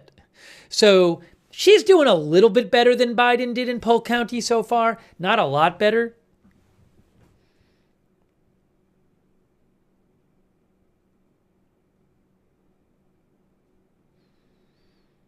Cerro Gordo County. She has 51.5%. In 2020, Biden got 46%. So she's running ahead of Biden there, but it's early. Harris, Scott County, there's no percent of votes in. All right, hang on a moment. Hang on.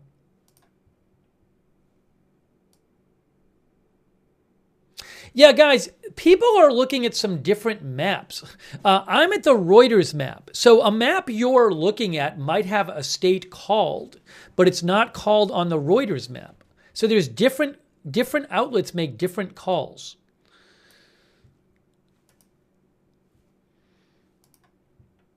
Somebody asked about the Texas Senate race. Hold on a second here. Oh, everything's falling apart. Everything's falling apart.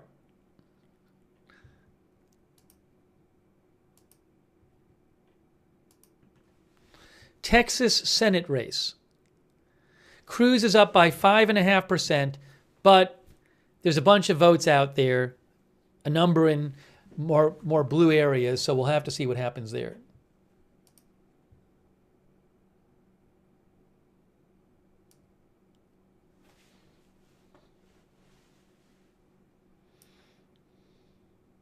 North Carolina only has 54% of the vote counted. Right now, Trump is ahead by 3.4%, but a lot of the vote still to be counted there. We'll just have to see.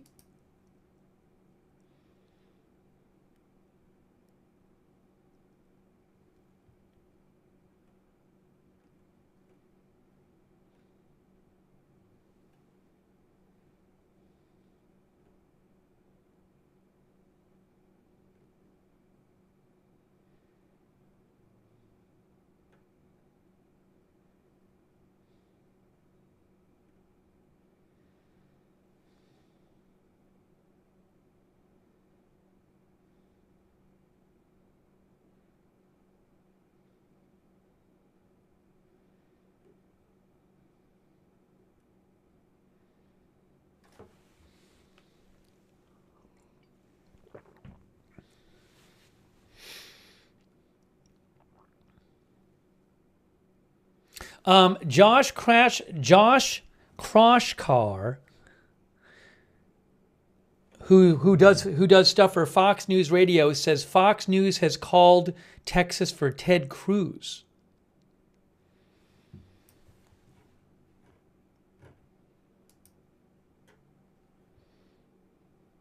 That's what I'm hearing. Reuters has not called it for Cruz.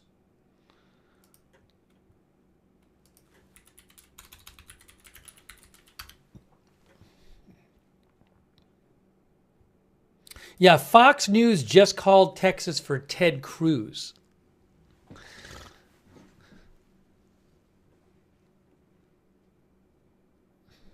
We'll see if other outlets call it for Cruz as well.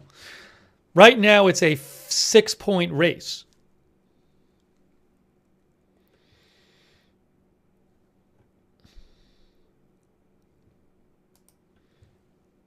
There is your current map. By the way, you can see New York is now called for Harris. That's not a surprise. Again, no battleground states have been called yet. No battleground states have been called. Trump is leading right now in North Carolina and Georgia, but in both of those places, Harris is expected to close the gap. A lot of outstanding votes in those areas in more blue leading places. Right now in North Carolina, Trump is up by 4%. In Georgia, he's up by 6%, but both of those are expected to get closer. So we'll have to wait and see what happens. We'll have to wait and see what happens. Michigan, not that many votes in. I haven't seen much from experts about Michigan. That race in Pennsylvania is going to get closer than the 10% now. So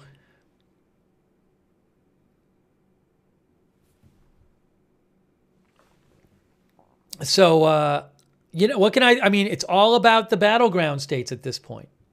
It's all about the battleground states at this point. And none of them has been decided.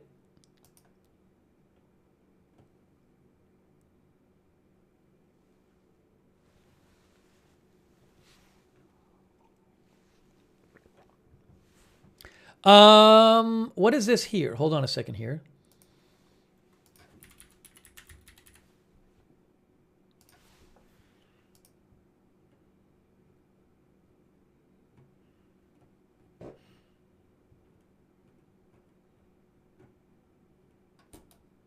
Hold on a second here.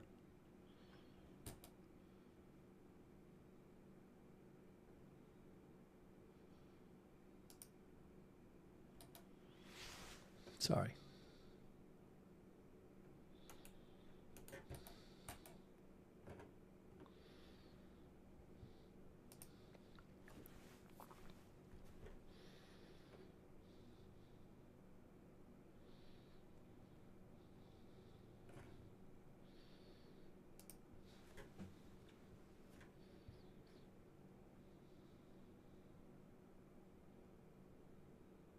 Let's look at Iowa again. I want to look at that. This is kind of interesting. Decision Desk HQ says, and this isn't really very surprising, but this Senate race in Maryland, has it already been called here or not? Yeah, this is the Senate race in Maryland. Larry Hogan, the Republican. Decision Desk HQ just called that for the Democrat Angela Also Brooks. There was hope that Hogan would be like a good moderate candidate for that seat, but he is trailing by a lot in Maryland. And that's not a surprise if Angela Also Brooks, the Democrat, wins there, but just letting you know, Decision Desk HQ says she's going to win that.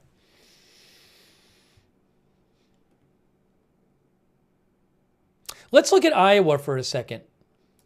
What's going on there? There was that 18% of the vote is in. Now, remember, this is the state where the Iowa pollster Ann Selzer, who's very well respected, she had a recent poll where Trump was actually losing in Iowa by 3 points. So what's going on there? Do we have any counties where a lot of the vote is in? Not that much. 30, 40%. Warren County, 55% in. Trump is winning by 8% in Warren County. Trump won Warren County by 17% in 2020. So now I don't know if that's going to hold up. Only about half the vote is in there. It would be a big deal, I think, if when all the votes counted in Warren County, there was that much of a difference. Right now, Trump is winning by 8% there, and he won Warren County by 17% in 2020, but about half the vote is still out. Cedar County, Iowa, Trump is winning by 7.4%. In 2020, he won by 17%. Okay, again, about half the vote in. That's interesting. Dubuque County, Iowa, Harris is winning by 11%. Trump won in 2020 by 3%. So those are three counties where the vote is much more pro-Harris than it was pro-Biden. But only about half the vote counted in these counties. Maybe the rest of the vote's going to be way more Trump. Cerro Gordo County, Harris by 4 right now, but only 40% in. and Trump won by 6%. And maybe this is early vote and mail-in vote, and then the day of vote, a lot of people will vote for Trump. So, hold on a second here. So it's worth watching in Iowa. There are a number of counties there where where Harris is doing much better than Biden did, but there's a lot of counties we don't know about yet. And okay, Polk County, 83% of Polk County in.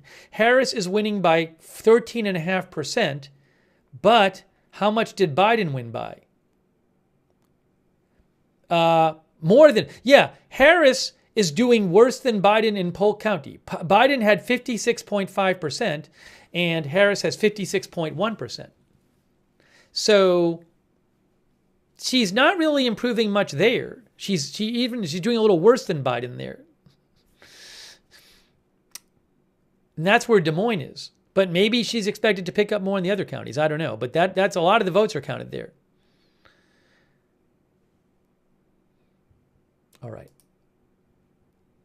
North Carolina there's a lot of votes outstanding there. It's 4.5% lead for Trump right now, but a lot of votes outstanding, and a lot of them in these, over 500,000 expected in Mecklenburg County, where Charlotte is. Over 150,000 in Wake County, where Raleigh is. These are strong Harris areas. So, and then we're New Hanover County. It's a strong Harris area. Over 100,000 votes out there, and then but there's some Trump counties too where there's a bunch of votes out. So Randolph County, strong Trump, about 67,000 votes left to count. So we'll have to see what happens in North Carolina.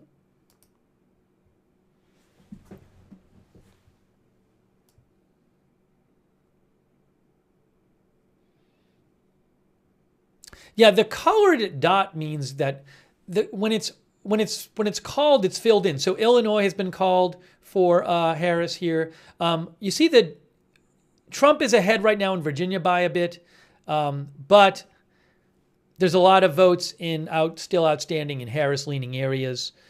Decision Desk HQ has called Virginia for Harris, actually, given what the vote that's still out there. We'll keep an eye on that. But when you see the dots, that just means that the race hasn't been called, and the color just suggests who's currently winning right now. But, a bunch of these states have tons of votes left to come in.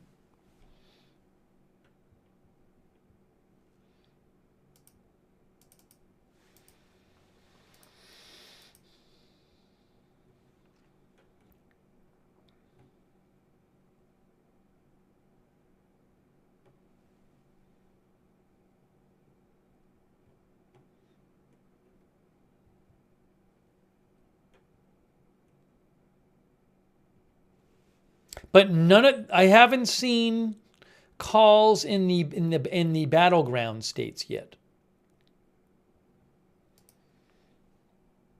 And there's a long way to go in these battleground states.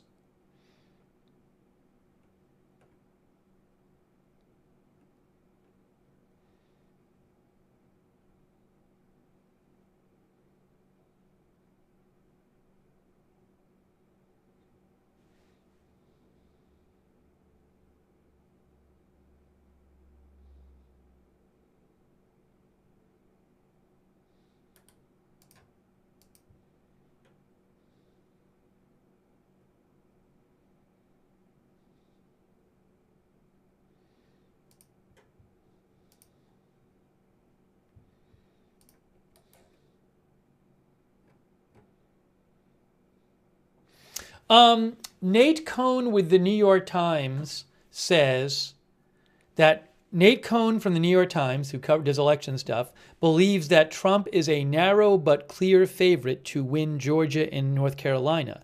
If he carries Georgia and North Carolina, Harris will probably need to sweep Michigan, Pennsylvania, and Wisconsin to win. A real possibility, but a tall order nonetheless. We have very little data from Michigan, Pennsylvania, and Wisconsin, and it will be a long time until we do. Oh my gosh.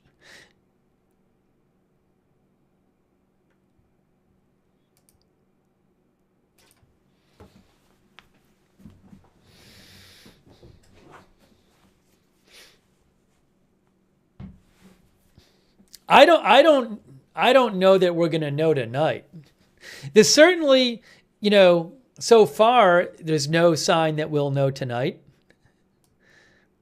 Because if we were going to know tonight, we'd probably need to know, like, well, who knows? I mean, you never know. I don't want to say that because you never know what's going to happen in North Carolina, Georgia. But but like if Trump wins North Carolina and Georgia, then you'd want to know about Pennsylvania, Michigan, and Wisconsin. I don't know. Hold on a second here.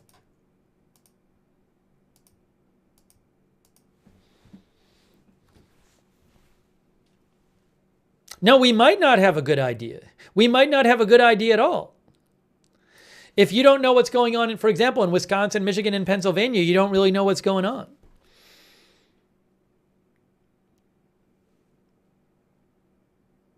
I don't even know when North Carolina has so many votes out. In Georgia, too. Georgia right now is 5.3% Trump ahead. I feel like this happened with Georgia, but look at all the votes. Look at where the votes are out in Georgia. That is where the votes are from. Look at the big circle around over 100,000 votes out in Chatham County, which is a big Harris county. 50,000 votes in Clark County, which is a big Harris county. 22,000 votes in Richmond County, which is big Harris County. And all of this Atlanta, Metro Atlanta. Look at all the Metro Atlanta votes. Gwinnett County, about 374,000 expected votes left to count.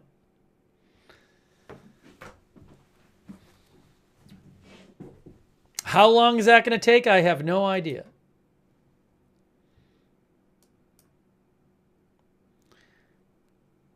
Yeah, North Carolina has a ton of votes left to count.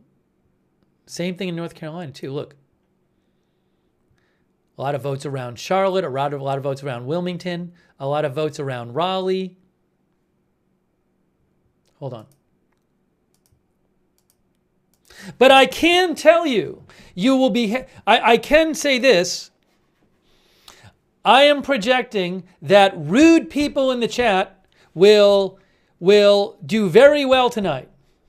There are many of them. The rude people in the chat have come out in full force. There was a question, will the rude people in the chat stay home or will they come out to the chat? They have definitely come out strong showing, a strong participation showing by the rude people in the chat. Oh, the things I could read you if I wanted to read these comments on the air. I could just make a 10-hour stream of all the rude things people are saying. Very high turnout for them.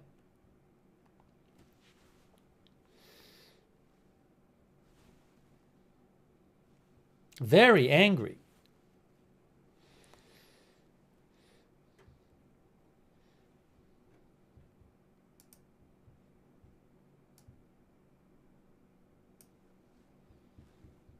I think people want it to be over, and then they take it out on me. They take it out on me that it's not going faster. It's not my fault.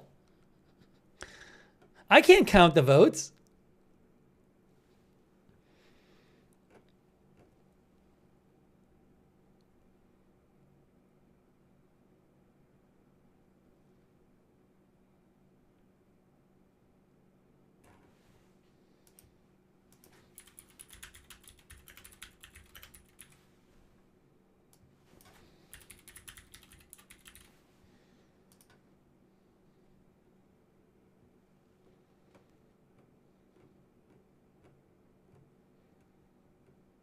Hang on a second here.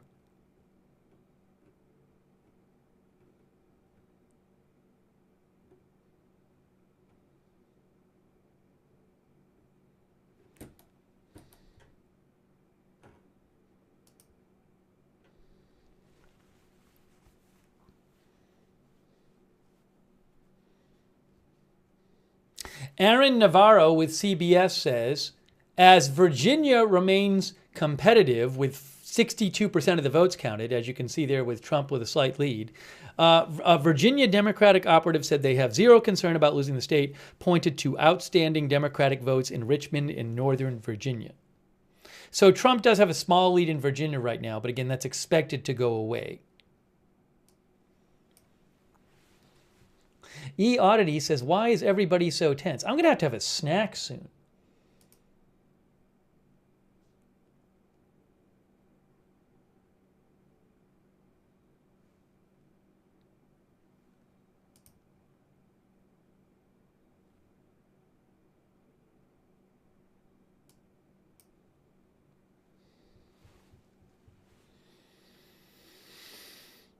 We haven't even looked at like House races and stuff. We haven't been looking at the House races. Let's go take a look at the House races. So, competitive House races. There's lean Democrat, lean Republican, solid Democrat, solid Republican. None of these are called really yet. Oh, these two lean Republican are called. I'm not seeing any upsets yet. Competitive. So we'll have to keep an eye and see if there's any upset. So far I'm seeing no upset races in the House, but there's all these, see the competitive ones right there? All those in the middle there? None of those has been called yet. So we'll have to keep an eye on those and see what happens. A couple lean Democrats, currently the Republicans winning by a little bit, but there's not that much vote in. Then this Democrat's winning this lean Republican, but there's not that much vote in. So we'll keep an eye on that. And same with Senate. There hasn't been any big upsets in the Senate right now.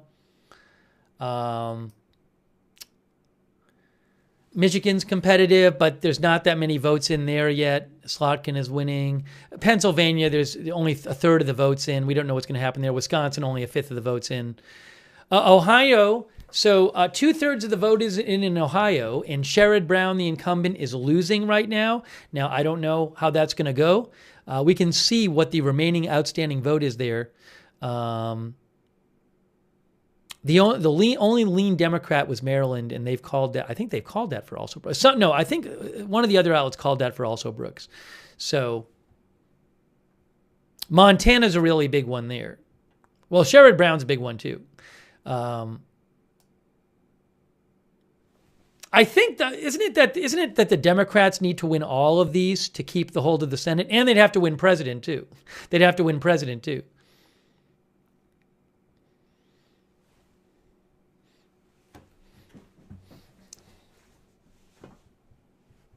You can see here.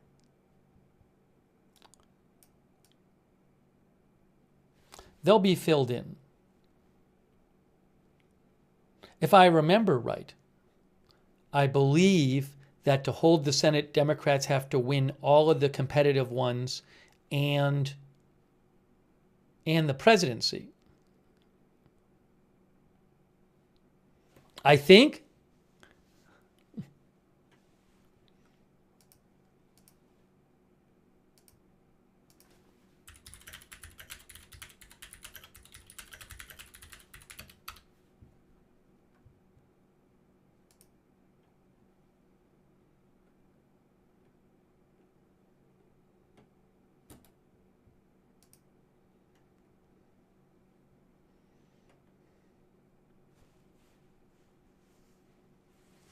I'll have to read up on that. I can't remember. I have to have a snack soon. Sorry.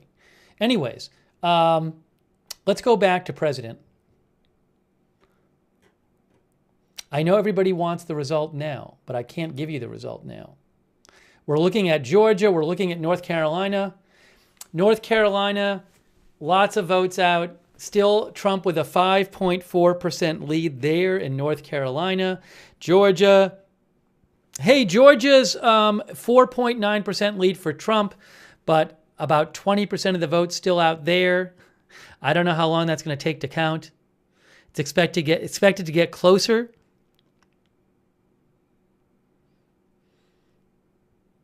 Harris is expected to take over in Virginia. Let me just see if I can find any interesting nuggets that maybe some elections experts have found with the data they're looking at.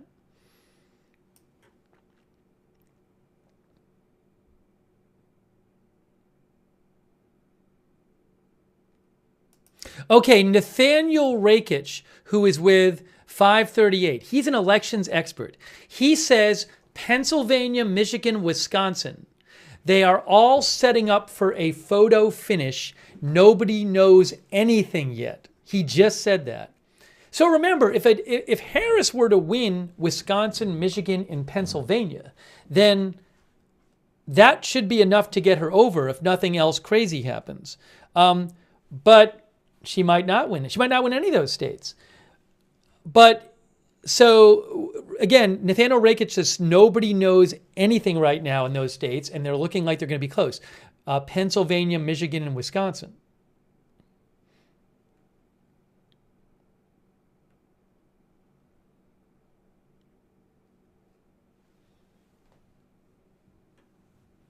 Thanks for your support, by the way, to Veritas, Justus, Catherine Faith, Christy, Amy, Darcy, Marie, Krenosh, Rochelle Bertrand, Al, Ryan Garvey, Crypto Talk with Mr. Davis, Mitchell Pilot, Dennis the one and only, Alex Price, Steve Field, Sky B, Anglo Blackson, Carol's Dark Sarcasm, JJ Redneck, YT, Meta Guy, Drew D, My Dog Daisy, Certified, Christy, AWS Psycho, Adrian Goodman, CK, Crypto King, Tiffany Rose, Lori Shortlegs, thank you, and Donna Smith, and anybody else I didn't manage to thank, I'm sorry. And also thank you to, on Twitch, Jamesy, 9652, Tarez, Mazeppa, Nancy Elizabeth, Crabsuit Lando, Psyops, Barker J. Rohr, Carlos Lice, Hannah at Vienna, Top Left Cheddar, Early Chat, Demon Hunter, thank you. I want to check Pennsylvania for a second. Let's check some places if we can try to find some completed counties. This is Pennsylvania. Let's look at some of the counties there. All right, Lycoming County. This is Pennsylvania. It's basically done. Trump got 70.4%. Harris got 28.8%. Now, what happened with Lycoming County in 2020? Well, I'm going to check for you. In 2020, Trump got 70%, Biden got 28.6%. So, I mean, Trump did a slightly better there. Harris did a little better than Biden. Not much of a difference there it's about the same 4 years ago as now, Lycoming County. Potter County, Trump has 80.2% with 91% of the votes in. Trump had 79.9% in 2020, so a little better there. Elk County, it looks like it's basically all done. 73.1% for Trump, and then he had 71.8%. In 2020. We have seen this with a lot of these rural counties. We've seen in a number of states, there's a lot of rural counties where Trump was going to win by a lot anyway, but he does like 1% even more or 2% more. That's happening in a lot of these rural counties. Clinton County, Trump 70%. Pennsylvania, 2020 he got 67.5%. It's another one. Clarion County, 89% in. Trump, 75.6%. Where did it go? He had 74.8% in 2020.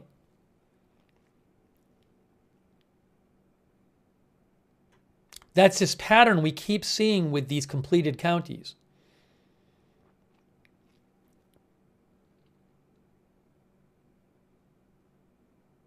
Again and again.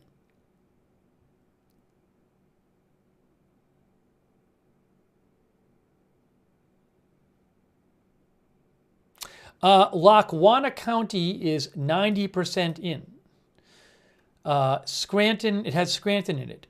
Harris has 52.2%. Trump has 47.1%. In 2020, Biden had 53.7%. So she did a bit worse than Biden there.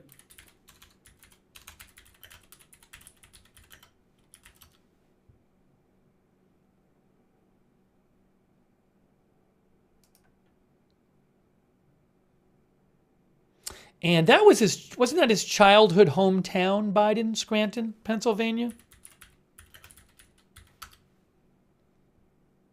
Oh, some maps we're gonna get some more state projections maybe soon because polls closing soon. He was born in Scranton, Pennsylvania. Okay, so she did a bit worse than him, but that's where he was from. Let's see. I'm trying to get some of these other counties here.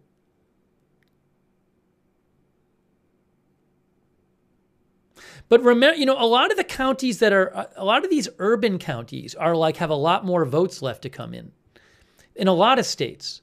Allegheny County, now that's very pro-Harris, 62%, although I don't know if it's, maybe election day vote will be, if it's not in yet, it'll be less pro-Harris. She has 62% there now, and back in 2020, Biden got 59.4%.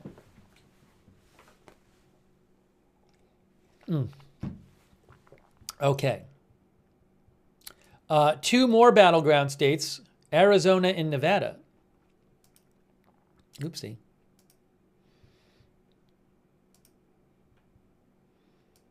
There's your current map there.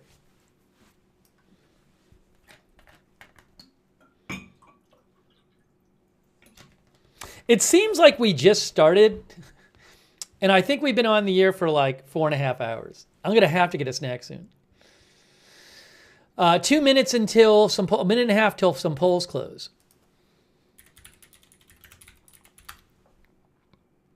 Bitcoin has gone up during the last several hours, I believe. It is now at 73,000.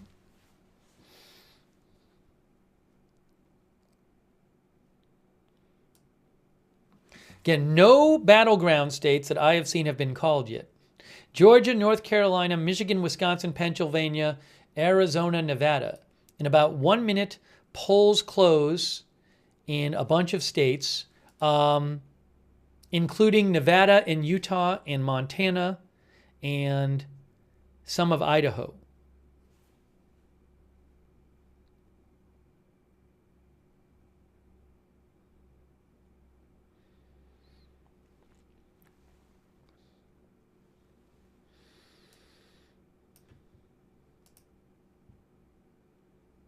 Keep looking at North Carolina and Georgia, but Georgia the count is the same as when I last saw it. North Carolina is now a 5.2% lead for Trump.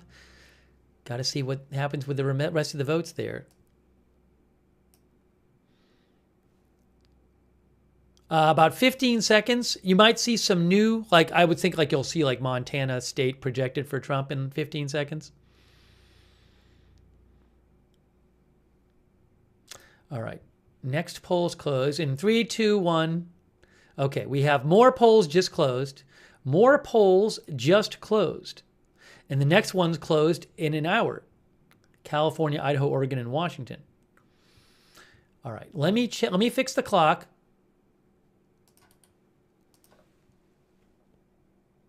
Let me fix the clock.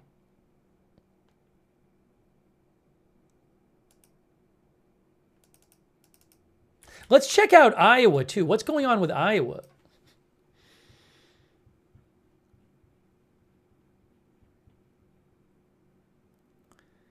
Harris is up by 2.1% with 33% of votes in.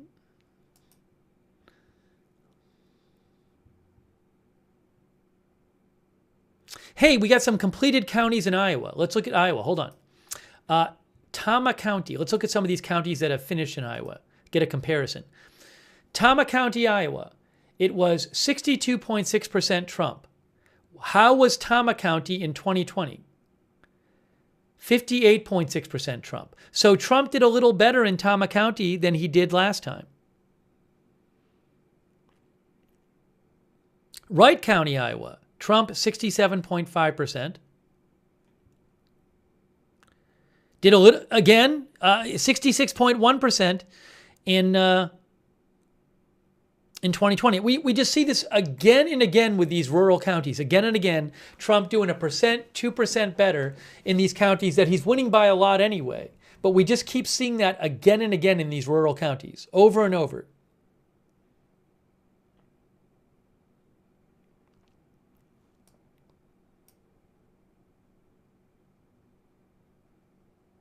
Fremont County, 71.6% Trump. What was it in 2020? 70.3% Trump. He did 1.3% better there. Appanoose County, Iowa, 72.5% Trump. Little worse. No, hold on. He did 69.2% in 2020. I could just keep going through them, but it's just so many of these rural counties. Des Moines County, Trump 56.5%. It's almost all counted. Trump 53.1%. So, I mean, in terms of the rural counties in Iowa, they look like they're going a bit more for Trump than they did in 2020. I don't know about these other, like the suburban counties. Johnson County, Iowa isn't in. Lynn County is only a third in. Polk County, Iowa, Harris 55.3%, but Biden had 56.5% there. So, right, there's no sign yet that I've seen that she's doing better than Biden did. Black Hawk County, Iowa, only 38% of the vote in. She has 57.9% there. Biden had 53.5%, so she's doing better there, at least early on. Dubuque County, she is 50.1%. Trump had, that's a kind of a big difference. Harris is winning this Dubuque County by about 1.5%, whereas Trump won it by 3% in Iowa, in 2020, Dubuque County. So maybe in some of these suburban counties, she'll improve on Biden. I don't know.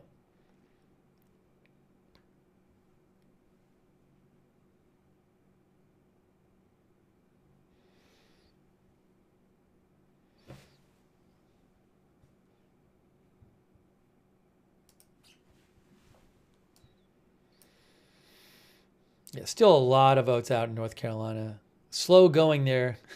Got 34% of the votes still out. Georgia, 20% of the votes still out. 4.9% lead for Trump, but that's supposed to narrow. 16% of the vote out in Michigan. Wisconsin, let's see. In Wisconsin, Harris has a slight lead, but so, only a third of the vote is in. I wonder if in Wisconsin, do we have any completed counties in Wisconsin? So let's look at some of these counties. Any places with like a lot of the vote in Wisconsin? Let's see. That might tell us something. Jefferson County, Wisconsin. 2/3 of the vote in. Trump has 57.4%. What did he have there in 2020 in Jefferson County?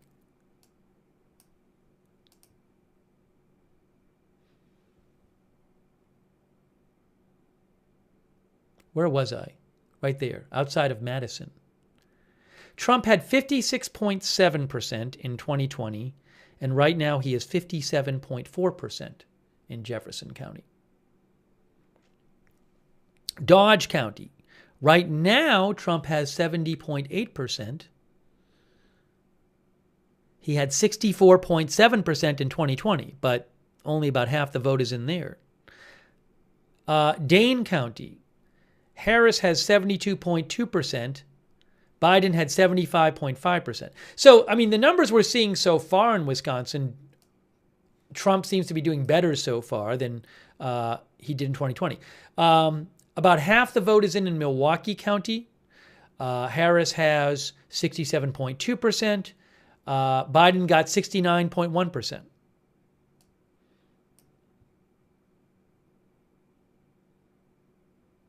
But I don't know how the votes break down.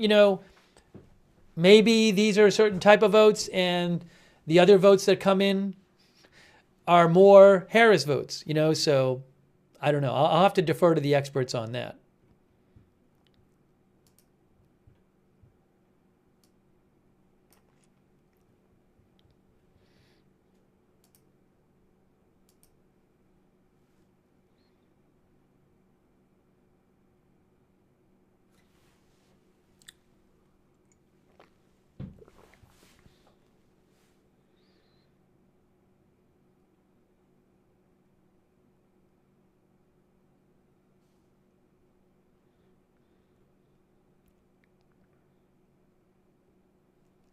Arizona right now, a third of the vote in. I don't know much about what that vote is, but it's very close in Arizona, but a third of the vote in. So I'm going to see if I can get some expert opinion on that, about what's going on there.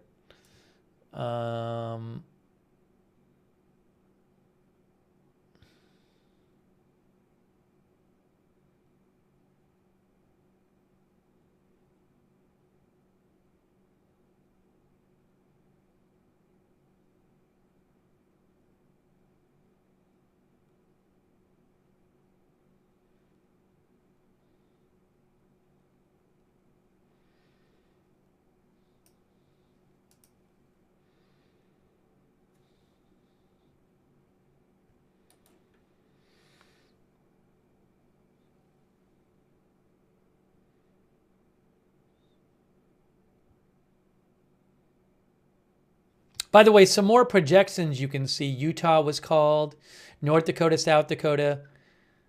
None of the, we're waiting for, none of the battleground states have been called yet.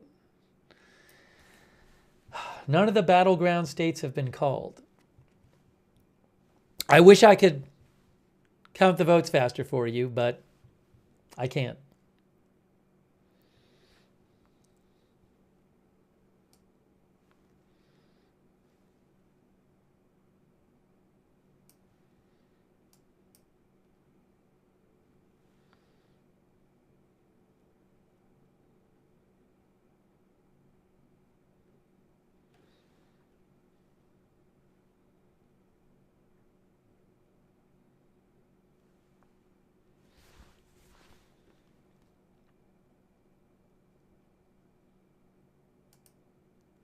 Very interesting. Lakshya Jain with split ticket.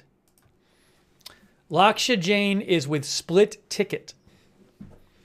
And we were looking at Iowa before, and I was showing you counties in Iowa, and I was saying, boy, we're not really seeing counties where Harris, or at least many counties where Harris is doing better than Biden did.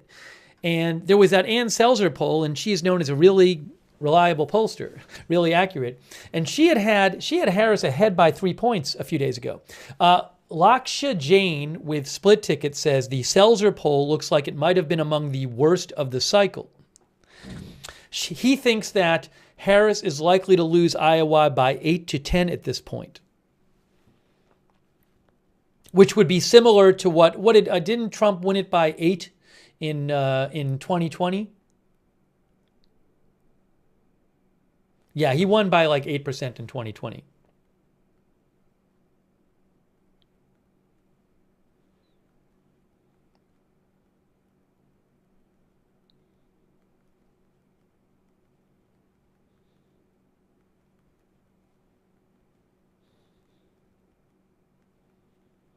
Hang on 1 second here. Give me 1 sec.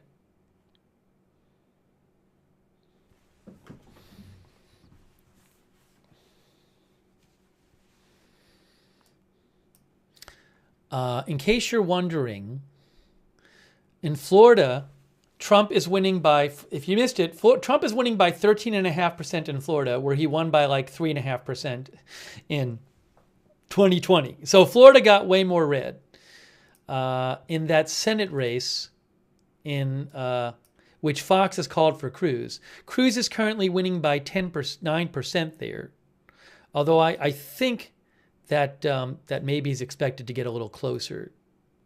Yeah, there's a bunch of votes outstanding in places that are favorable to the Democrat there, but Fox called that race for Cruz. We'll see what happens there.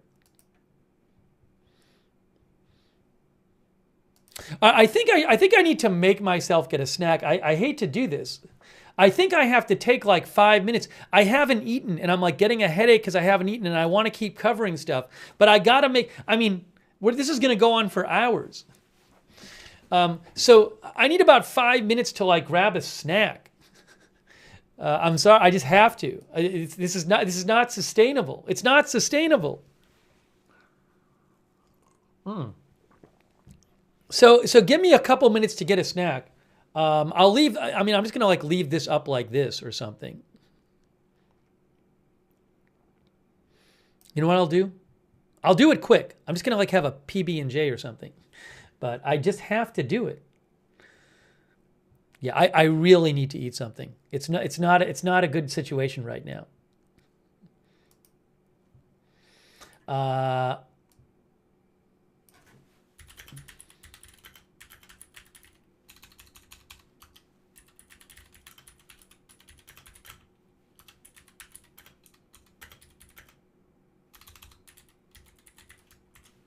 yeah, so just like a few minutes. I just have to do it.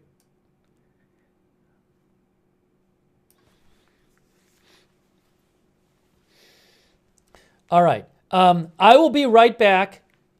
Uh, we got a lot more coverage to come. We got to see what happens in the battleground states. We got to see what happens in the battleground states. And none has been called yet.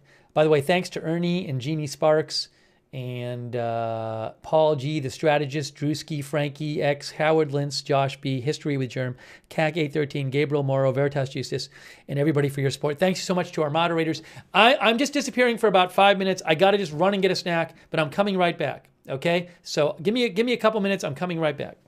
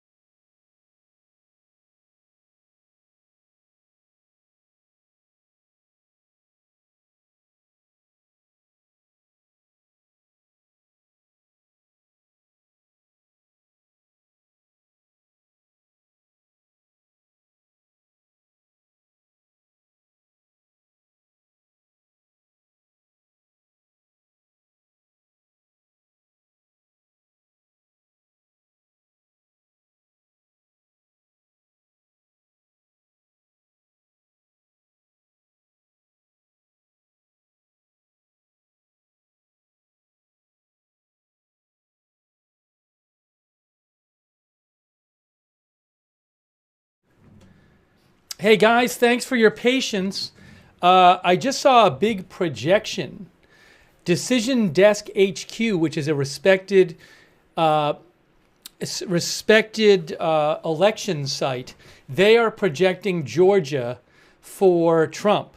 Decision Desk HQ called Georgia for Trump, which is obviously a big deal. So let me just show you what's going on in Georgia. But again, that's a big projection from Decision Desk HQ. Right now, there are 86% of the votes counted, and Trump is up by 3%. Okay? But that was a big call that was just made by Decision Desk HQ.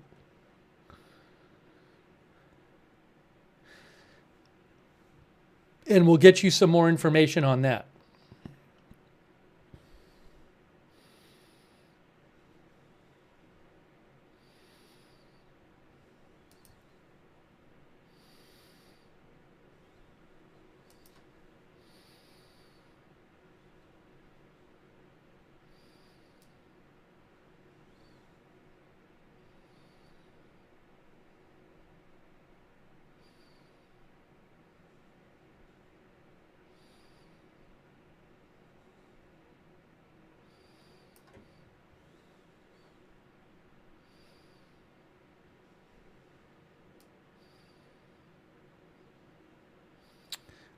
Let me just show you here. This is Georgia. So again, Trump up by 3.2%. If you look at the votes still out there,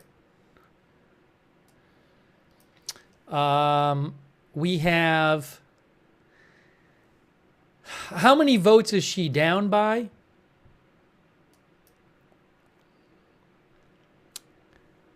She's down by, Harris is down by about 150,000 votes in Georgia. And if you look, there's about 92,000 votes in Chatham County, 15,000 in Clark County, Gwinnett County, 126,000, Fulton County, 87,000. So there's votes in areas where she is expected to do better than Trump. There's also some votes left in some pro-Trump areas like Harris County, Georgia, and Carroll County, Georgia, and Spalding County, Georgia. But again, it's interesting that I don't believe any of the other big media outlets have called it yet. But Decision Desk HQ, which is an election site, which is respected, they are calling that for Trump. So we'll have to see how that goes. In terms of the battleground states, North Carolina, that right now is at a 3% lead for Trump. North Carolina, with 17% of the votes remaining. A lot of the votes remaining in Wake County, where Harris has done well. In Mecklenburg County, where she's done well. Buncombe County. Cumberland County, where she's done all right. I don't know about these counties up here. I'd have to look at these. Rockingham is better for Trump. Forsyth, she's done better. Randolph County is better for Trump, and a bunch of votes outstanding there. And then Guilford County, she's done better there. So we'll have to see what happens in North Carolina. Hang on a moment here.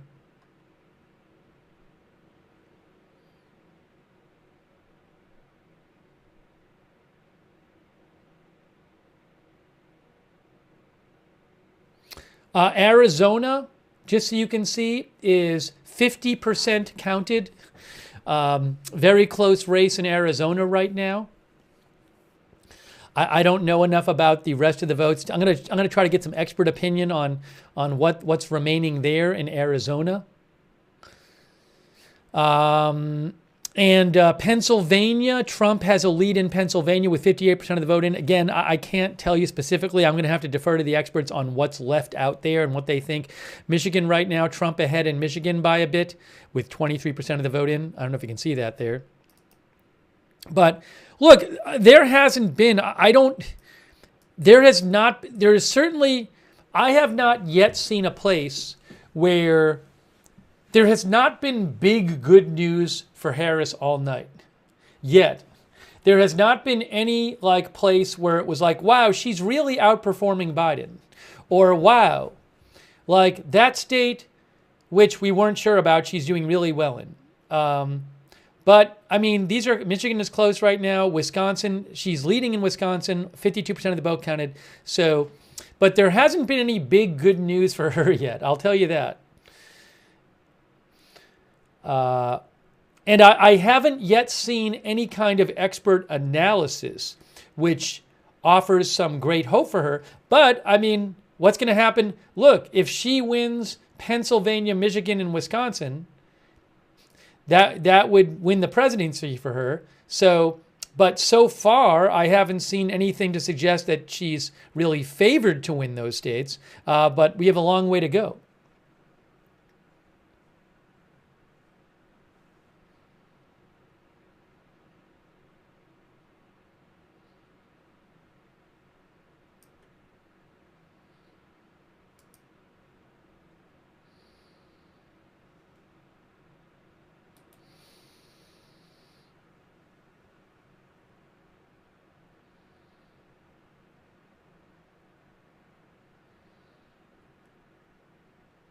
But I've been checking. We've been looking at like counties, how they are doing now versus how they did 4 years ago, and I can't recall tonight really having a case where it was like, well, look at this area, she's doing way better than Biden did. I don't think we've had any of that yet.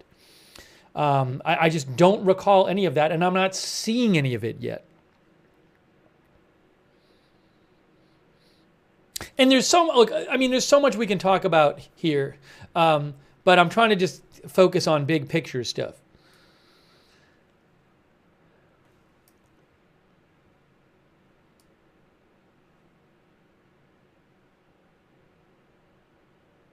Now, Virginia, just so you can see, Harris is now winning in Virginia as she was expected to, as more votes have come in there.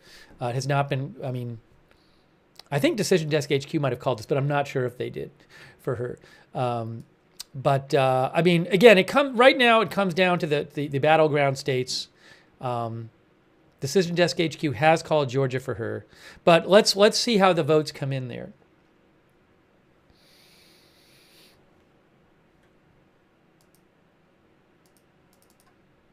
And we'll keep an eye on North Carolina too. 84% of the vote in there. Trump's lead is 2.8% in North Carolina.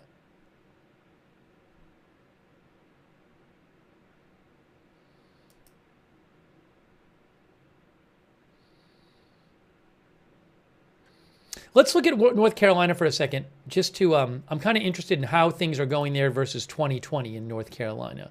So, Wake County, she has 63% of over 100,000 votes left there. How did Wake County do in 2020? Biden got 62.3% there. So she's doing a little better than Biden there. Mecklenburg County, 65.2%, 59,000 votes left. Biden got 66.7% there. So she's not doing as well as him there. No, she has 65 points. I'm sorry. Yeah, she has 65.2%, but Biden had 66.7%. Cumberland County, she is 53.5% there. That's where Fayetteville is. Biden has 57.4%. Again, it's just like, I just read you these three big counties, but she's doing worse than Biden did in all those places. Alamance County, she has 57.2. And where is that there? Alamance, 57.2. If I can find it. Durham, Orange, Alamance. All right. Durham, Orange, Alamance. That's interesting. So Alamance County, how many votes are in there? That's weird.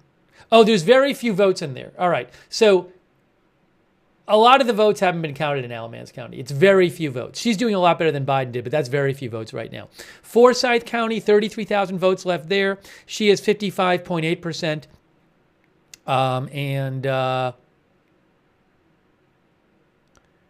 Biden had 56.2%. Again, it's just the same story. You know, it's like a lot of the rural counties we've checked, Trump is doing like 1% or 2% better in the rural county than he did in 2020.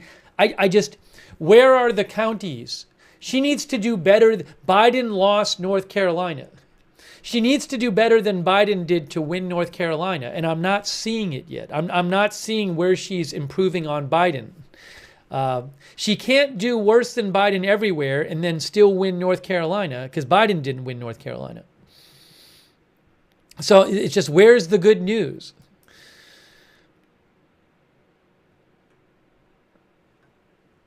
I just haven't seen it. And I haven't seen any, you know, there's experts looking around and reporting stuff, and I haven't seen them reporting good news for her. So that could change, but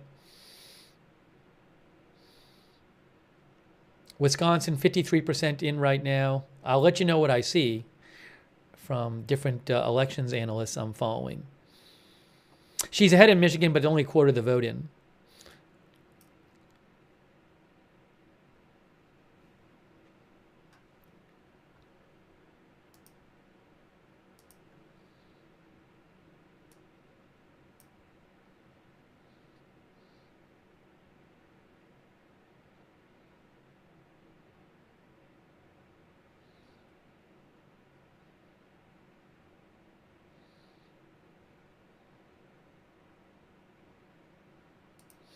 Nathaniel Rakich points out that the current margin in Iowa with 60% in is Trump plus 13.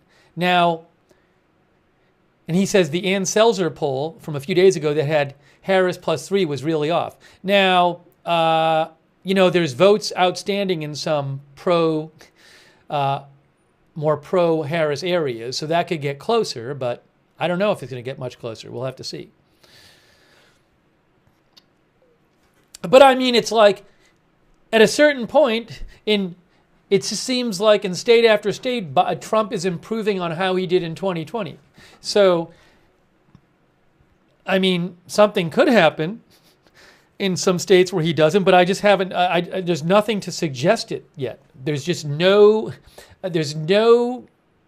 again, very good news where you're like, wow, in this region she's doing better. Or in this state, she's doing a lot better.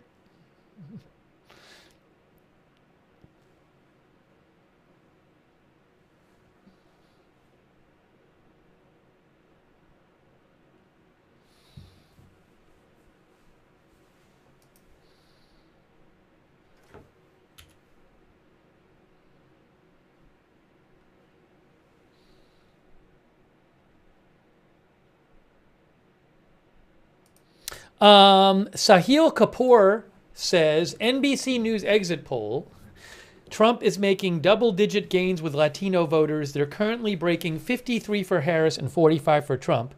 In 2020, they went 65 for Biden and 32 for Trump.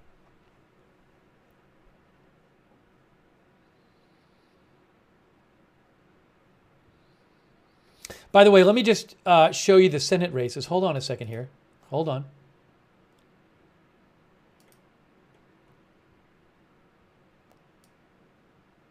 Hang on.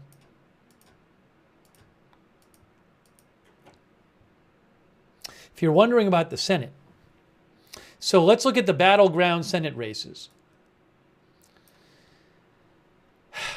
Kari Lake is currently losing. This is interesting. So what is in Arizona right now, Trump is winning 49.6 to 49.5%, right? So it's about even there.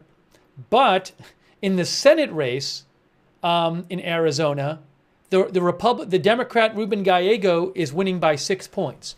So Gallego is running about 3 points ahead of Harris. Okay? Michigan very close. We'll have to see what happens there. Wisconsin, That's also a close race, about half the votes in. Montana, only 5% in. Yeah, I mean, look at this. Sherrod Brown, who it was seen as a winnable but difficult race for Democrats. Sherrod Brown in Ohio is now down by 5.2% with 84% of the votes counted. I should look at that one and see where the votes are still remaining. McCormick and Casey in Pennsylvania, McCormick up by a bit. Where's the Ohio one, though? These are the remaining votes in the Senate race for Ohio. So a lot of votes in, look at that. Now you have Cuyahoga County, probably pronouncing that right. Ohio, there's a lot of votes there, which probably are pro-Sherrod Brown. Franklin County, about 50,000 votes, which will probably be pro-Sherrod Brown. So Summit County. A lot of these votes still out there in the Senate race are pro-Sherrod Brown areas. So he's losing by 5%, but that looks like it's going to get closer, that Senate race there in Ohio.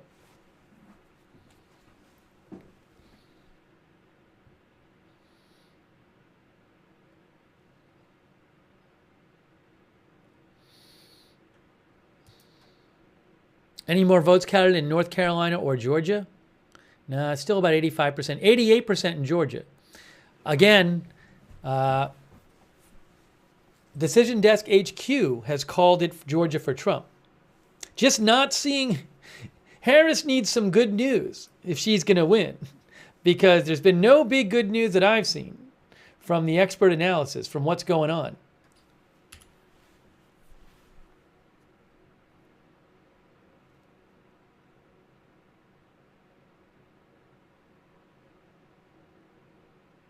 Now, how about the House? What about the House of Representatives? Let's look at that. U.S. House. Look at this. Look at this.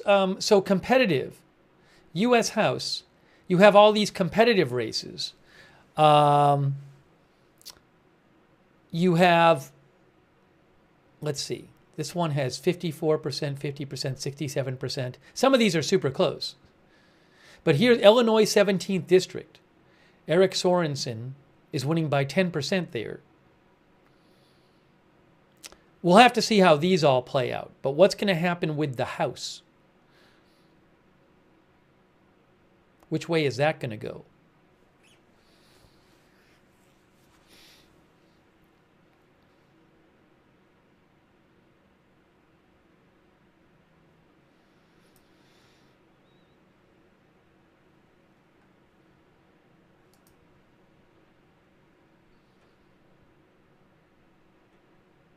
All right, let me just try to get you some more updates as to what's going on.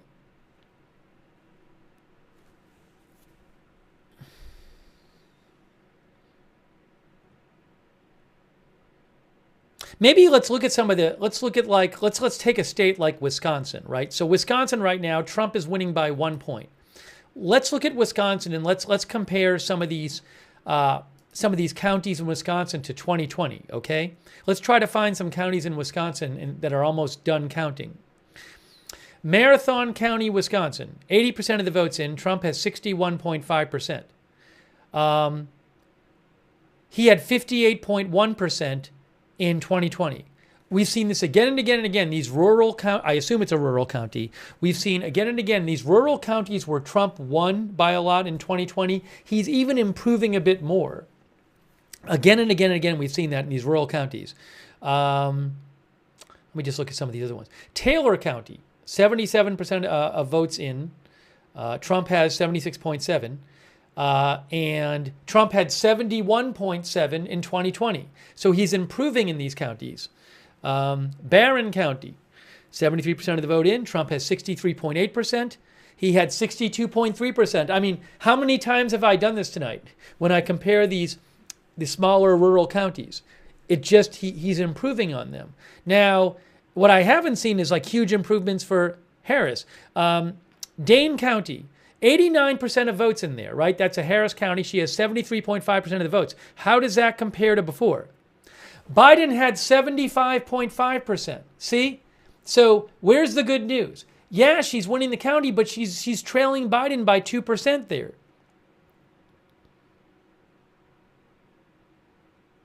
Half the votes in Milwaukee County. She has 66.9%. Biden had 69.1%. Where is the good news? It's like Brown County. That's only a third in. Kewaunee County, smaller county. Trump 66.1%, 2/3 in. He had 65.5% in 2020, so he's improved there too. County after county after county. Door County, 3/4 done, 51.1% for Trump. Biden, better than, he had 48.5% in 2020. Now, maybe, I don't know, maybe the outstanding vote, I don't know enough about the Wisconsin vote. Maybe a third or a quarter of a vote in these counties that's still outstanding is, for whatever reason, more Democratic than the vote that's been counted. Whether it's mail or in person, I don't know. That could be the case. But just doing the comparisons, you just see, it's like, I just showed you a bunch of counties. I randomly, the counties that were mostly done, and you're seeing that Trump is improving on the 2020 performance. Iron County, Trump, 63.1%. It's about 2/3 done. He had 60.8% in 2020. Bayfield County, Harris, 58.7%. It's about 3/4 done. But it's just a bit of an improvement. Biden had 56.5%. So a little improvement on Biden there. But just not a lot of good news for her. Dunn County, about 3/4 done. 63.9% for Trump. He had 56% in 2020. All right. So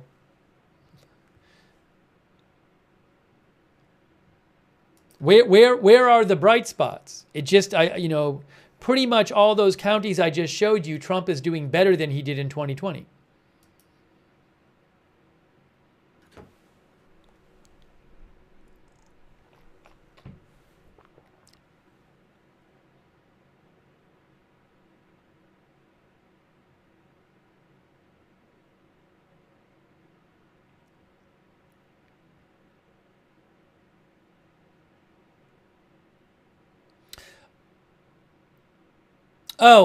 Decision Desk HQ. Decision Desk HQ has projected that Bernie Moreno will win the Senate in Ohio over Sherrod Brown. Oops, sorry a second. Hold on a second.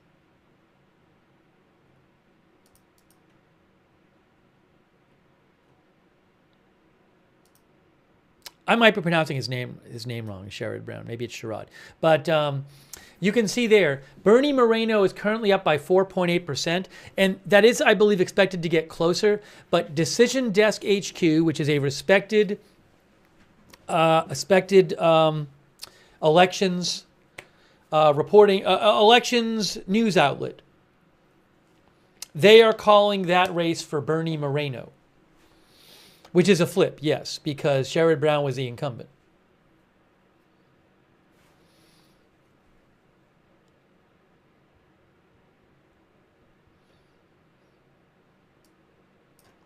Arizona, 51. Now, this is the Senate race. Gallego is running.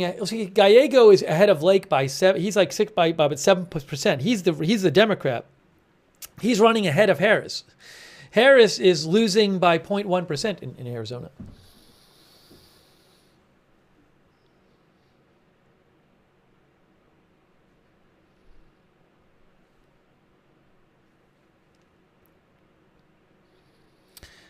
Georgia is still at 2.8%. They still got to count 11% of their vote. North Carolina is at 3%. They got a bunch of vote to count. But again, things I don't think are looking great for Harris there. Decision Desk HQ called Georgia for Trump.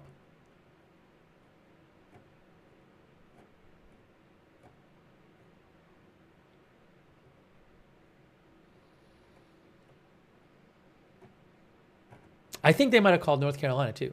I don't know. I have to look that up.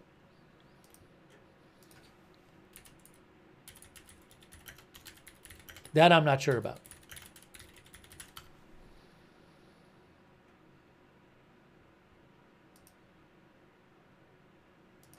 Yes, Decision Desk HQ did project that Donald Trump would win North Carolina.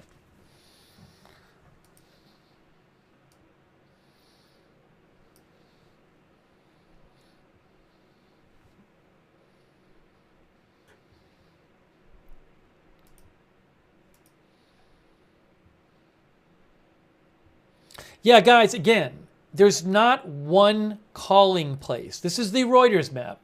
So Reuters makes their own calls.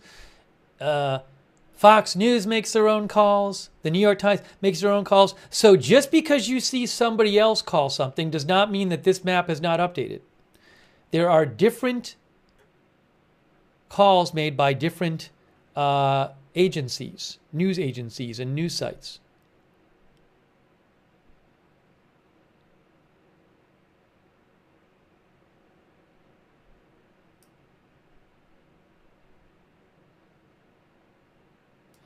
Laksha Jain, who is with Split Ticket, who's an elections expert, says that in the Rust Belt, Harris is doing worse than Biden. He says across the board, and now we wait to see what it's like in the remaining suburban and urban vote. But yeah, I mean, this is we look at these states, and you look at the states, and like, where are the places where she's doing that much better than Biden? I don't see them.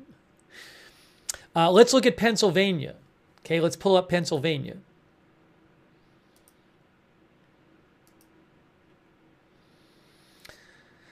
So let's just try to find some counties that are like Elk County. We told you about Trump, 73.1%. That's pretty much done. He had 71.8%. So he did about 1% better than he did in 2020. Lycoming County, 72. That's done. 72.2%, basically done. He did 0.2% better there than he did in 2020. Bradford County, 73.7%. 2% better than he did in 2020. Lackawanna County, which includes Scranton, Harris got 51.2%, but Biden got 53.7%. So she did 2% worse, 2.5% worse than Biden. Now, how about over here? A lot of votes still out here. I mean, Harris is getting 66.5% in Montgomery County, about half counted, which is better than Biden. Biden got 62.6% there. In Delaware County, she's getting 63%. Biden got 62.7%, so kind of close to what Biden got. Philadelphia County, Biden got 81.4%. She's getting 77.4%, okay? So that's a big county for her. But right there, again, she has 77.4%. Biden got 81.4%. Dauphin County, about half, so it's only about half in. Right now, she has 59.8. Biden had 53.6. That's an improvement. Allegheny County, with Pittsburgh in it, she has 59.7. Biden got 59.4, a little improvement. Westmoreland County, Trump 67.6. Back in 2020 he got 63.5%. So significant improvement for him there. Butler County, Trump 65.8%. Back in 2020 he got 65.6%. Oh, somebody mentioned Bucks County. Sorry. Bucks County. Trump 56% in Bucks County with 95% in. Beating himself, yeah, he did 2.5% better than he did in 2020. 2020, 53.4%, 56% with almost all counted. Again, where's the good news for her? Schuylkill County, half in, Trump 74.5%, about 5% better than he did in 2020. So I can keep going. county to county, but I do this in state after state after state. I say, let's look at a county. Now let's look at 2020. And the vast majority of them are states are counties where Trump is doing better than he did in 2020.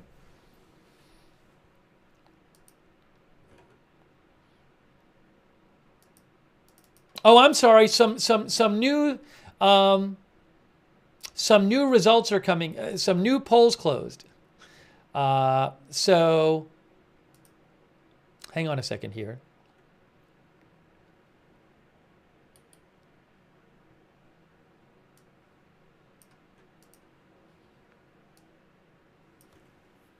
I would say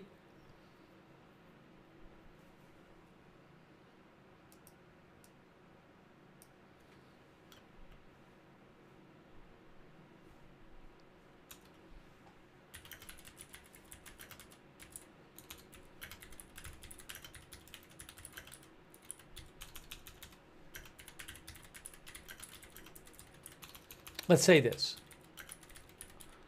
Results coming in, experts say results looking favorable for Trump. I think that's fair to say.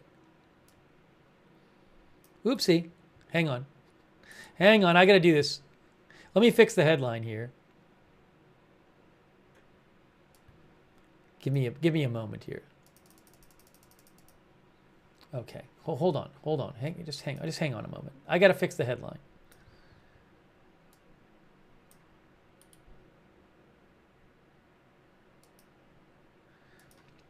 All right, let me just fix this.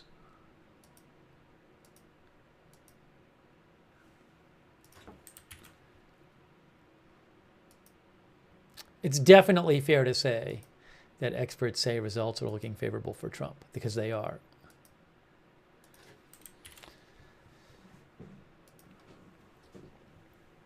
Anyways, that was just our look at Pennsylvania. Here's our, oops, hold on. One moment here. By the way, the popular vote right now, I mean, a lot more votes out there, 52.3 to 46.2 Trump.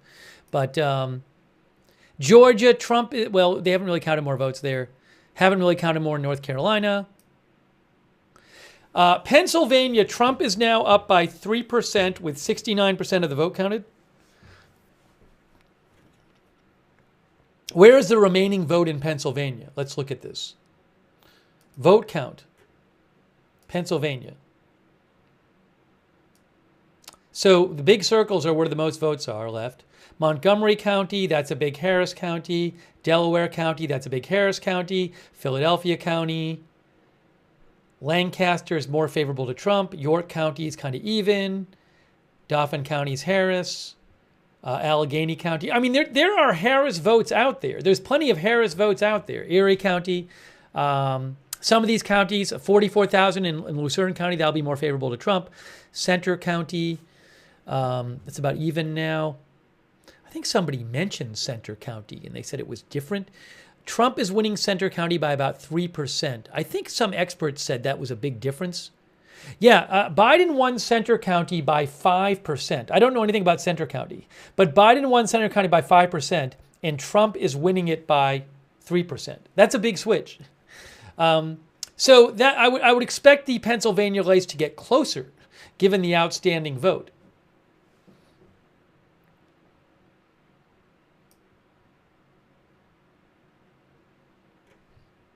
Let me see what expert opinion is saying.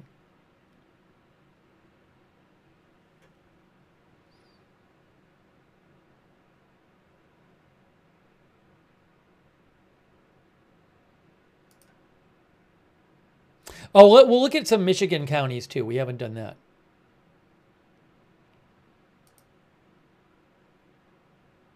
Matthew Klein with Cook Political Report.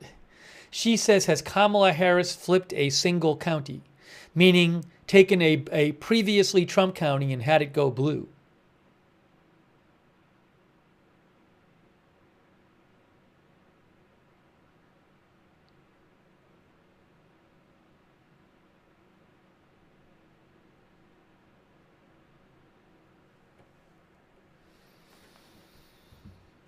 By the way, a quick thanks to, hold on a second here.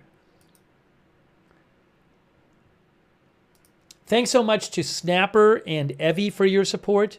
Michael Kelly, Brian Beelman, Ginger Gaming Mentor, Bebop and Rocksteady, Camu, Sparky, Certified, Robinson Carney, Jeannie Sparks, Paul G.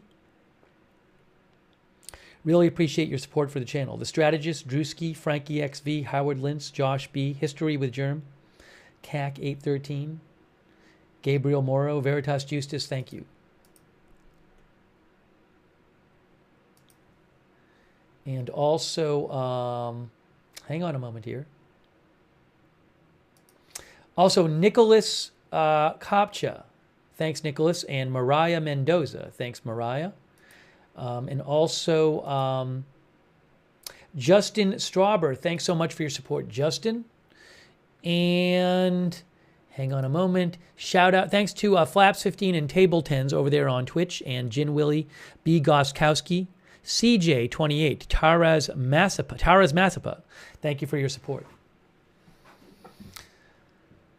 Okay, so let's look at Michigan. We haven't really looked at Michigan. Let's look at Michigan for a second.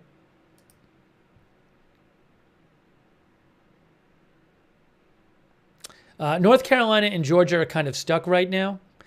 Pennsylvania has 72% of the votes counted. Trump is ahead by 3.6%. As I mentioned, I would expect that to get closer from the votes that are outstanding, but just not seeing a lot of counties where Kamala Harris is doing better than Biden.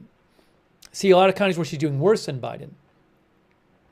If we look at Michigan here,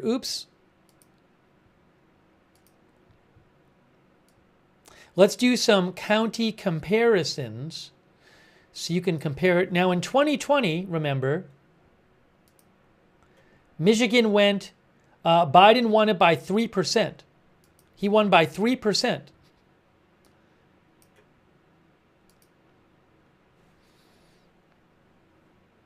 Where are there places where there's a lot of votes in?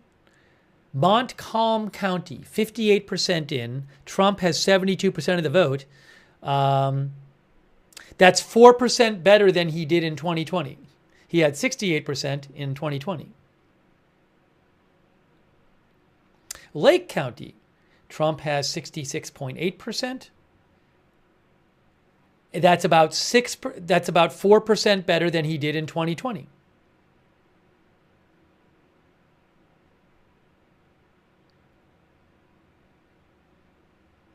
The county with Ann Arbor, Washtenaw County. Now, there's still a third of the vote out, and I don't know what that vote looks like. Right now, Harris has 66% there. Biden won 72% there. See, again, where's the good news? The county with Ann Arbor in it, which has about 2/3 of the vote counted. Yes, she has 66%, but she's running 6.5% behind what Biden did. Oakland County, Michigan, 3/4 counted. Harris, 54.3%. But Biden had 56.4%. I can keep going, but now if she's only losing, 1% less than Biden did, then she could still win, but a lot of these counties, she's doing much worse than he did. Wayne County, she has 92%, but only 15% counted there. Wayne County was... Now, I'll say this. This might just because it's early vote or something. Only 15% of the votes there. So maybe that's like mail votes or early votes or something, and that's why it's so high. Because Biden won 68.4% in the county. But my guess is that'll go down. I'll keep an eye on that and let you know if I hear experts talking about it, I'll let you know. Eaton County, which is done. Trump, 51.6%. In 2020, Eaton County was Trump 49.4%. So 2% better. Now, I guess there's a world in which Trump does better in Michigan, but not quite better enough because Biden did win Michigan by, 3% or something? By 2.8%. So she has a little margin that she can lose from Biden, off of Biden. Similarly, in Pennsylvania, Biden won that by 1.2%. So you could do a little worse than Biden there, but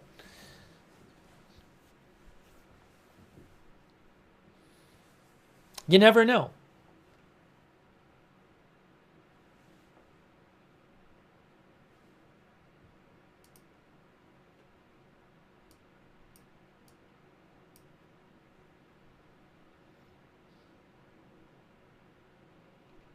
Wisconsin is now 62% counted, and Trump is up by 2.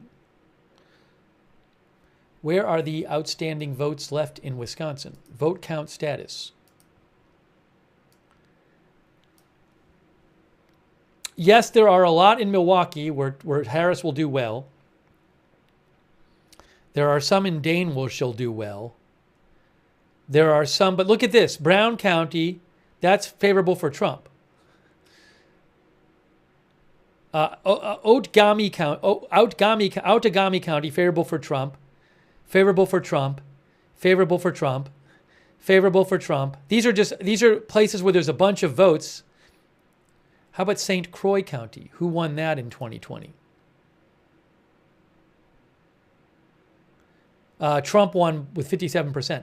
I mean, there's a lot of votes out here in Wisconsin from areas that are favorable for Trump.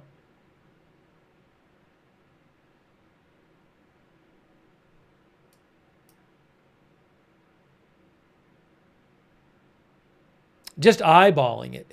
It's not like all the votes are from Democratic areas. A lot of these outstanding votes are from areas favorable to Trump.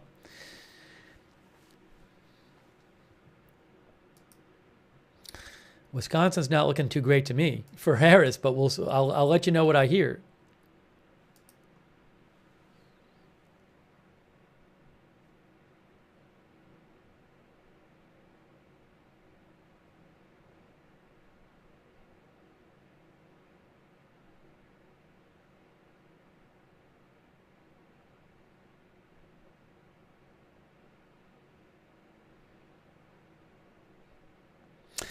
Grace Panetta makes an interesting point. Just we should check on this. In Nebraska, where there's one electoral vote in Nebraska 02, let's just check up on that. Where is Nebraska 02? Why isn't it listed on here? Oh, hold on. Called races. 5 electoral votes. Where is Nebraska 02?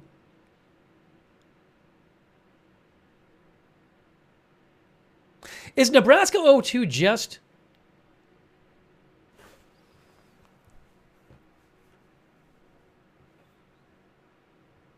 Let me just do this. Give me a moment. Give me a moment. Here. 5 electoral. Why is it not? That's weird.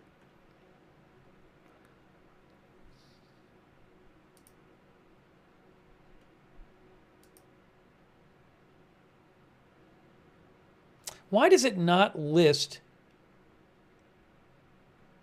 the presidential count? Because in Nebraska, they award 1 electoral vote for winning each district in the presidential race. So,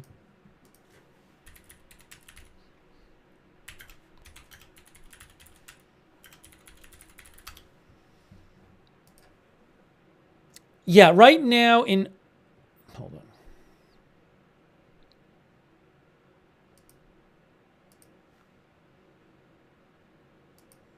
Is it just Omaha? I don't even know. Is it just Douglas County? Let me see. I don't know that it is.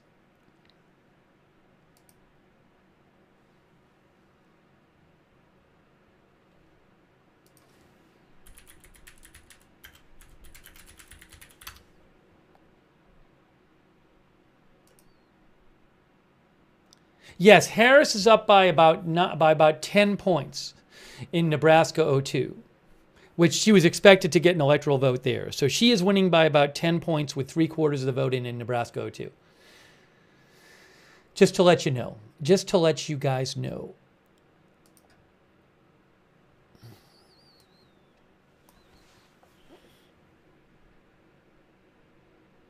Arizona is basically tied with half the vote in, but I'm going to try to get some analysis on where that's going. Nothing from Nevada yet. Minnesota is only 14% in, so. Ohio, about 12% win. So Ohio, well, I'm not going to. Do we have any states? Vermont. Now, Harris has 64.6% in Vermont. How did Biden do in Vermont?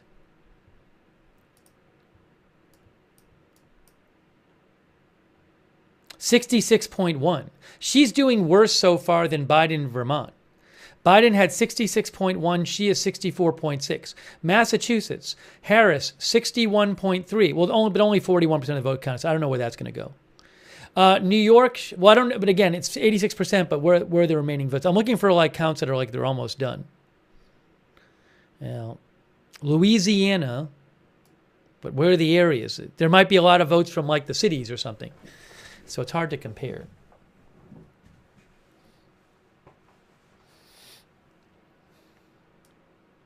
But I just haven't seen the good news for her yet. Haven't seen the good news for her.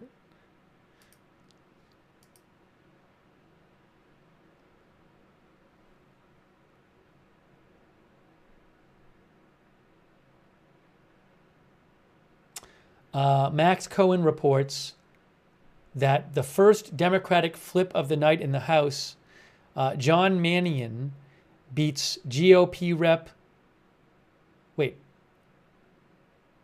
Brandon Williams. It's possible from what I'm hearing that the Democrats could still take the House, you know.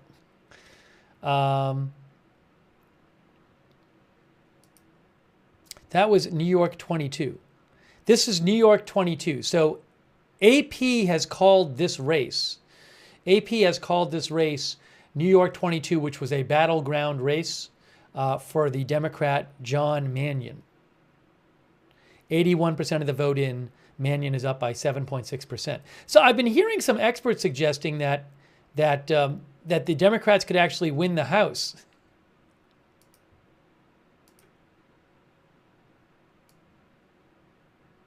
So that's obviously quite important.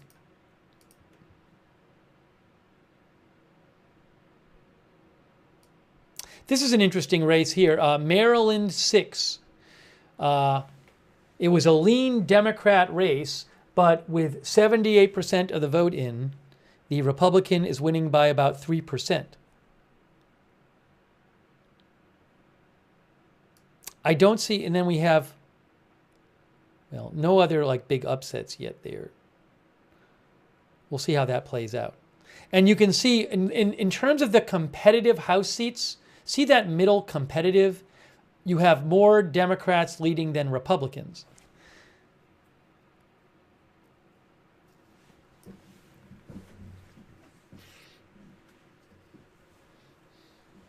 That seems like a big deal. I mean, it's looking right now certainly favorable for Trump to win the presidency and the Republicans to take the Senate, to have control of the Senate. So it'd be a big deal if the Democrats control the House.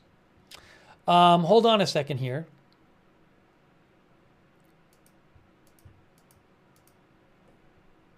So we'll keep an eye on that.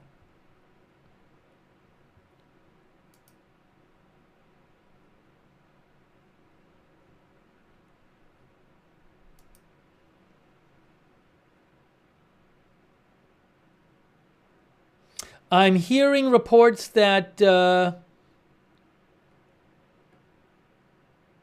AP calls North Carolina for Trump. I'm seeing some reports saying that.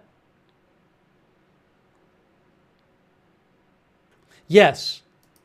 AP calls North Carolina for Trump. That's from Chris Majerian with Associated Press. The AP has called North Carolina for Trump. Big win for Trump in North Carolina. AP has called North Carolina for Trump. I'm trying to find their actual post about it, but I do see another. Chris Majerian from AP has posted it. A bunch of people posted it.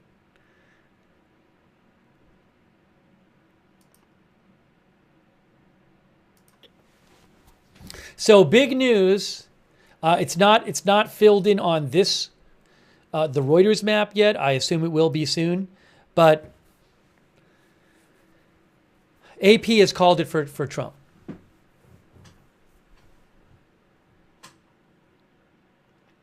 By the way, 90% of the vote in Georgia. Harris is down by 2.6%.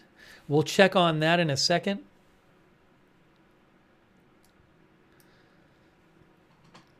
%76% of the votes in Pennsylvania. That's supposed to get closer though. Wisconsin 65% in. I don't know if Harris can catch up there. Michigan 34% in.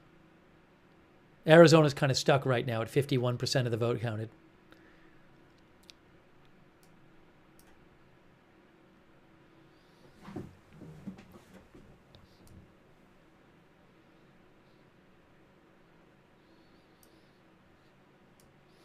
So there were 7 battleground states, but AP has called North Carolina for Trump. So that means there's 6 left. Look at the governor race in North Carolina. Yeah, that was already called.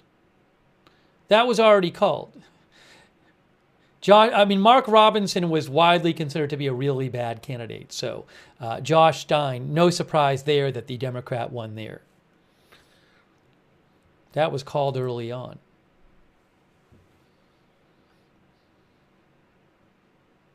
I don't know how long we're going to have to wait for Georgia. If you look at Georgia, where the votes are outstanding in Georgia, a bunch of them in Chatham County, where Harris has been winning by some. Fulton County, 42,000 votes left. Where she should get a bunch of those, catch up there. DeKalb County, about 100,000 in Fulton and DeKalb. Gwinnett County, about 90,000 there where she's strong. Cobb County, 29,000, she's pretty strong there. 29,000 there. 15,000 there. How many votes is she down by? Georgia, she's down by about 130,000 votes. She's down by about 130,000 votes in Georgia, right? But if you look at it, now Trump has there's some towns out here that with some votes that Trump will definitely pick up. But look, Fulton County, a lot of those votes are going to go to her. DeKalb County, about 40, that's about 100,000 right there. A fair amount that's going to go to her. Gwinnett County, about 100,000 there. Some of that's going to go to her. So there's votes out there that she's going to pick up. Will she be able to make up the difference? I don't know.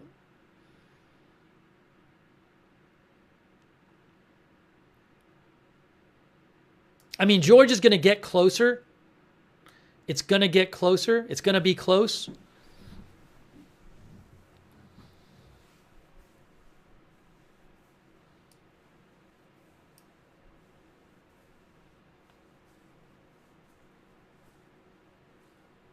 This is the Reuters map right here. This is Reuters map.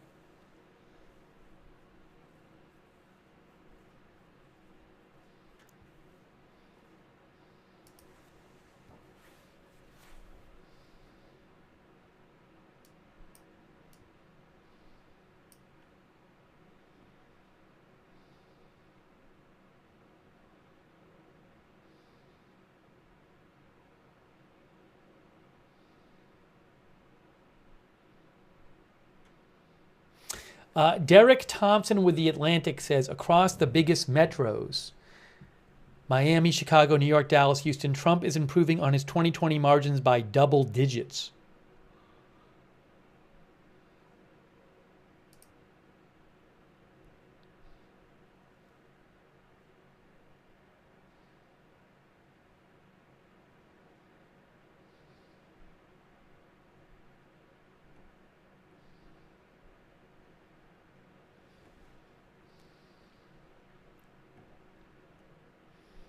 Hang on, just checking some things here. NBC News is also projecting that Bernie Moreno will win the Senate. The Republican will win the Senate seat in Ohio.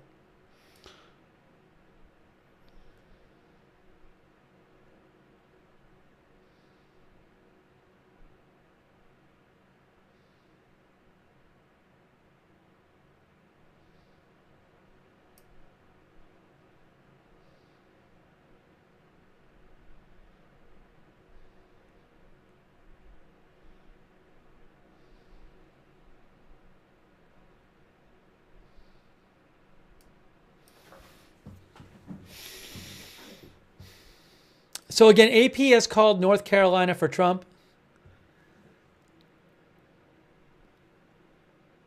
We're just waiting for more votes to get counted here. What can I tell you? We got to see now there's 91% in, 91% of the vote in Georgia in. Harris is down by 136,000 votes in Georgia. She is down by 136,000. Are there enough votes here in Metro Atlanta for her to catch up? And also, I mean,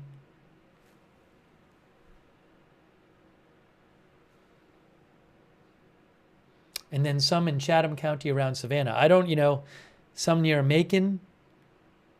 There's some places with some Trump votes out here, too. Trying to show you here, but a lot of the votes are from areas that are more favorable to Harris. I just don't know if there's enough to catch up.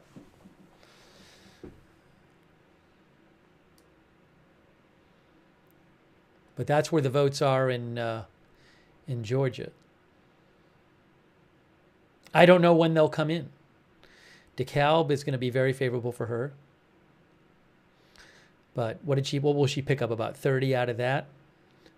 Maybe Fulton County. Maybe she picks up like 20 out of that. I don't know if it'll be enough for her. Hang on a second here.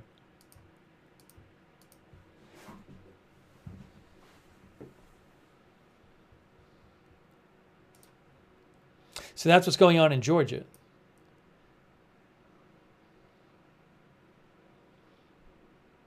Wisconsin, 67% of votes counted now in Wisconsin, guys.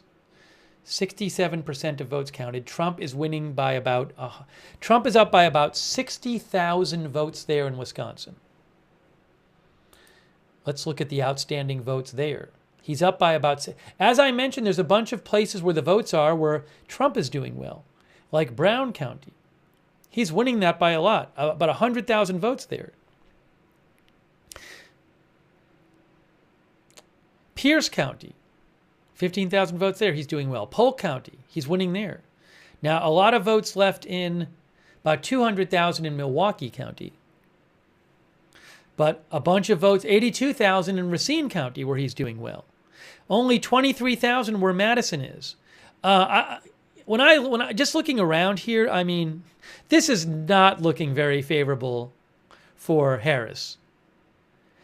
I wouldn't be surprised if somebody calls Wisconsin soon, because I'm just looking at it, and well, I mean, there's just a lot of places with votes outstanding that are actually Trump is doing better in. But there is that Milwaukee.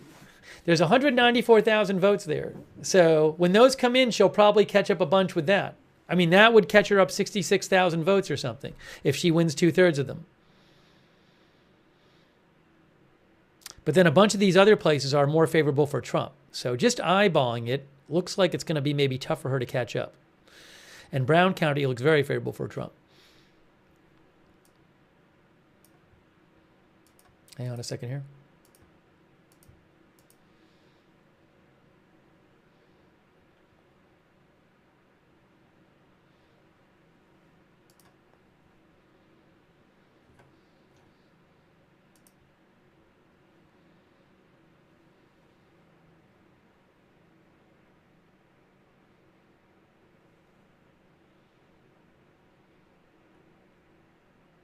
AP has just called, it's been called by other places, but AP just called Bernie Moreno.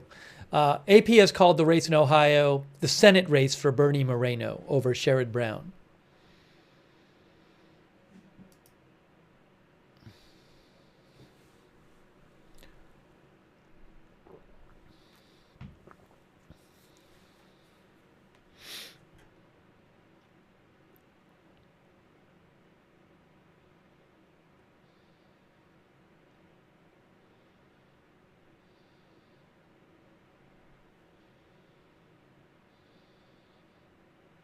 Lakeisha Jane points out that in Minnesota right now, with half the vote in, Harris has 55%. Harris in Minnesota, Biden won 52% there. But I don't know also what votes are left out there. Those are, let's see, Minnesota. Hennepin County, that'll be favorable for her. I don't know where that race is going.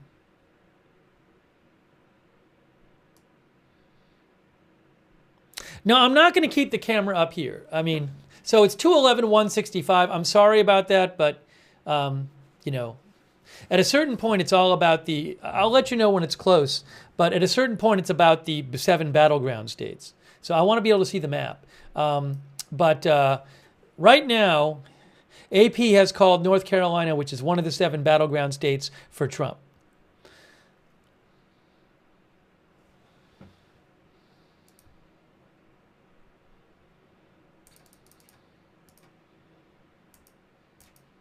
If Harris is going to win, she's got to win a bunch of the battleground states, and there's nowhere right now where she's winning any of them. Am I right about that? Yeah, she's down in Michigan, she's down in Wisconsin, she's down in Pennsylvania, she's down in Georgia, she's down in North Carolina, and AP called that. She's losing in Arizona by a little bit, and there's Nevada.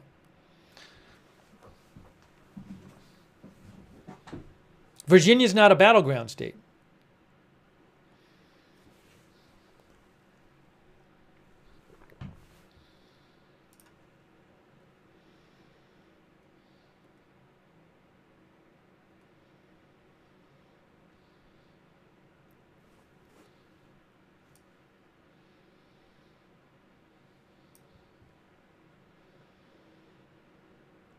Wisconsin's slowly ticking up there.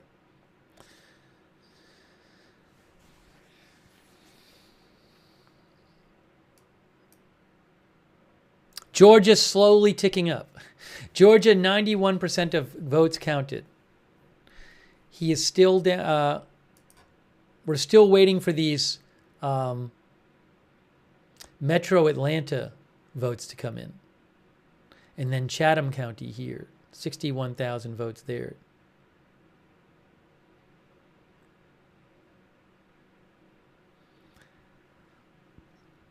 I don't know when these remaining votes in Metro Atlanta will be counted.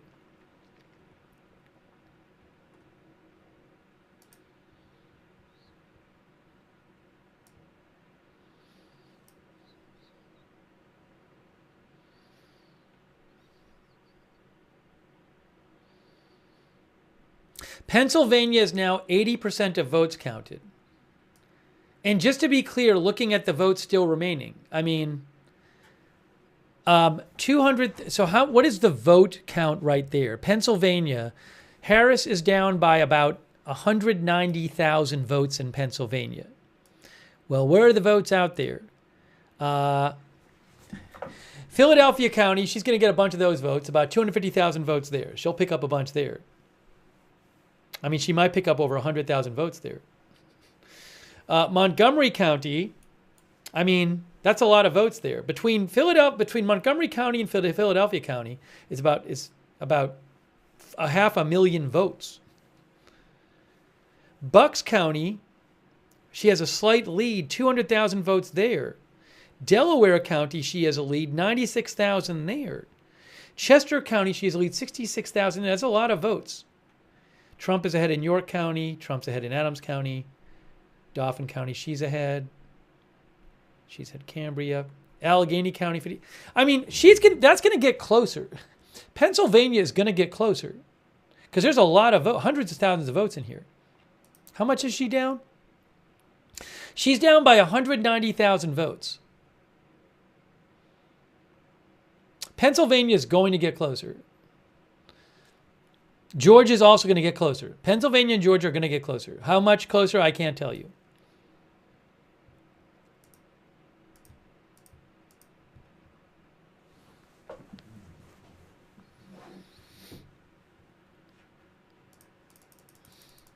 We just have to wait and see.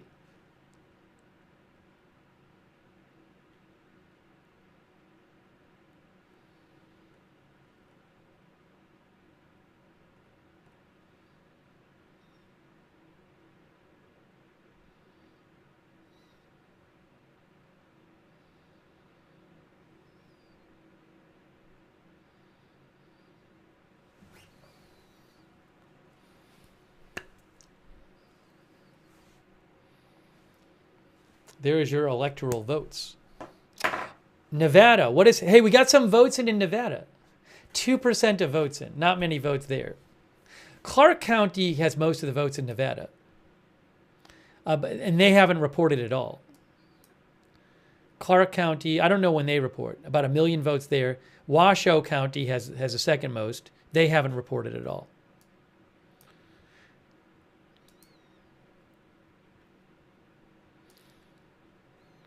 If you're rooting for Harris, you really just need to hope that she catches up in Pennsylvania and catches up in Georgia. I mean, she doesn't have to, but both of those states are almost done. Oh, and also Wisconsin, that she catches up in Wisconsin, because Wisconsin's about 70% counted, and it's kind of a similar situation there. Although, you know, you have a bunch of votes in and around Milwaukee. But Milwaukee's favored for her, but some of these other areas are not. Waukesha is not for her. I mean, maybe mail voting will be, if it's mail votes, maybe those are favorable for her. But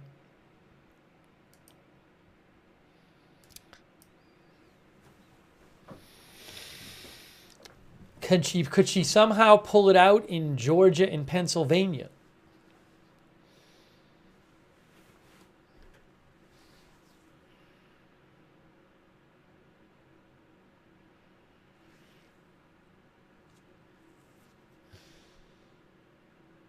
Michigan, a lot to count there.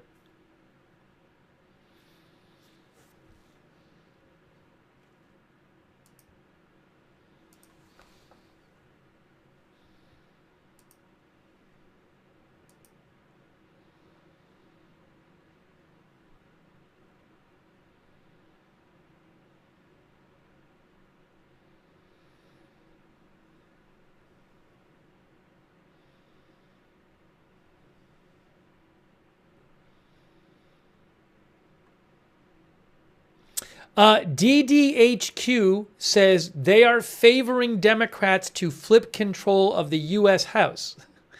Decision Desk HQ currently favors 58 to 42% that the Democrats will take control of the House. It's obviously a very important question. If Trump wins the presidency, as it looks like the numbers suggest, that's certainly highly likely now. Doesn't mean it's going to happen, but it's likely. And it certainly seems very likely the Republicans will control the Senate.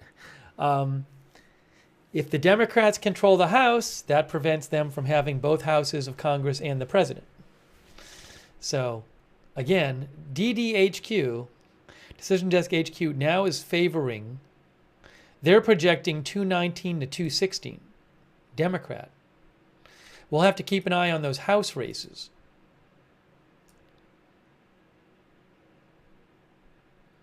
You can see there's, right now it's 171 to 127. That'll fill in over time. But these competitive House races, more of them have Democrats leading than Republicans right now.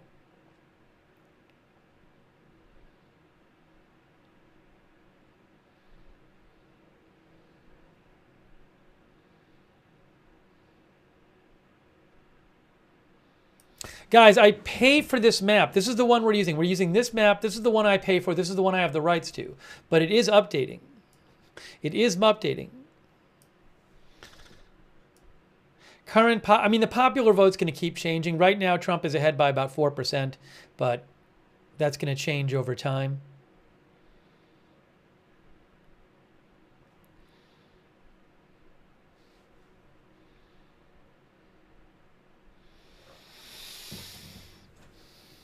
Georgia stuck on 91%. Pennsylvania now up to 82% counted in Pennsylvania. Some more votes got counted there. 70%, some votes trickling in Wisconsin.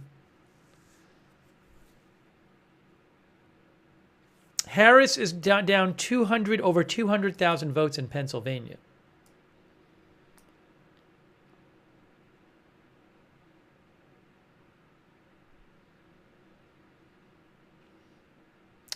Down here in the southeast corner of the state, she will probably pick up some votes here.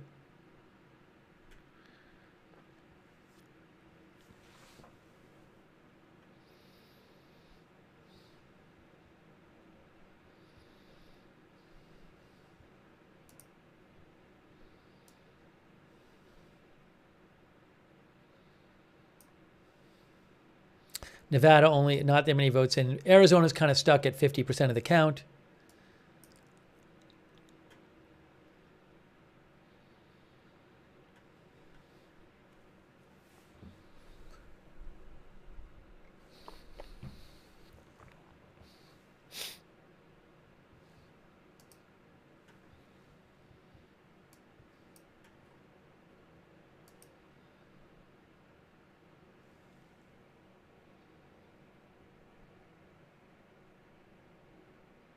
Oh, let's look at the Senate races for a second. Senate. So you can see Casey is down by 2.2% in the Senate, the Democrat, and probably catch up some. Whereas Harris is down in Pennsylvania by 3.5%. So Casey is doing better than Harris is in terms of being. He is 47. Well, they have the same percentage. They actually have the same percentage. It's interesting. Look, so you know what the difference is? Trump has 51.3%. McCormick has 49.7%. And John Thomas, I guess there's some other candidates who have votes there. So Casey's doing the same as Harris, but McCormick is doing worse than Trump. But that's a 2-point race there right now. How about this one? Tammy Baldwin, the incumbent, is down by 1.2%. She is 1.3%, 48.3%. Whereas the presidential race in Wisconsin, Harris is down by 3%. So can Baldwin catch up, even if Harris can't? Can Casey catch up in the Senate in Pennsylvania, even if Harris can't?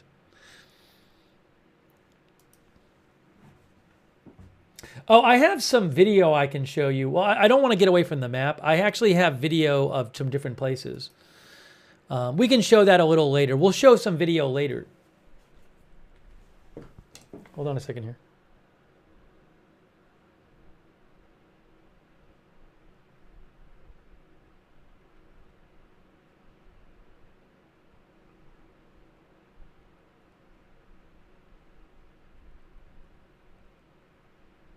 Hold on a second.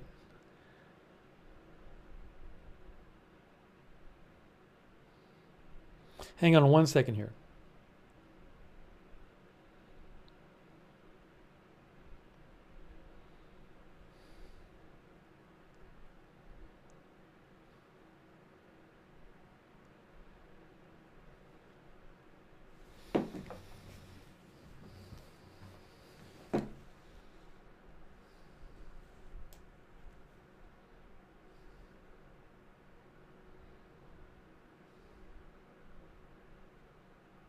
Hold on 1 sec.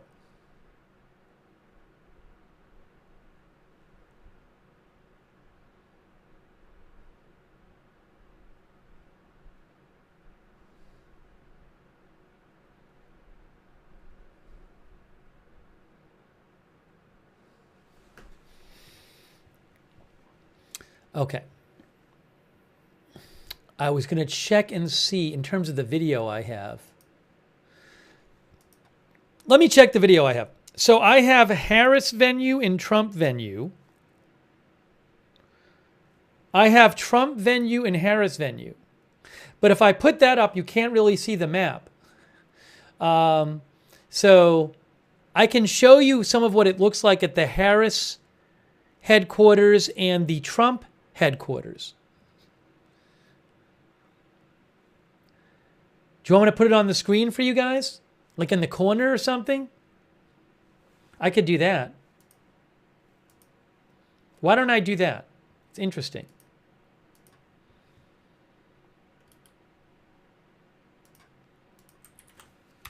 And the economy. No, yes. Okay, so I got to make it small. So I'm going to make it small. Oh, hold on.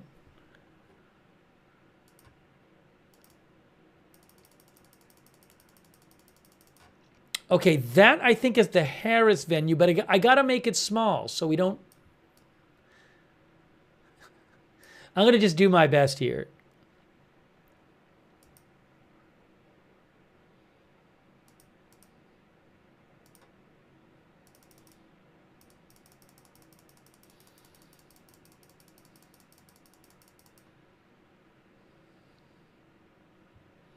Oh, wait, hold on a second.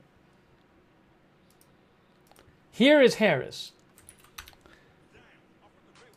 That's the Harris venue. And then the Trump headquarters is going to come up here. I got the Trump headquarters too. Okay. So let me put that up there.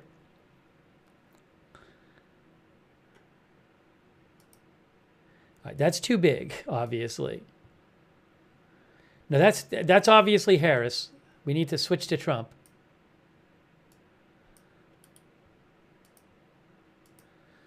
Okay, so we have Trump headquarters and Harris headquarters. Give me a moment here.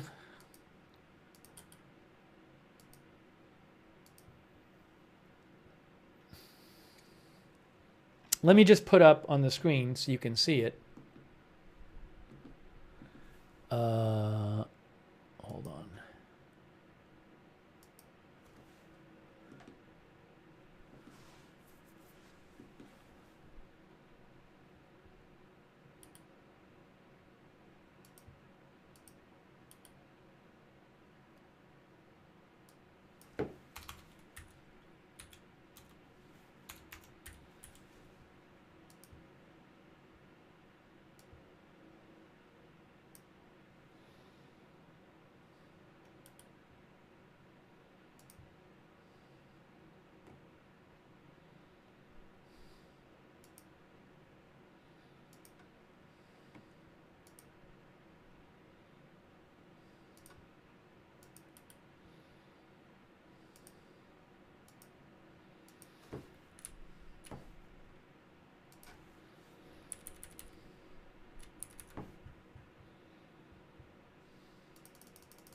That's Harris headquarters right there.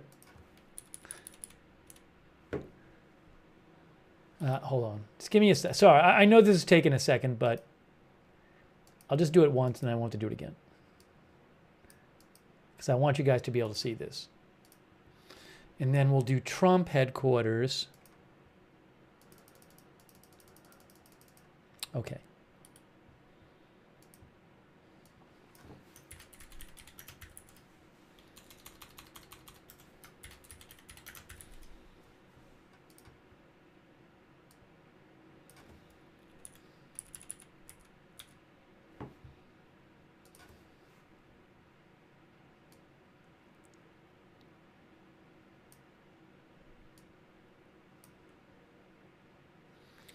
We'll make them a little bigger. Hold on.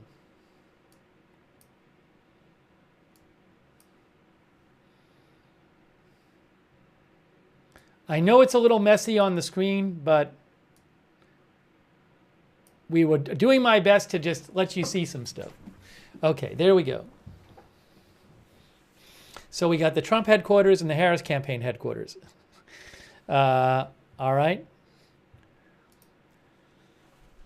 Okay, hang on. Now let me get back to this. The electoral votes are 230 for Trump and 165. Oh, they've called on the map South Carolina, North Carolina there. So Trump has 230 and Harris has 165. You need 270 to win. Okay. Let me just check for updates here. Hang on a moment. Hold on.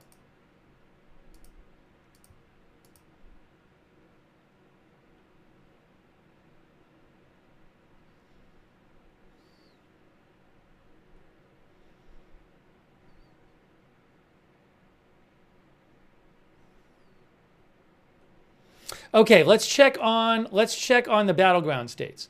So there are 7 battleground states. As we mentioned, North Carolina has been called for Trump. That's one of the 7 battleground states. So he's going to win that. Georgia, still a bunch of outstanding votes there. Harris is still down. She's down by 128,000 votes. Can she somehow catch up in Georgia? A lot of those votes are from Metro Atlanta. That'll probably get closer. Can she catch up? I don't know. Wisconsin, 74% of votes in. She's down by 120,000 votes. No, she's down by about 80,000 votes. But some of those places, a bunch of those, some of those votes are from Harris-friendly areas. Can she catch up? I don't know.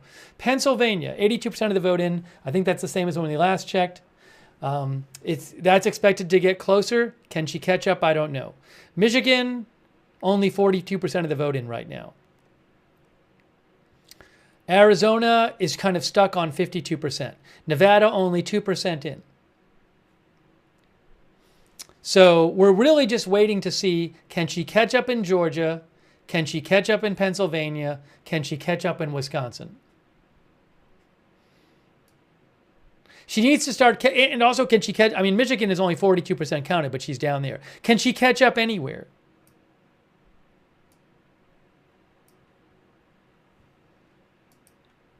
But that's really where we're at right now. I mean, because we haven't, there's been no other state that, one of them was supposed to win and didn't win.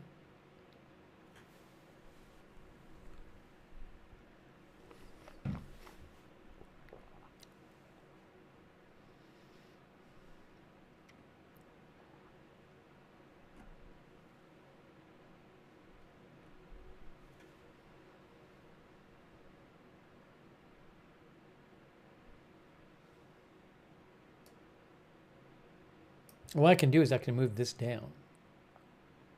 No, it's not going to. I can move this up.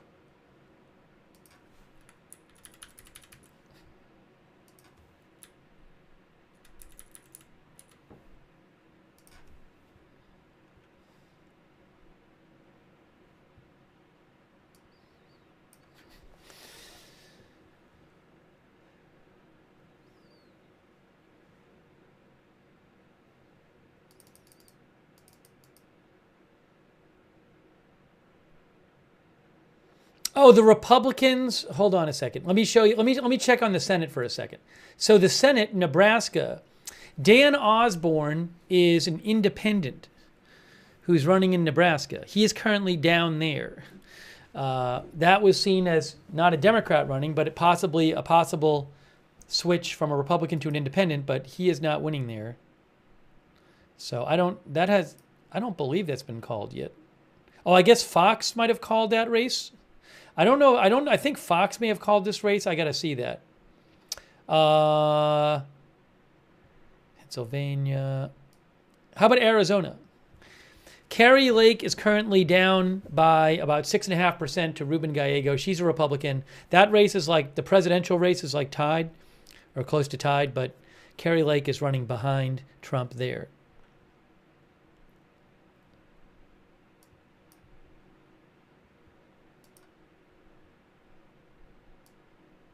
Harris in Georgia. Oh, more votes came in Georgia. Okay, let's look at Georgia. Harris is down by 120,000 votes. She's down by 120,000 votes in Georgia. Let's see where the votes are remaining in Georgia with 93% in. Let's look at Georgia. 7% left to count. So she's down 120,000 votes. Okay. 46,000 votes left in Chatham County. She's won about 60% there. So maybe she could pick up about 10,000 there or something. 11,000 votes in Richmond County. She's up by 2-1 there. So maybe she picks up a few thousand there. 45,000 votes in DeKalb County, where she's winning most of them. Fulton County, 38,000. Cobb County, 26,000. Gwinnett, 29,000. Is it going to be enough? A lot of these, there's Carroll County, 17,000. That's more favorable for Trump. 7,000. Muskogee, that's favorable for her there. I mean, a lot of these votes are in areas favorable for her. But she needs to catch up by about 120,000 votes.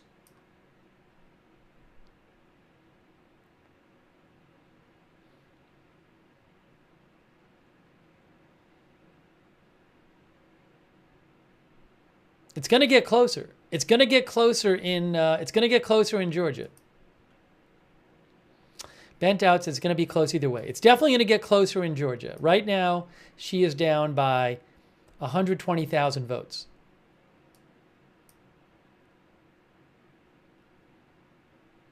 Pennsylvania's kind of creeping along there. Kind of stuck there.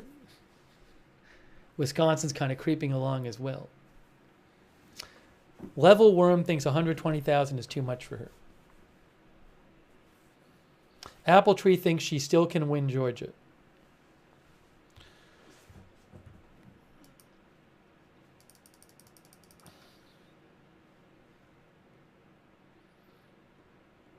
Hang on a moment.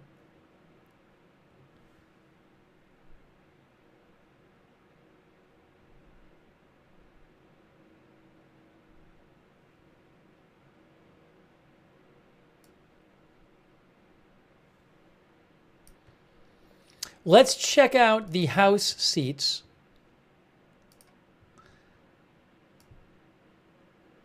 $177 to $151 in the House. $218 for majority.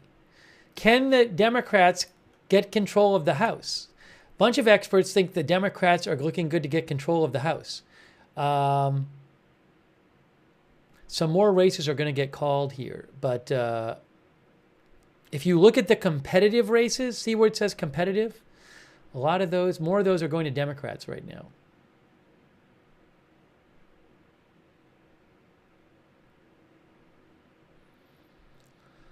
We'll keep an eye on that.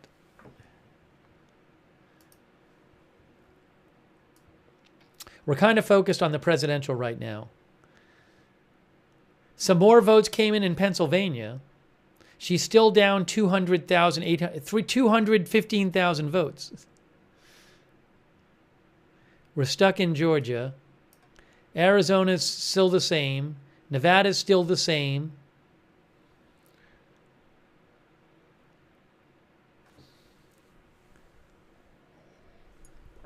The Senate, it looks like Republicans are taking control of the Senate. Republicans so far have 49 seats, Democrats 41. And if you look here, you can see, well, Wisconsin's going to be close.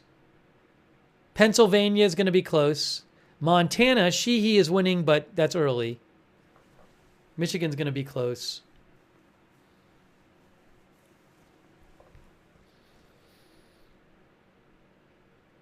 Oh, Ohio. Wait, was Ohio? Ohio was already called. I'm sorry. Nevada, Wisconsin. Yeah, so it's basically for the Democrats to keep control of the Senate. Well, if Tim Sheehy wins, there's seat 50. All they need is 50 if Trump wins. So for the Democrats to keep control, they would need 9 more seats. No, they'd need 10 more seats. What am I missing here? Where are the rest of the seats?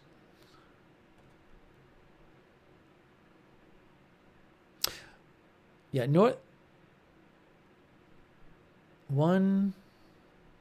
Utah, those 1, 2, 3, 4, 5, 6, 7, 8.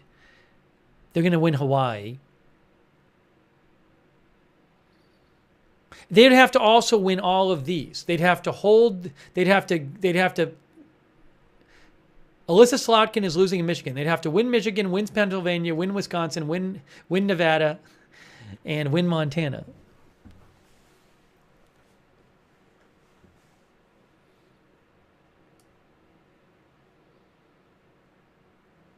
So if Tester wins, oh, actually, right. I'm sorry. Am I? Utah hasn't even come out yet. I'm sorry. They don't even have to win Tester because Utah is going to go Republican and that'll be 50 seats. There you go. I forgot about that because they already lost in Ohio. They already lost the seat in Ohio to Bernie Moreno. So, yeah, the Republicans are going to control the Senate, assuming Trump wins the presidency, because the vice president's the tiebreaker, and they already have 49 seats, and they're going to get the seat in Utah. I presume. So that's 50. So they already have 50. So they'll control the Senate, it looks like. Any other updates here? Thanks. Some people like the tie. Thank you, Johnny Tabasco. Thank you. Let me say some thank yous here. Johnny Tabasco and Skippa, thank you. Switch Life, Boomer Wow, Brian Beelman, Hoodoo, Texas, Angel Mendez, Face Smile, Gabriel Morrow, Jacob Brenner, Chris Loudony, Geraldine Friedrich, Mufasa, thank you. There is no try. Benjamin Netanyahu, Eric Anderson, the strategist, Seika S, Florist 93, Rainer P, Harper Ann, 62 Midnight, Snapper, Evie, thank you for your support. Hey, let's shout out our moderators.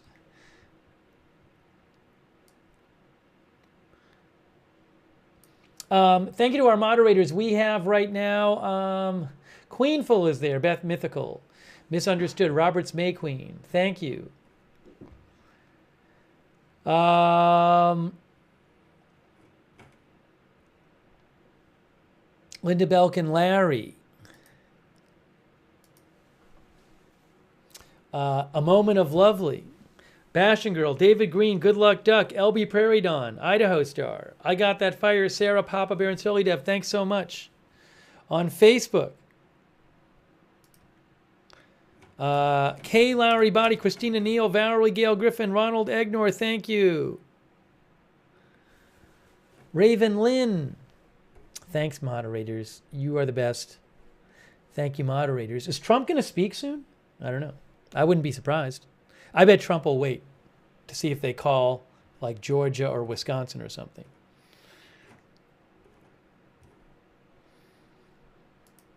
Thanks also on Twitch to TCHNR, Big Dog Gaming, Karcha and SD, Table Tens, Psyops, Milky GS, Flaps 15, thank you.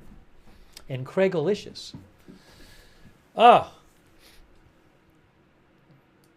Sorry. It's been just busy. It's been so busy.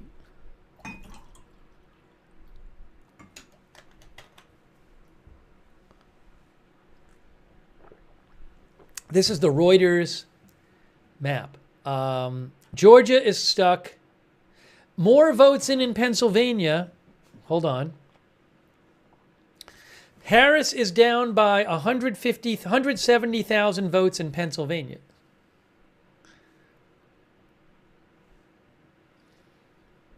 Let's see what's happening there.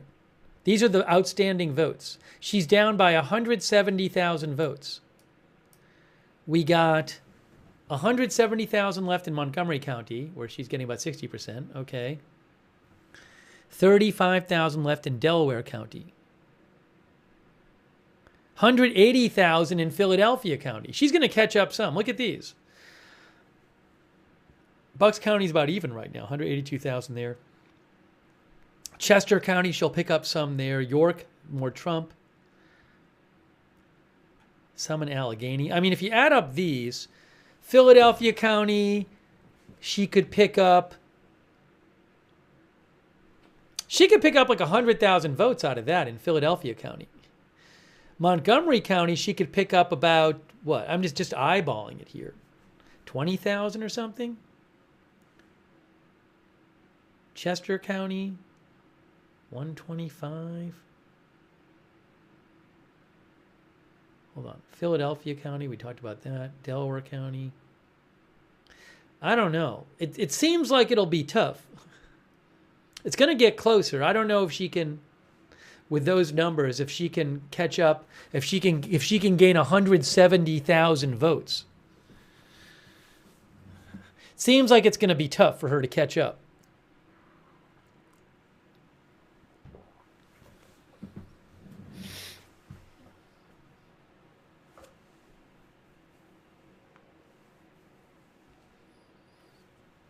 I need about 1 minute. Guys, I need 1 minute.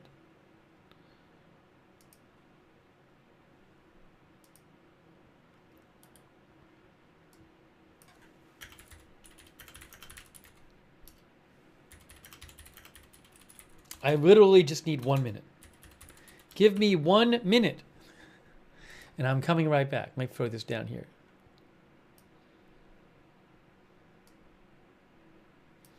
Give me 1 minute. I'm disappearing for 1 minute.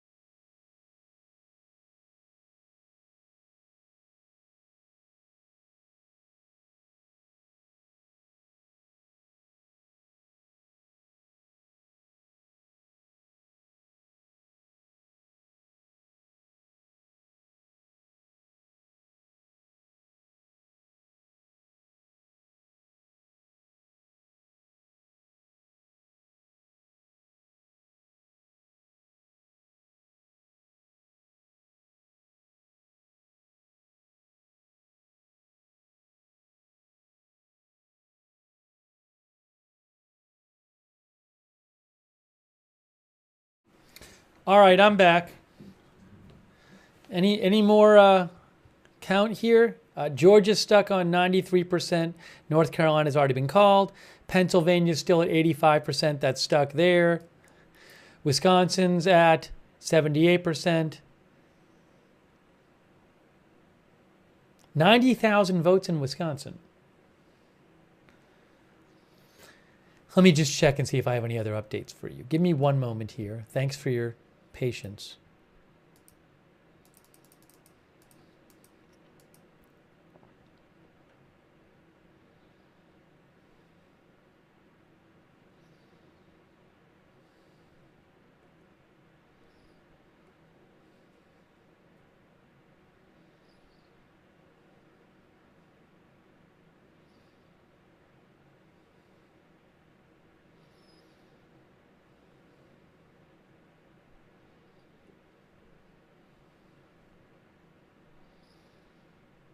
Oh, I think the Senate race has been called in Utah. Is that true? I've seen, or hold on. What races have been called? No, it hasn't been called in Utah. Has it? Let's see. No, I've seen, Reuters still has the Senate at 49 Republican, but one of the other, there's other projections. AP has called Nebraska now for the Republican. AP has called Nebraska for Deb Fischer. So they're saying the Republican's going to win over the independent, which would be 50. But that's still 50. Where are the other two? What other one? They probably have called another one at AP. But AP called this one, which would give them 50, which if Trump wins is enough. But I don't know if they've projected another one. But again, AP has now called that Senate race. And by the way, Utah is expected to go, this seat here is a solid Republican seat. So they'll have over 50. So Senate is going Republican, not that as we were expecting.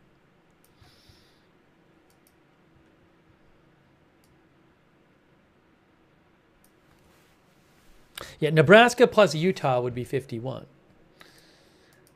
And they'll probably win a couple more.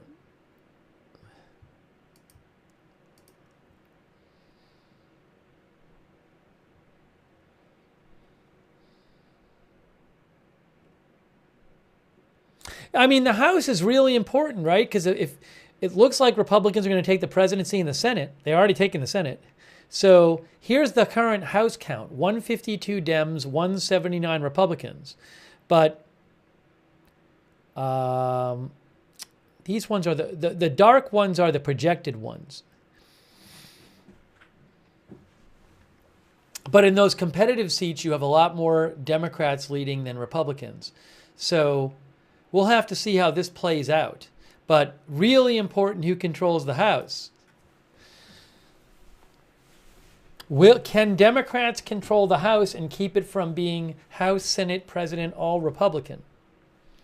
Big question here to keep an eye on.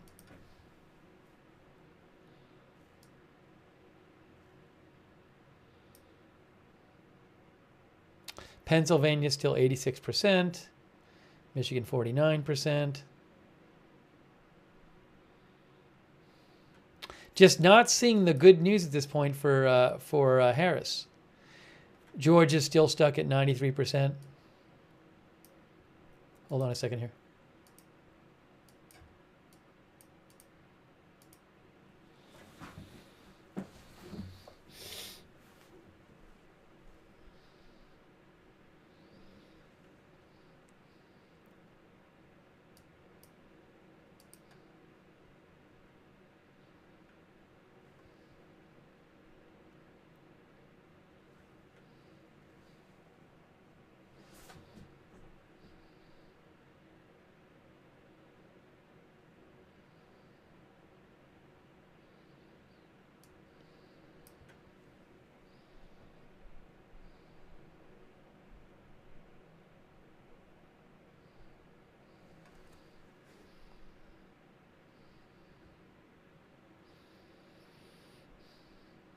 I keep looking at these numbers to see them updating.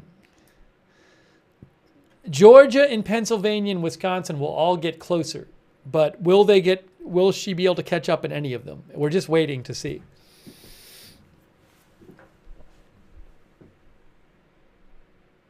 Oh, I don't know if this is like the president's motorcade or something like Trump's motorcade here. What are we looking at down here? Is that the Trump motorcade? Hold on a second here. Can we hear anything?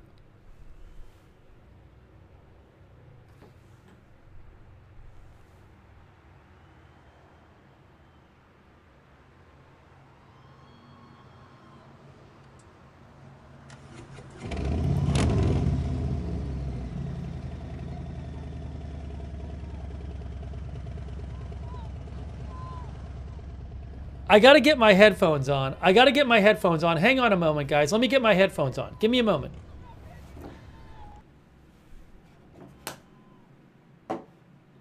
Yes, that's the Trump motorcade. That is the Trump motorcade. That's the Trump motorcade, okay? You are looking at the Trump motorcade driving to the Trump campaign headquarters, I believe. That's the Trump motorcade.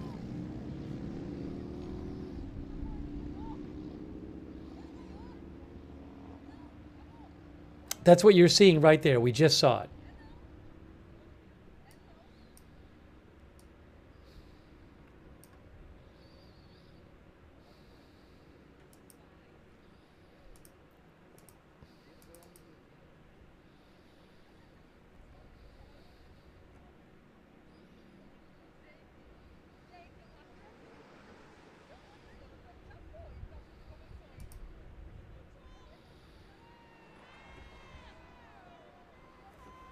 Oh, sorry. I'm going to turn the volume off on that. But we'll keep you informed. Let me just see if I have anything else to update you on here.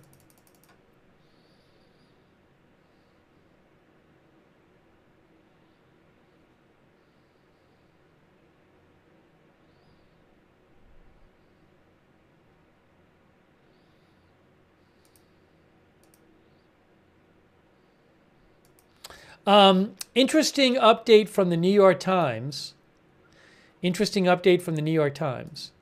Live coverage. They said There is still no sign of Harris at her rapidly thinning watch party at Howard University.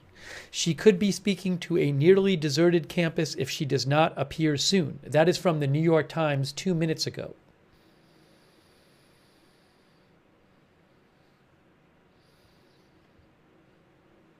Pennsylvania is still at 86% electoral vote. Georgia's still at 93. Wisconsin's still at 78. Michigan's at 50. Can she catch up in any of those places? We're just waiting to see. We're just waiting to see. Arizona is still at 52%. So these battleground states are kind of just stuck right now. Nevada is still at 2% of the vote counted there.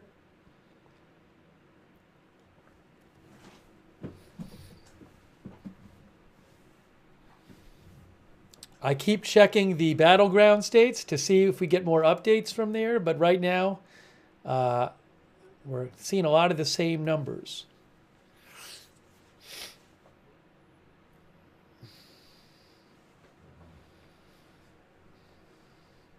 Trump's motorcade on the camera. There's Trump's motorcade right here.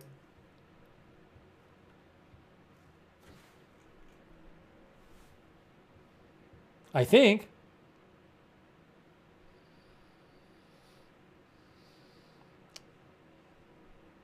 It says Trump HQ because they were showing Trump before, his HQ before.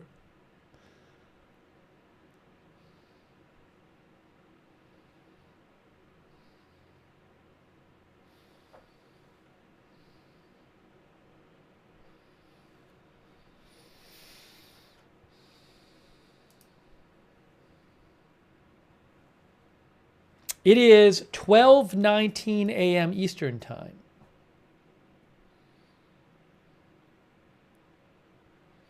(12:19 a.m. Eastern Time).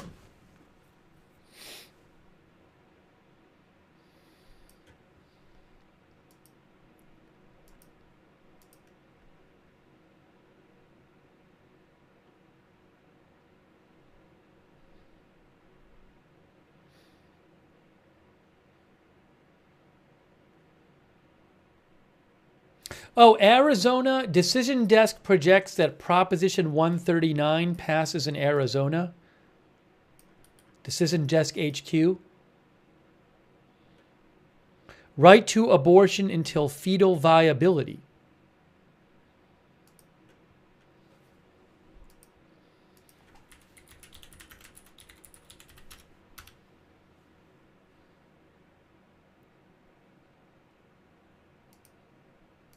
Yes, Nathaniel Rakich says ABC News projected that Proposition 139 protecting abortion rights will pass in Arizona, overturning the state's 15-week ban.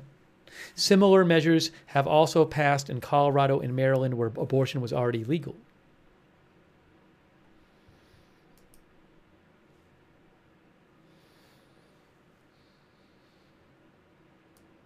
Any more votes here? Pennsylvania is up to 87%.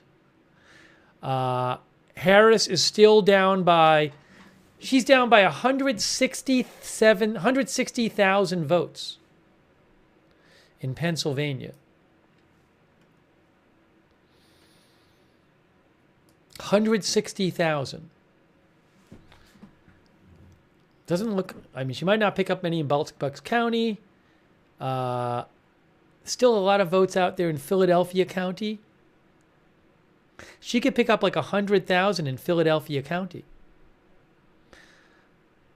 Pick up a bunch in Montgomery County. Maybe 25,000 or something. Chester County, some.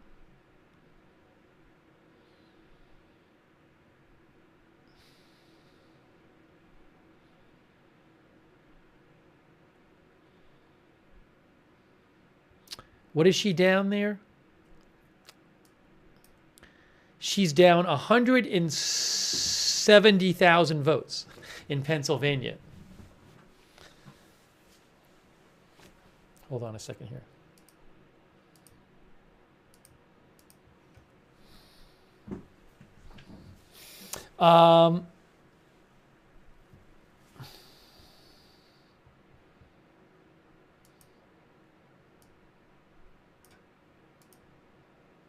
Hang on. So we'll see as the votes come in. I mean, it's going to get closer there. What do they keep showing? Are they showing, they're not repeating on this camera, are they? Are they just showing different parts of the motorcade? Okay, that's motorcycles right there.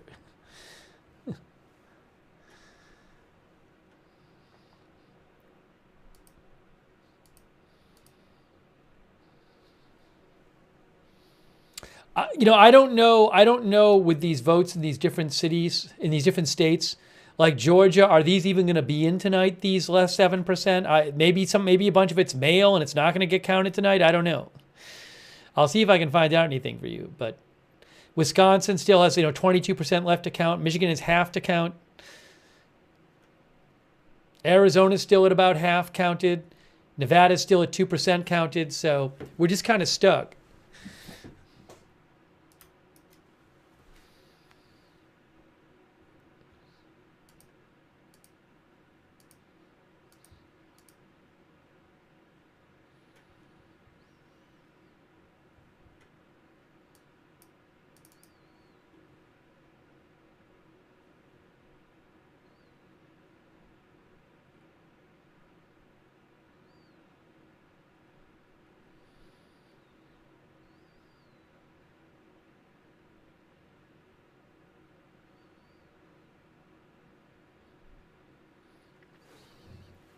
You're seeing there the Trump motorcade at the bottom. Get any audio there? I think there's not audio on it. Some empty seats at the Harris event at the Harris headquarters. See up there on the top left? A lot of empty seats there.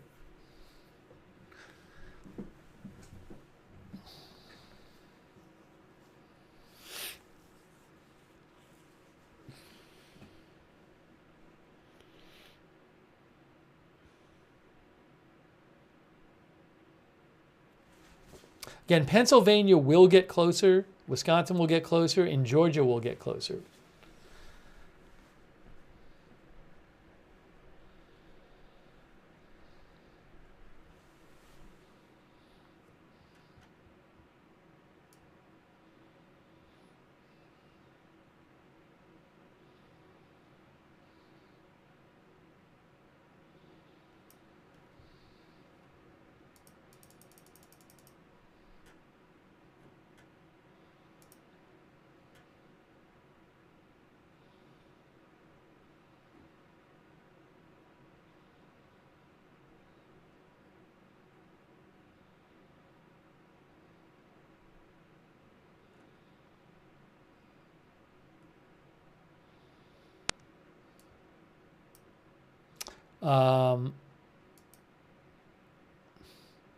Senate, you can see they only have 50 seats called for them, but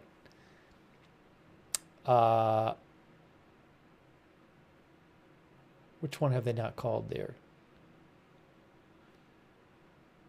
Oh, Nebraska, AP is called Nebraska, which would give Republicans 51. Then the House,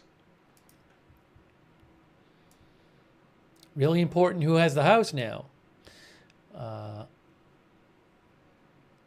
It's going to be, the Democrats very well might take the House. We'll have to see how these races play out. Bunch of close races in the competitive line here.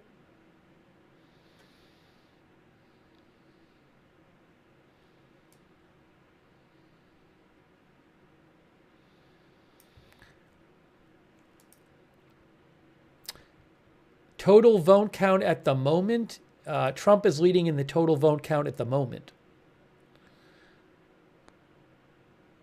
by about 5 million votes. I can do it. Put this down a little bit. Sorry.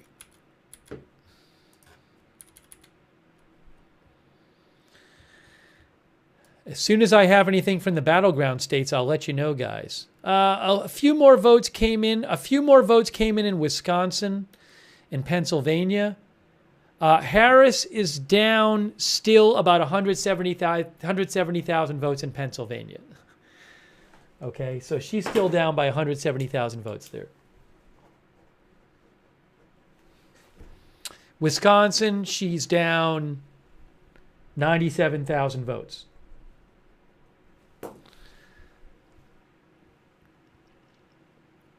And in Georgia, still at 93%, she's down 119,000 votes.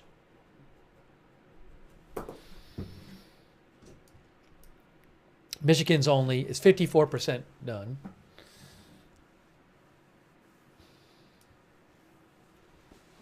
But we have to see how it plays out.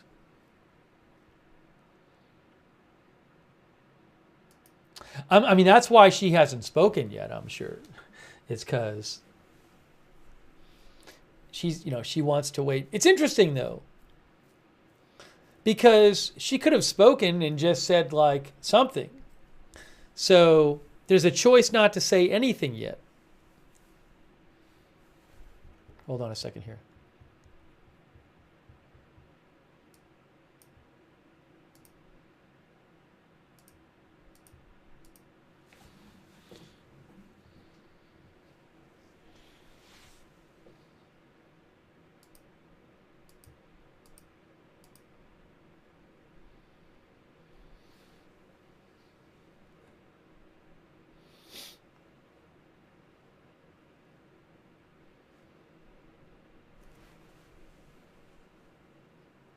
It's very interesting because I could have seen a world where she would have just come out and said something.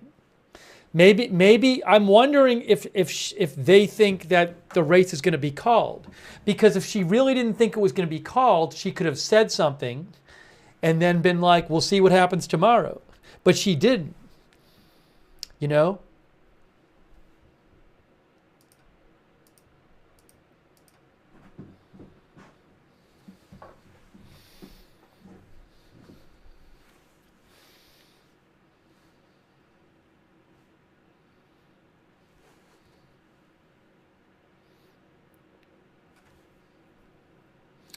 Mary DeFore says she doesn't want people to think she's conceding. Well, she wouldn't have to concede. My thought is, though, if it was looking like it was going to go on for if it was looking like super close, I could see a world where she comes out and says, "Hey, we're optimistic. Let's let the votes get counted," just to say something.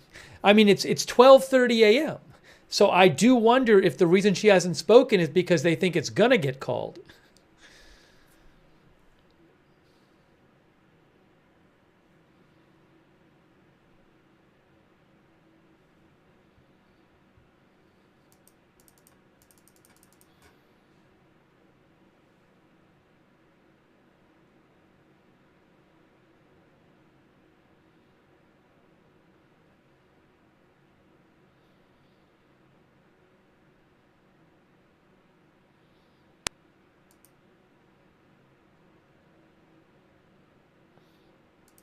Breaking news. I have breaking news. CBS News' Shauna Mizell says Kamala Harris will not speak at Howard University tonight, one campaign official tells me. Large crowds have already begun to leave. So Shauna Mizell with CBS News says Kamala Harris will not speak at Howard University tonight. One campaign official tells me large crowds have already begun to leave. Wow. Now, I don't know if that's true. It's a report from CBS News, Shauna Mizell.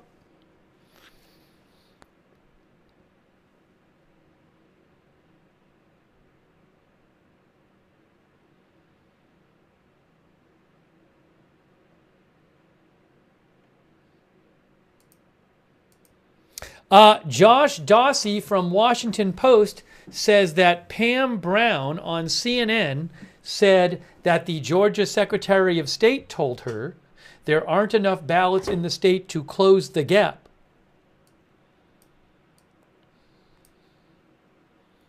Still waiting for that last 7% in Georgia. and the 12% in Pennsylvania, and 19% in Arizona. I mean, in Wisconsin.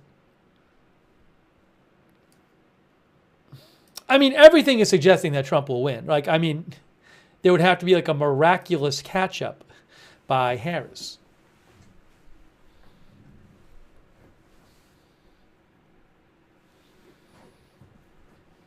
That'll be a wow if she doesn't say anything.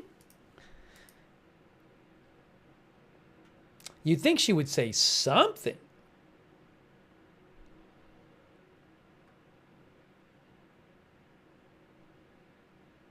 I remember in 2016, if I remember right, I believe Hillary Clinton did not speak the first night.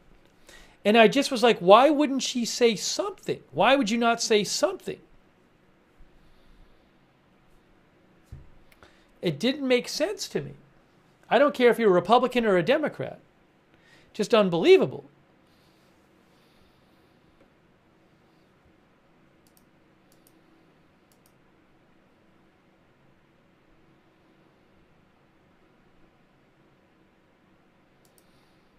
Kayla Tausche of CNN says, Georgia election official Gabriel Sterling told CNN there are about 100. Huge difference, and we dive hold at the on, state hold on. level. You are seeing. There are about 100,000 ballots outstanding in Georgia, where Trump is currently up by 118,000 votes. Again, Kayla Tosh of CNN says Georgia election official Gabriel Sterling told Pamela Brown there are, on CNN, there are about 100,000 votes outstanding in Georgia, but Trump is currently up by about 118,000 votes.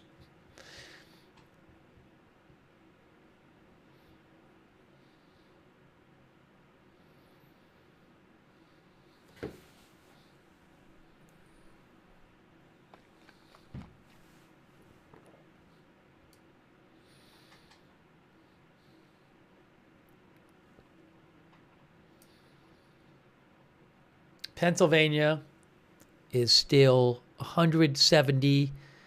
She is down by 168,000 votes. We've looked at this a bunch of times. She's going to catch up some. She's going to catch up some. Looks like she'll catch up by about 100,000 votes in Philadelphia County if those go the same way. She'll catch up some in Montgomery County, too, like 30,000 more. Pennsylvania's going to be close. I just don't know if she has the votes to catch up. I mean, it's going to be close in Pennsylvania. It's still going to get closer there in Pennsylvania, you know. Because there's a lot of votes in Philadelphia County and Montgomery County. Bucks County, I don't know how that's going to go. But I just don't know that she can catch up. But Pennsylvania will get closer. See, that's the thing. I mean, if you're her and you think there's a chance in Pennsylvania and Michigan's only 50% counted so far and Wisconsin's supposed to get closer, you know, I would think you'd say something. Remember, if in a world in which she won Pennsylvania, Michigan, and Wisconsin, which seems unlikely at this point, that's enough. But Georgia updated. Okay, let's look at Georgia. It says 97% of the votes counted. Okay. So 46,000 left in Chatham County where Trump is winning. Did they call it for Trump? Breaking news, they called it for Trump. Reuters called it for Trump. Reuters has called Georgia for Trump. See that? Georgia to Trump right there. AP probably called it too.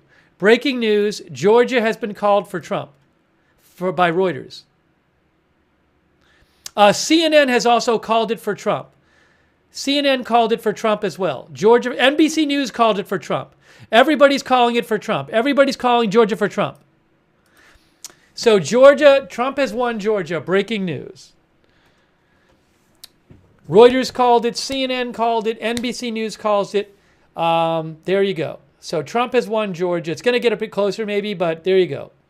So 246, and no sign that Harris is going to win the battleground states. So she won, Trump won North Carolina, Trump won Georgia. The 5 battleground states, you have Pennsylvania, Michigan, Wisconsin, Arizona, Nevada. It's not looking great for her in Pennsylvania. It's not looking great for her in Wisconsin. Michigan's not looking great for her right now.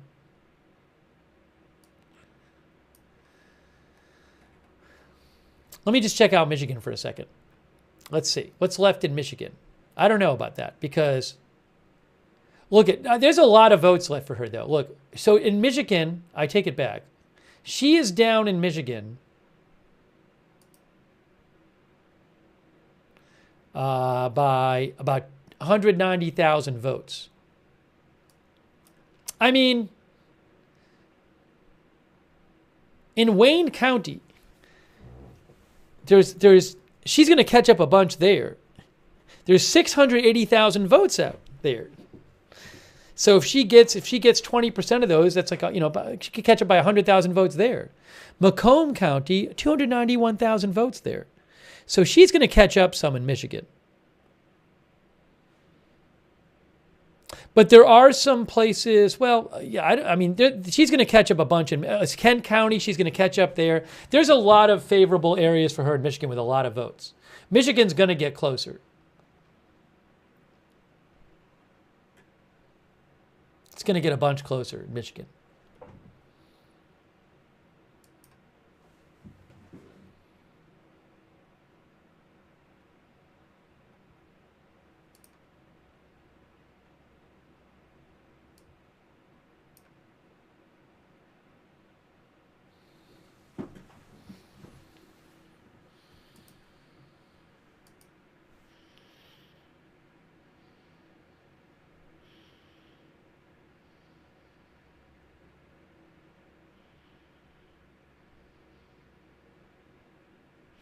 Again, CBS News reporting, Harris will not speak tonight.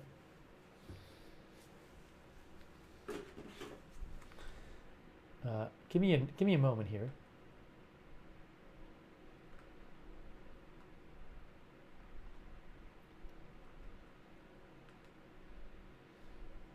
Give me a moment here.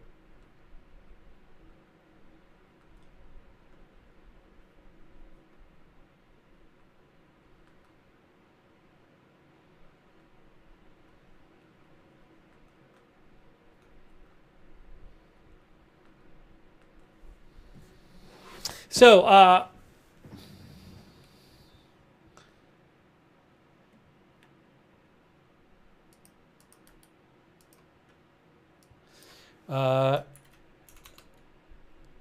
Trump, close. Oh, what is it? What did I just do? Oh no, what did I do? What did I do here? Where am I? Trump, close to winning. GOP takes Senate. Unclear. House control unclear.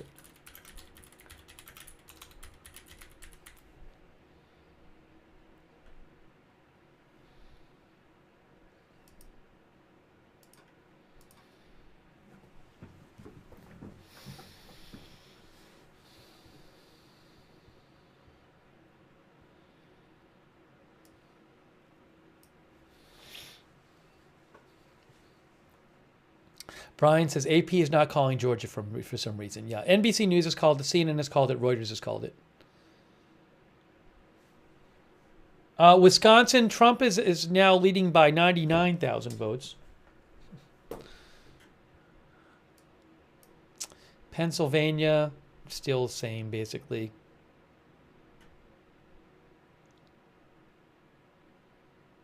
More votes coming in Michigan. Again, Michigan is going to get closer. Michigan is going to get closer. You know, well, I'll just wait. It's this weird thing where, like, I don't know if we're going to get enough votes in anytime soon to get calls in those states. because he's not at 270 yet. Nevada, 1% of vote in. Arizona is kind of stuck on 50%, so you can't call that right now.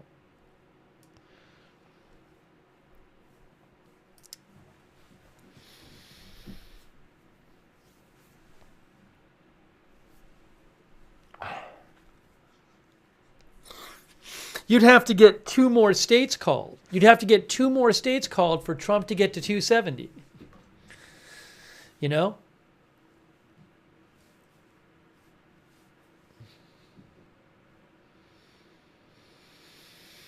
I don't know when is somebody speaking or not?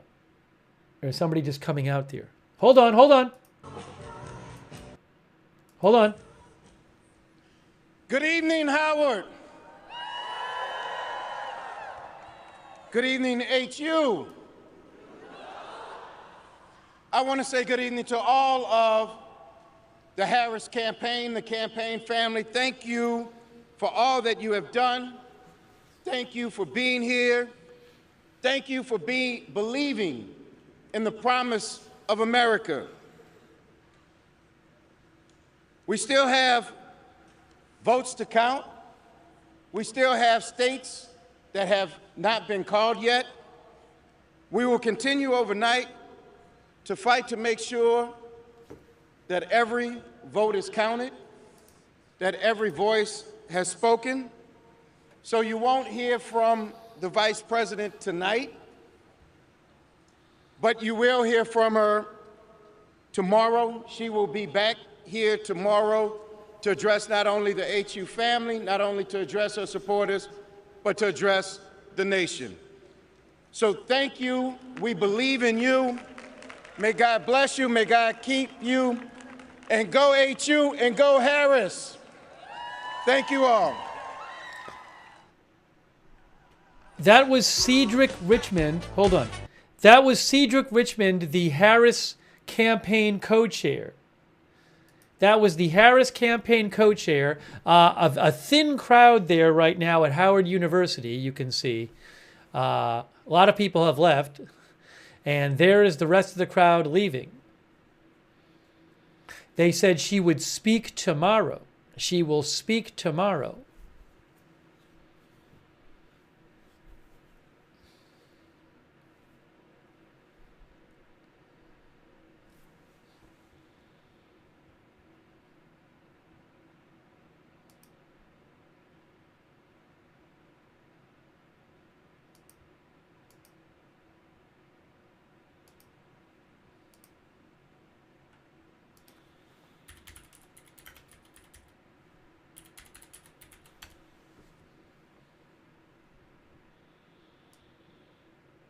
That's Washington, D.C., Howard University.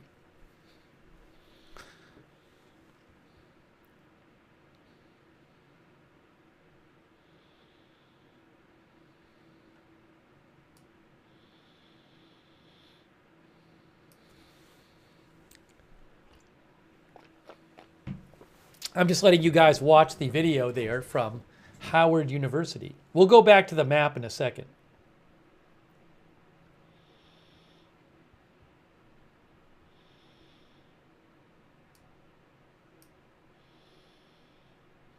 It's Harris headquarters at Howard University.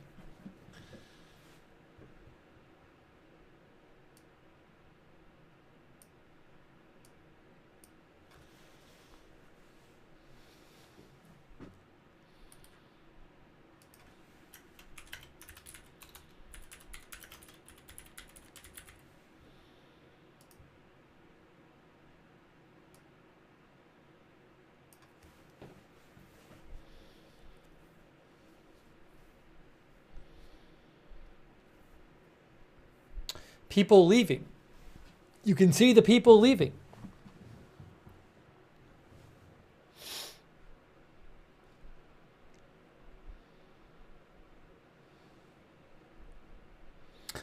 Harris will not speak tonight. At the Trump headquarters, they're showing a video of Trump dancing.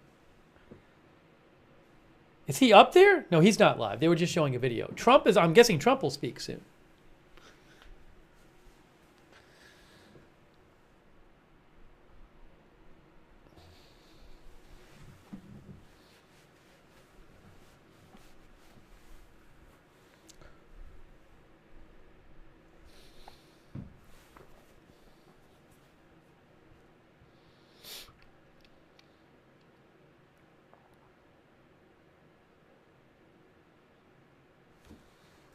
The lead is down to 160,000 in Pennsylvania. In Pennsylvania, 90% of the vote counted. Trump's lead is 160,000 votes. It was 170. Now it's 160, with 90% of the vote counted. Pennsylvania is expected to get closer. I don't know that Kamala Harris can catch up. Wisconsin's expected to get closer.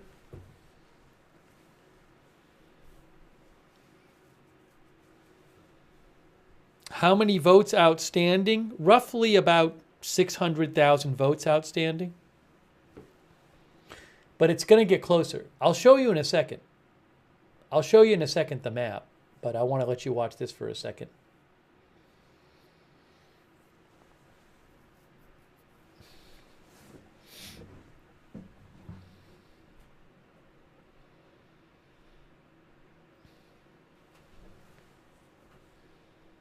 Okay, let me just make this small again so I can show you the map.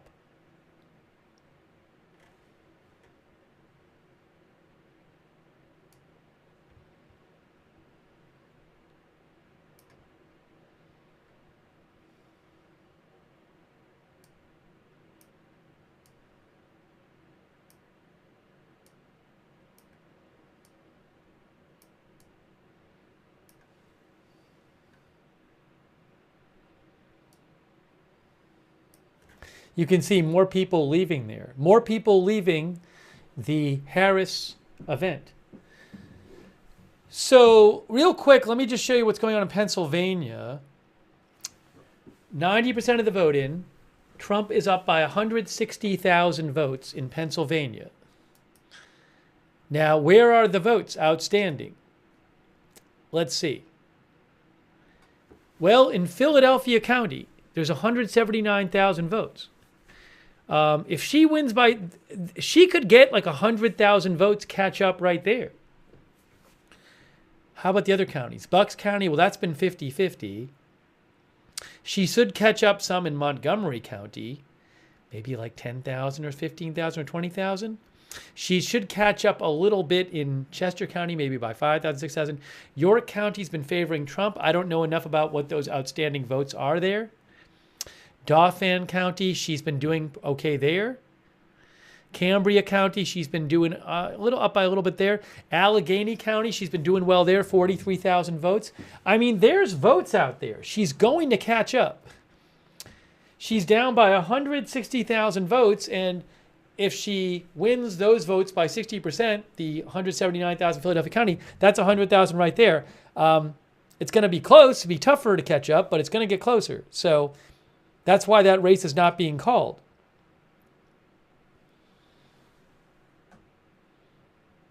And then in Wisconsin, she is down by 105,000 votes.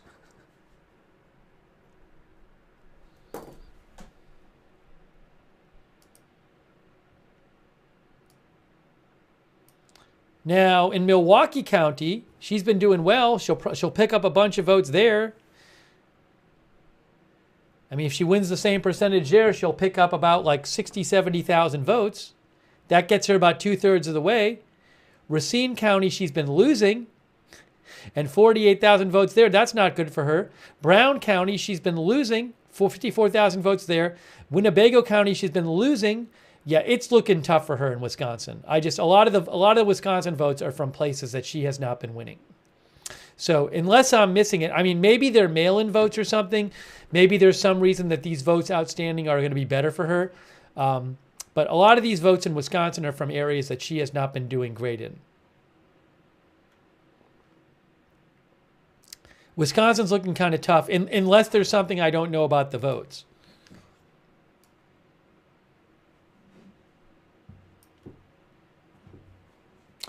But if she pulls out, how about Michigan? There's a lot of votes out in Michigan. How much is she down in Michigan? She's down 187,000 votes in Michigan.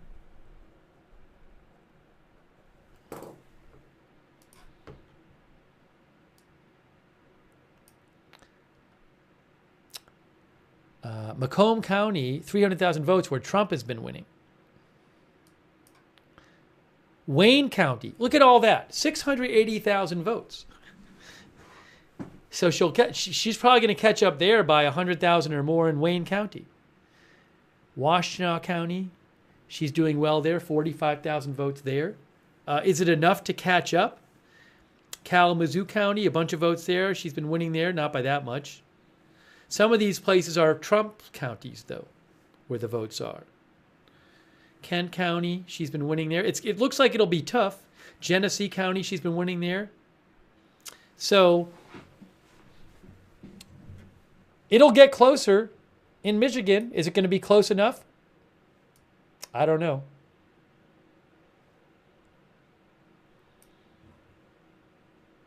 Seems tough. I mean, there is a world in which she can barely... Look, if she somehow won Pennsylvania, Michigan, and Wisconsin, she would win. But Wisconsin's looking kind of tough. But these should all three of these should get closer.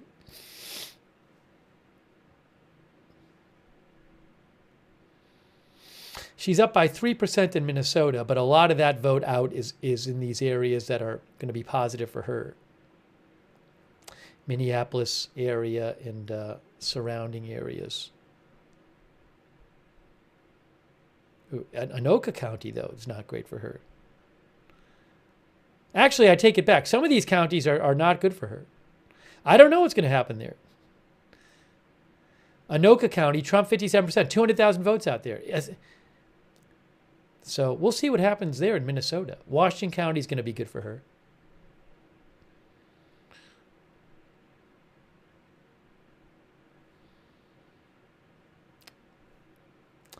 How much did Biden win Minnesota by? Because she's currently winning by 3% in Minnesota.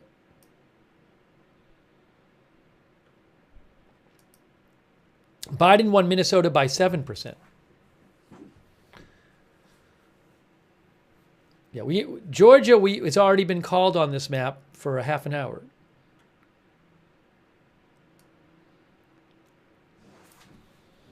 The 5 battleground states still left are Pennsylvania, Michigan, Wisconsin, Arizona, and Nevada.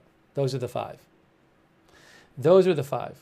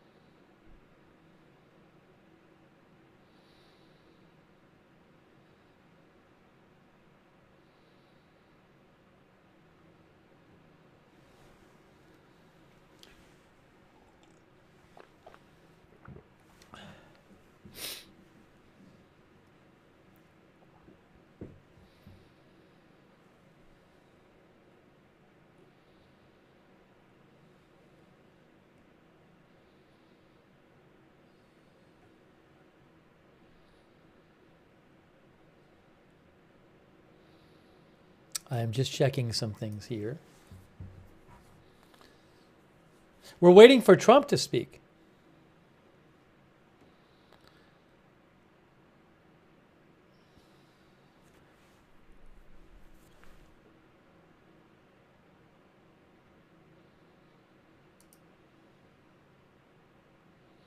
Max Cohen says that the House from Punchbowl News. Max Cohen says the House races could come down, the House control could come down to California races.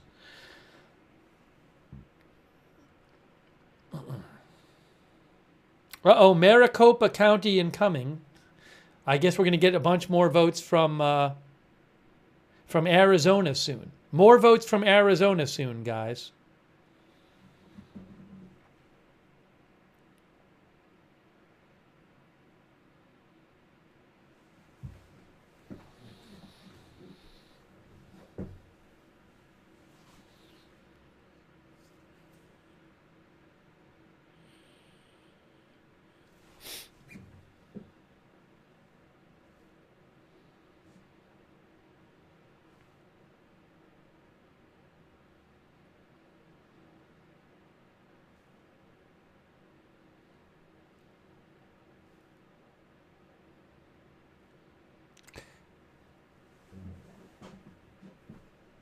I don't know that we still need to have the Harris video up.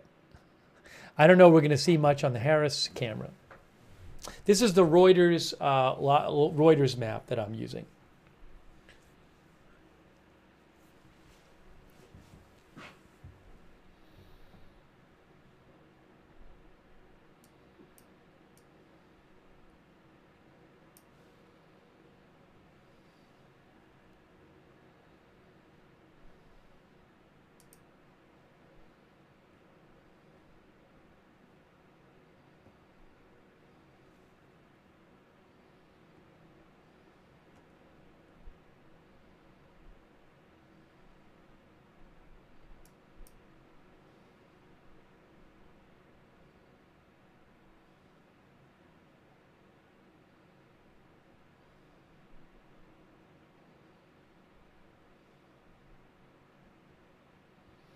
Oh, Nevada. Hey, we got a bunch of votes in Nevada. A bunch of votes in Nevada. Look, Trump is ahead in Nevada, guys. Look at this. So we just got a lot of votes in Nevada. That's Senate. President. Trump is ahead by 3% in Nevada. And I think John Ralston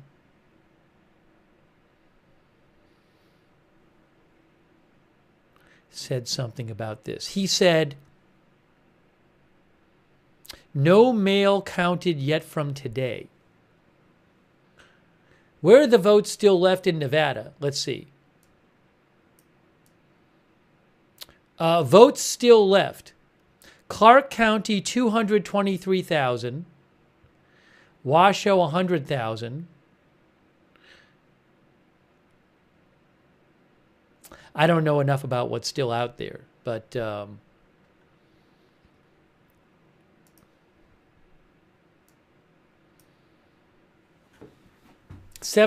of the vote in Nevada, and Trump is up by 3.3%.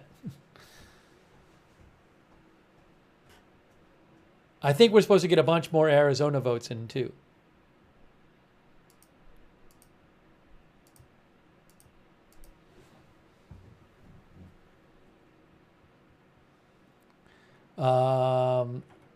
Okay. Pennsylvania, 93% in Pennsylvania. Did more votes come in Pennsylvania? Hold on, I have a Pennsylvania update for you. So Pennsylvania, okay, she is leading by, Trump's lead is now 120,000. And Trump is up 120,000 in Pennsylvania. It was 160, but more votes are in. Okay, so where's the outstanding vote in Pennsylvania? 179,000 there. She could catch up about 100,000 right there. Bucks County has been kind of even. I don't know about those 128,000 votes there. Montgomery County, 66,000. She's been doing better.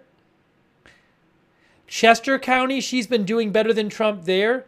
Cambria County, she's been doing better than Trump there. She could win Pennsylvania. I mean, some of these counties are going to be Trump votes. Pennsylvania is going to be super close, guys. Guys, Pennsylvania is going to be really close.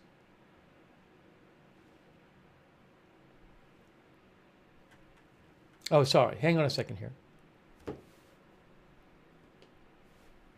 Pennsylvania is going to be very close. Oh, is it 220? Did I get it wrong? No, it's 120,000.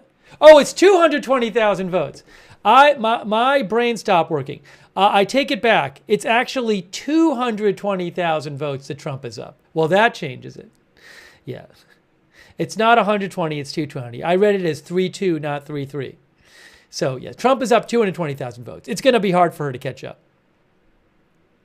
It's looking tough in Pennsylvania for her. Yeah, it's going to be tough for her in Pennsylvania right now.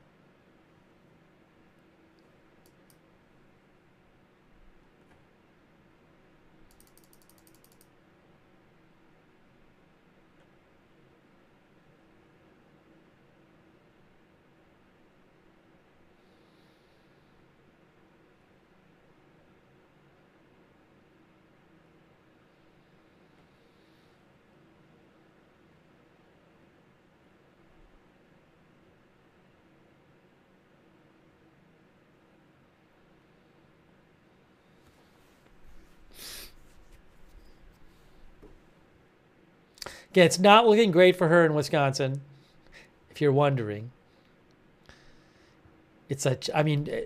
Trump could win all of the battleground states.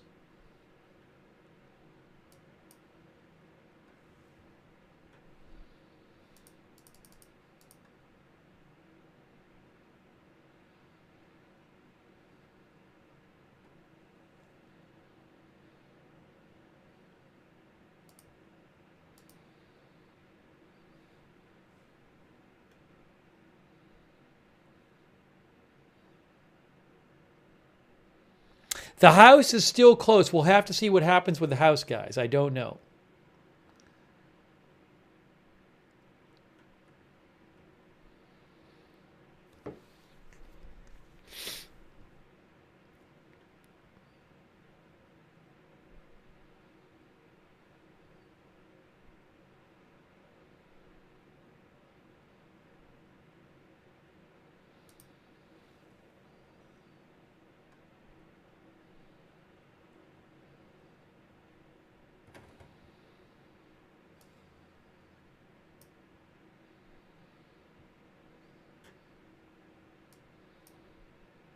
Waiting for more updates on these 5 battleground states.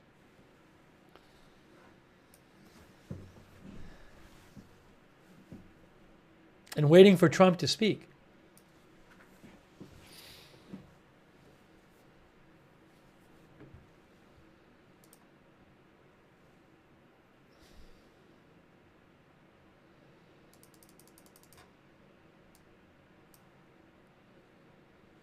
We will hear him speak when he comes out.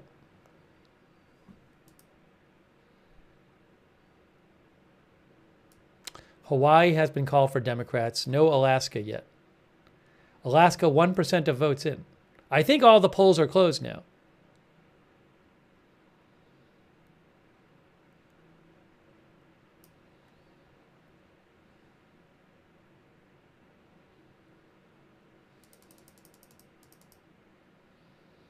Captain Jerry Donnelly said people were protesting in Portland. I'll keep an eye on it. I haven't heard about it, but I've been more focused on the vote totals. Thank you, Captain Jerry Donnelly.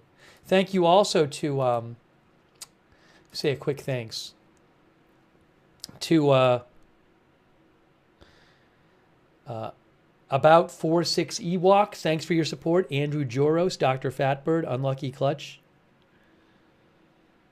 Darshan Harani, Brian Beelman, Andrew Joros, Longstrider, Salsa Bennett, Mitchell Pilot, Alex S.,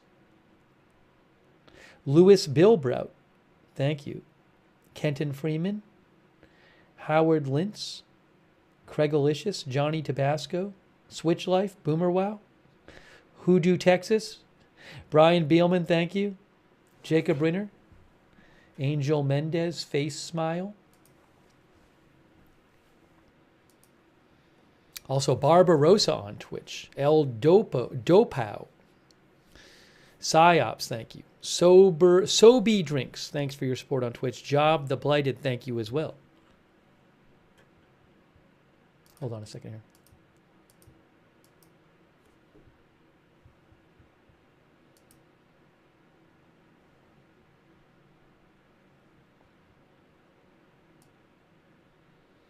It's updating. Its map is updating. Just a bunch of states aren't updating right now. Waiting for more from Wisconsin, more from Pennsylvania, more from Michigan. Trump is up 6.4% in Michigan. Michigan will get closer. Pennsylvania will get a bit closer. Wisconsin will get a bit closer. But I don't know that she'll catch up with any of them.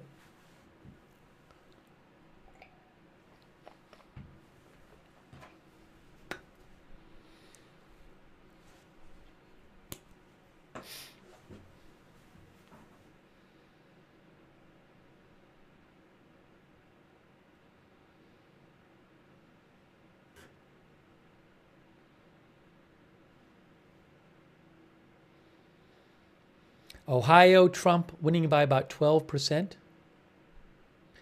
Indiana, 19%. Iowa, 14%. How about that? So Trump won Iowa by like 7 or 8%, I think, in 2020. And the Ann Selzer poll came out a few days ago and said he's down by 3. And yet he's winning by 14%. That poll was off by a lot.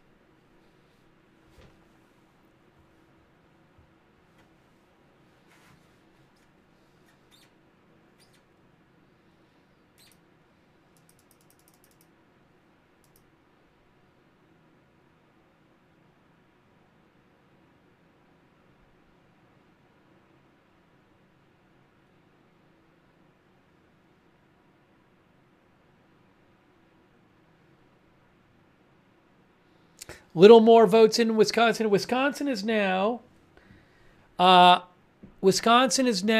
still 120,000. Trump is actually winning by more now in Wisconsin, by 120,000 votes.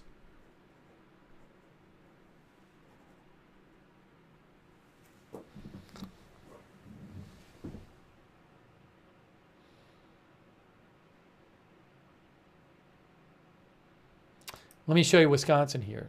120,000 votes, but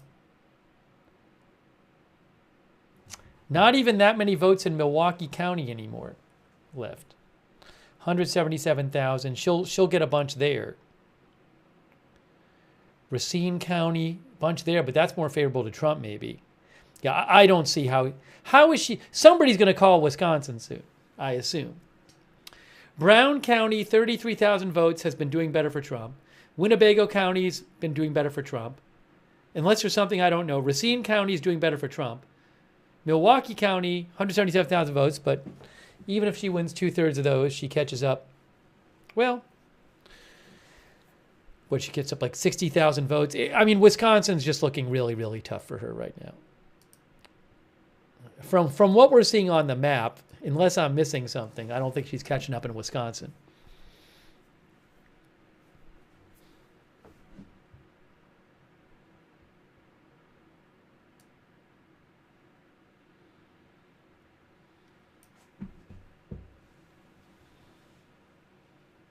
Pennsylvania also looks very tough for her. I mean, it really looks like she's going to lose Pennsylvania and Wisconsin.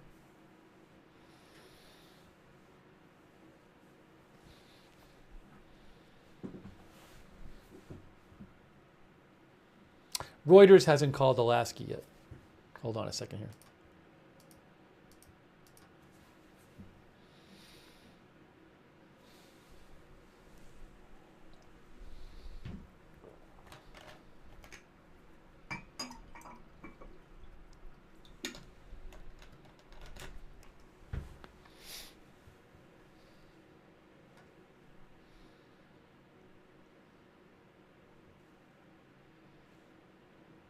Trump will speak soon. CNN says Trump is speaking soon.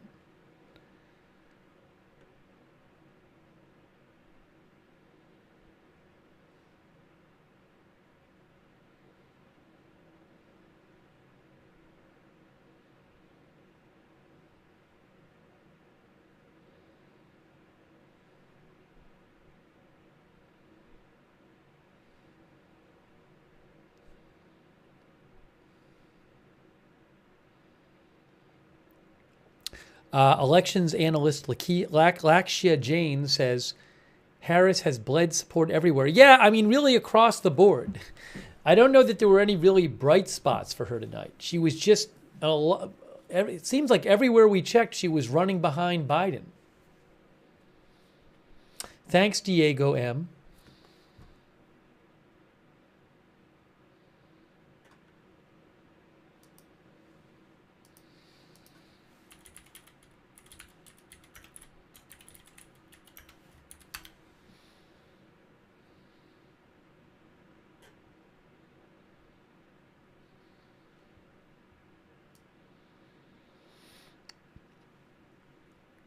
Diego mentioned Alaska. Alaska is 3 electoral votes. That would get them to 249. And then Pennsylvania is 19, which would get them to 268.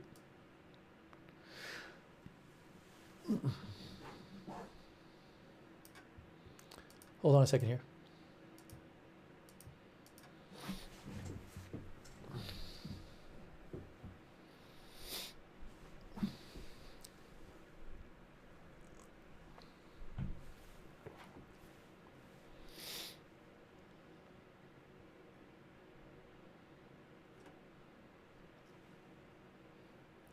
We will bring you coverage of Trump speaking when he speaks. Hey, thank you so much, Johnny Krosky. Thank you so much, Johnny. That's really kind of you. Thank you.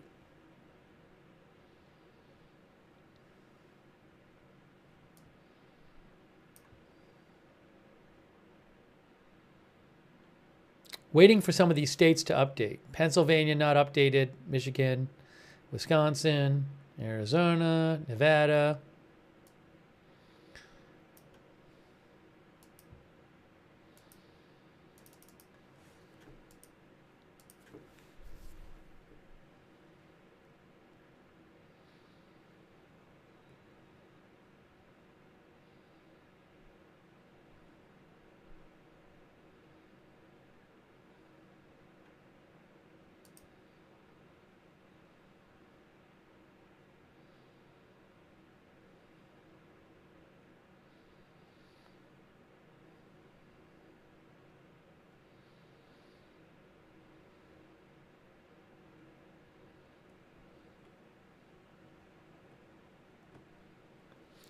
We will see what happens with the U.S. House. That's a big question.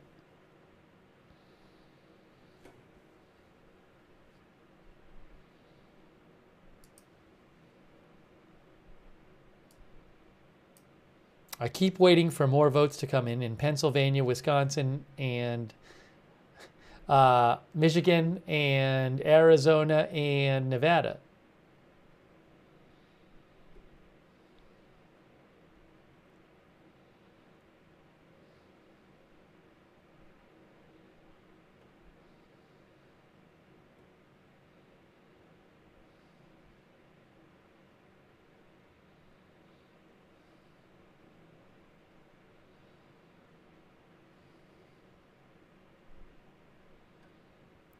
How about some of these Senate races?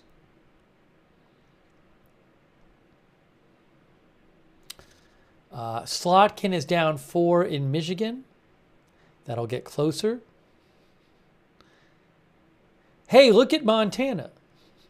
Tim Sheehy up by 1.6% in Montana. I don't know where the vote's outstanding, though. I don't know. What's the presidential race in Montana? Tester, presidential is, Trump is up 14% in Montana, but Tim Sheehy in the Senate is only up by 1.6%. There was a world in which Democrats thought that if they could, Democrats were hoping they could keep the Senate by holding basically all the seats. And the big question for Democrats was, can Tester win? Now, Sherrod Brown lost in Ohio, for example, so that went away. But maybe Tester could still win in Montana.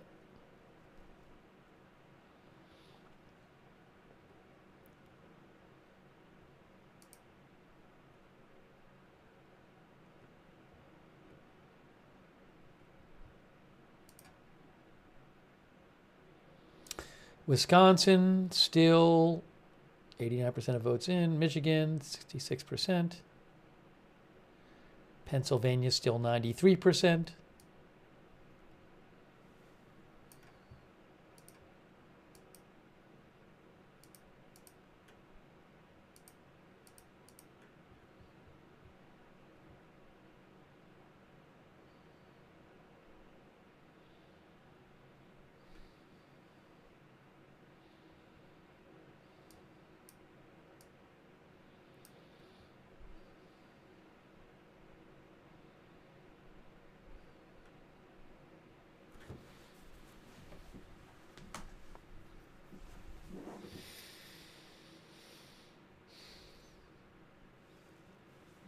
Still waiting for Trump.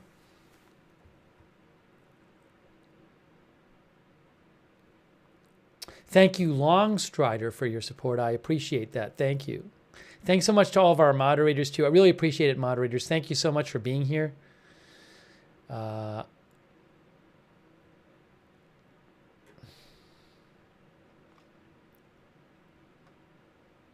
Harris up by 3.6% in Minnesota. Why is this not called? Have they not called New Hampshire yet?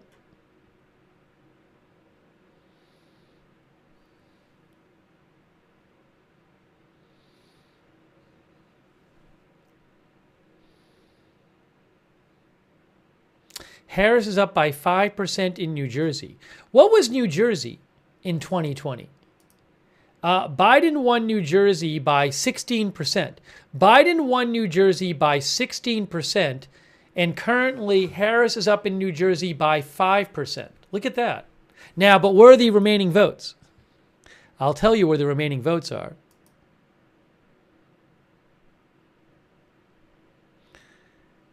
Burlington County, a lot there. That's Harris.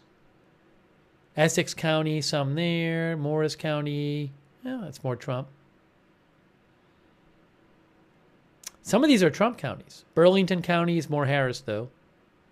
I mean, that's Fox News called Pennsylvania. That's interesting, though. Hold on a second here.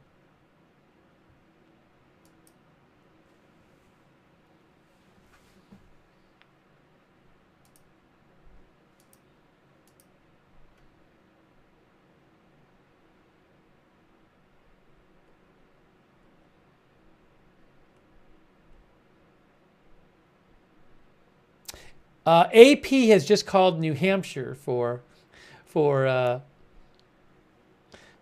Harris.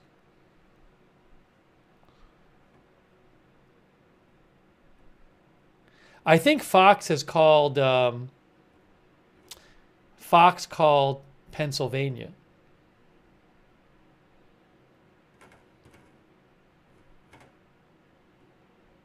Hang on a moment.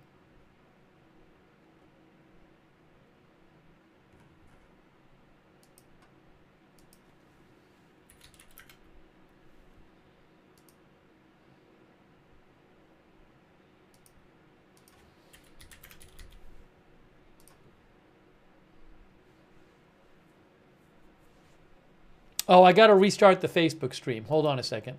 Thanks, Kay. I got to restart the Facebook stream. Give me one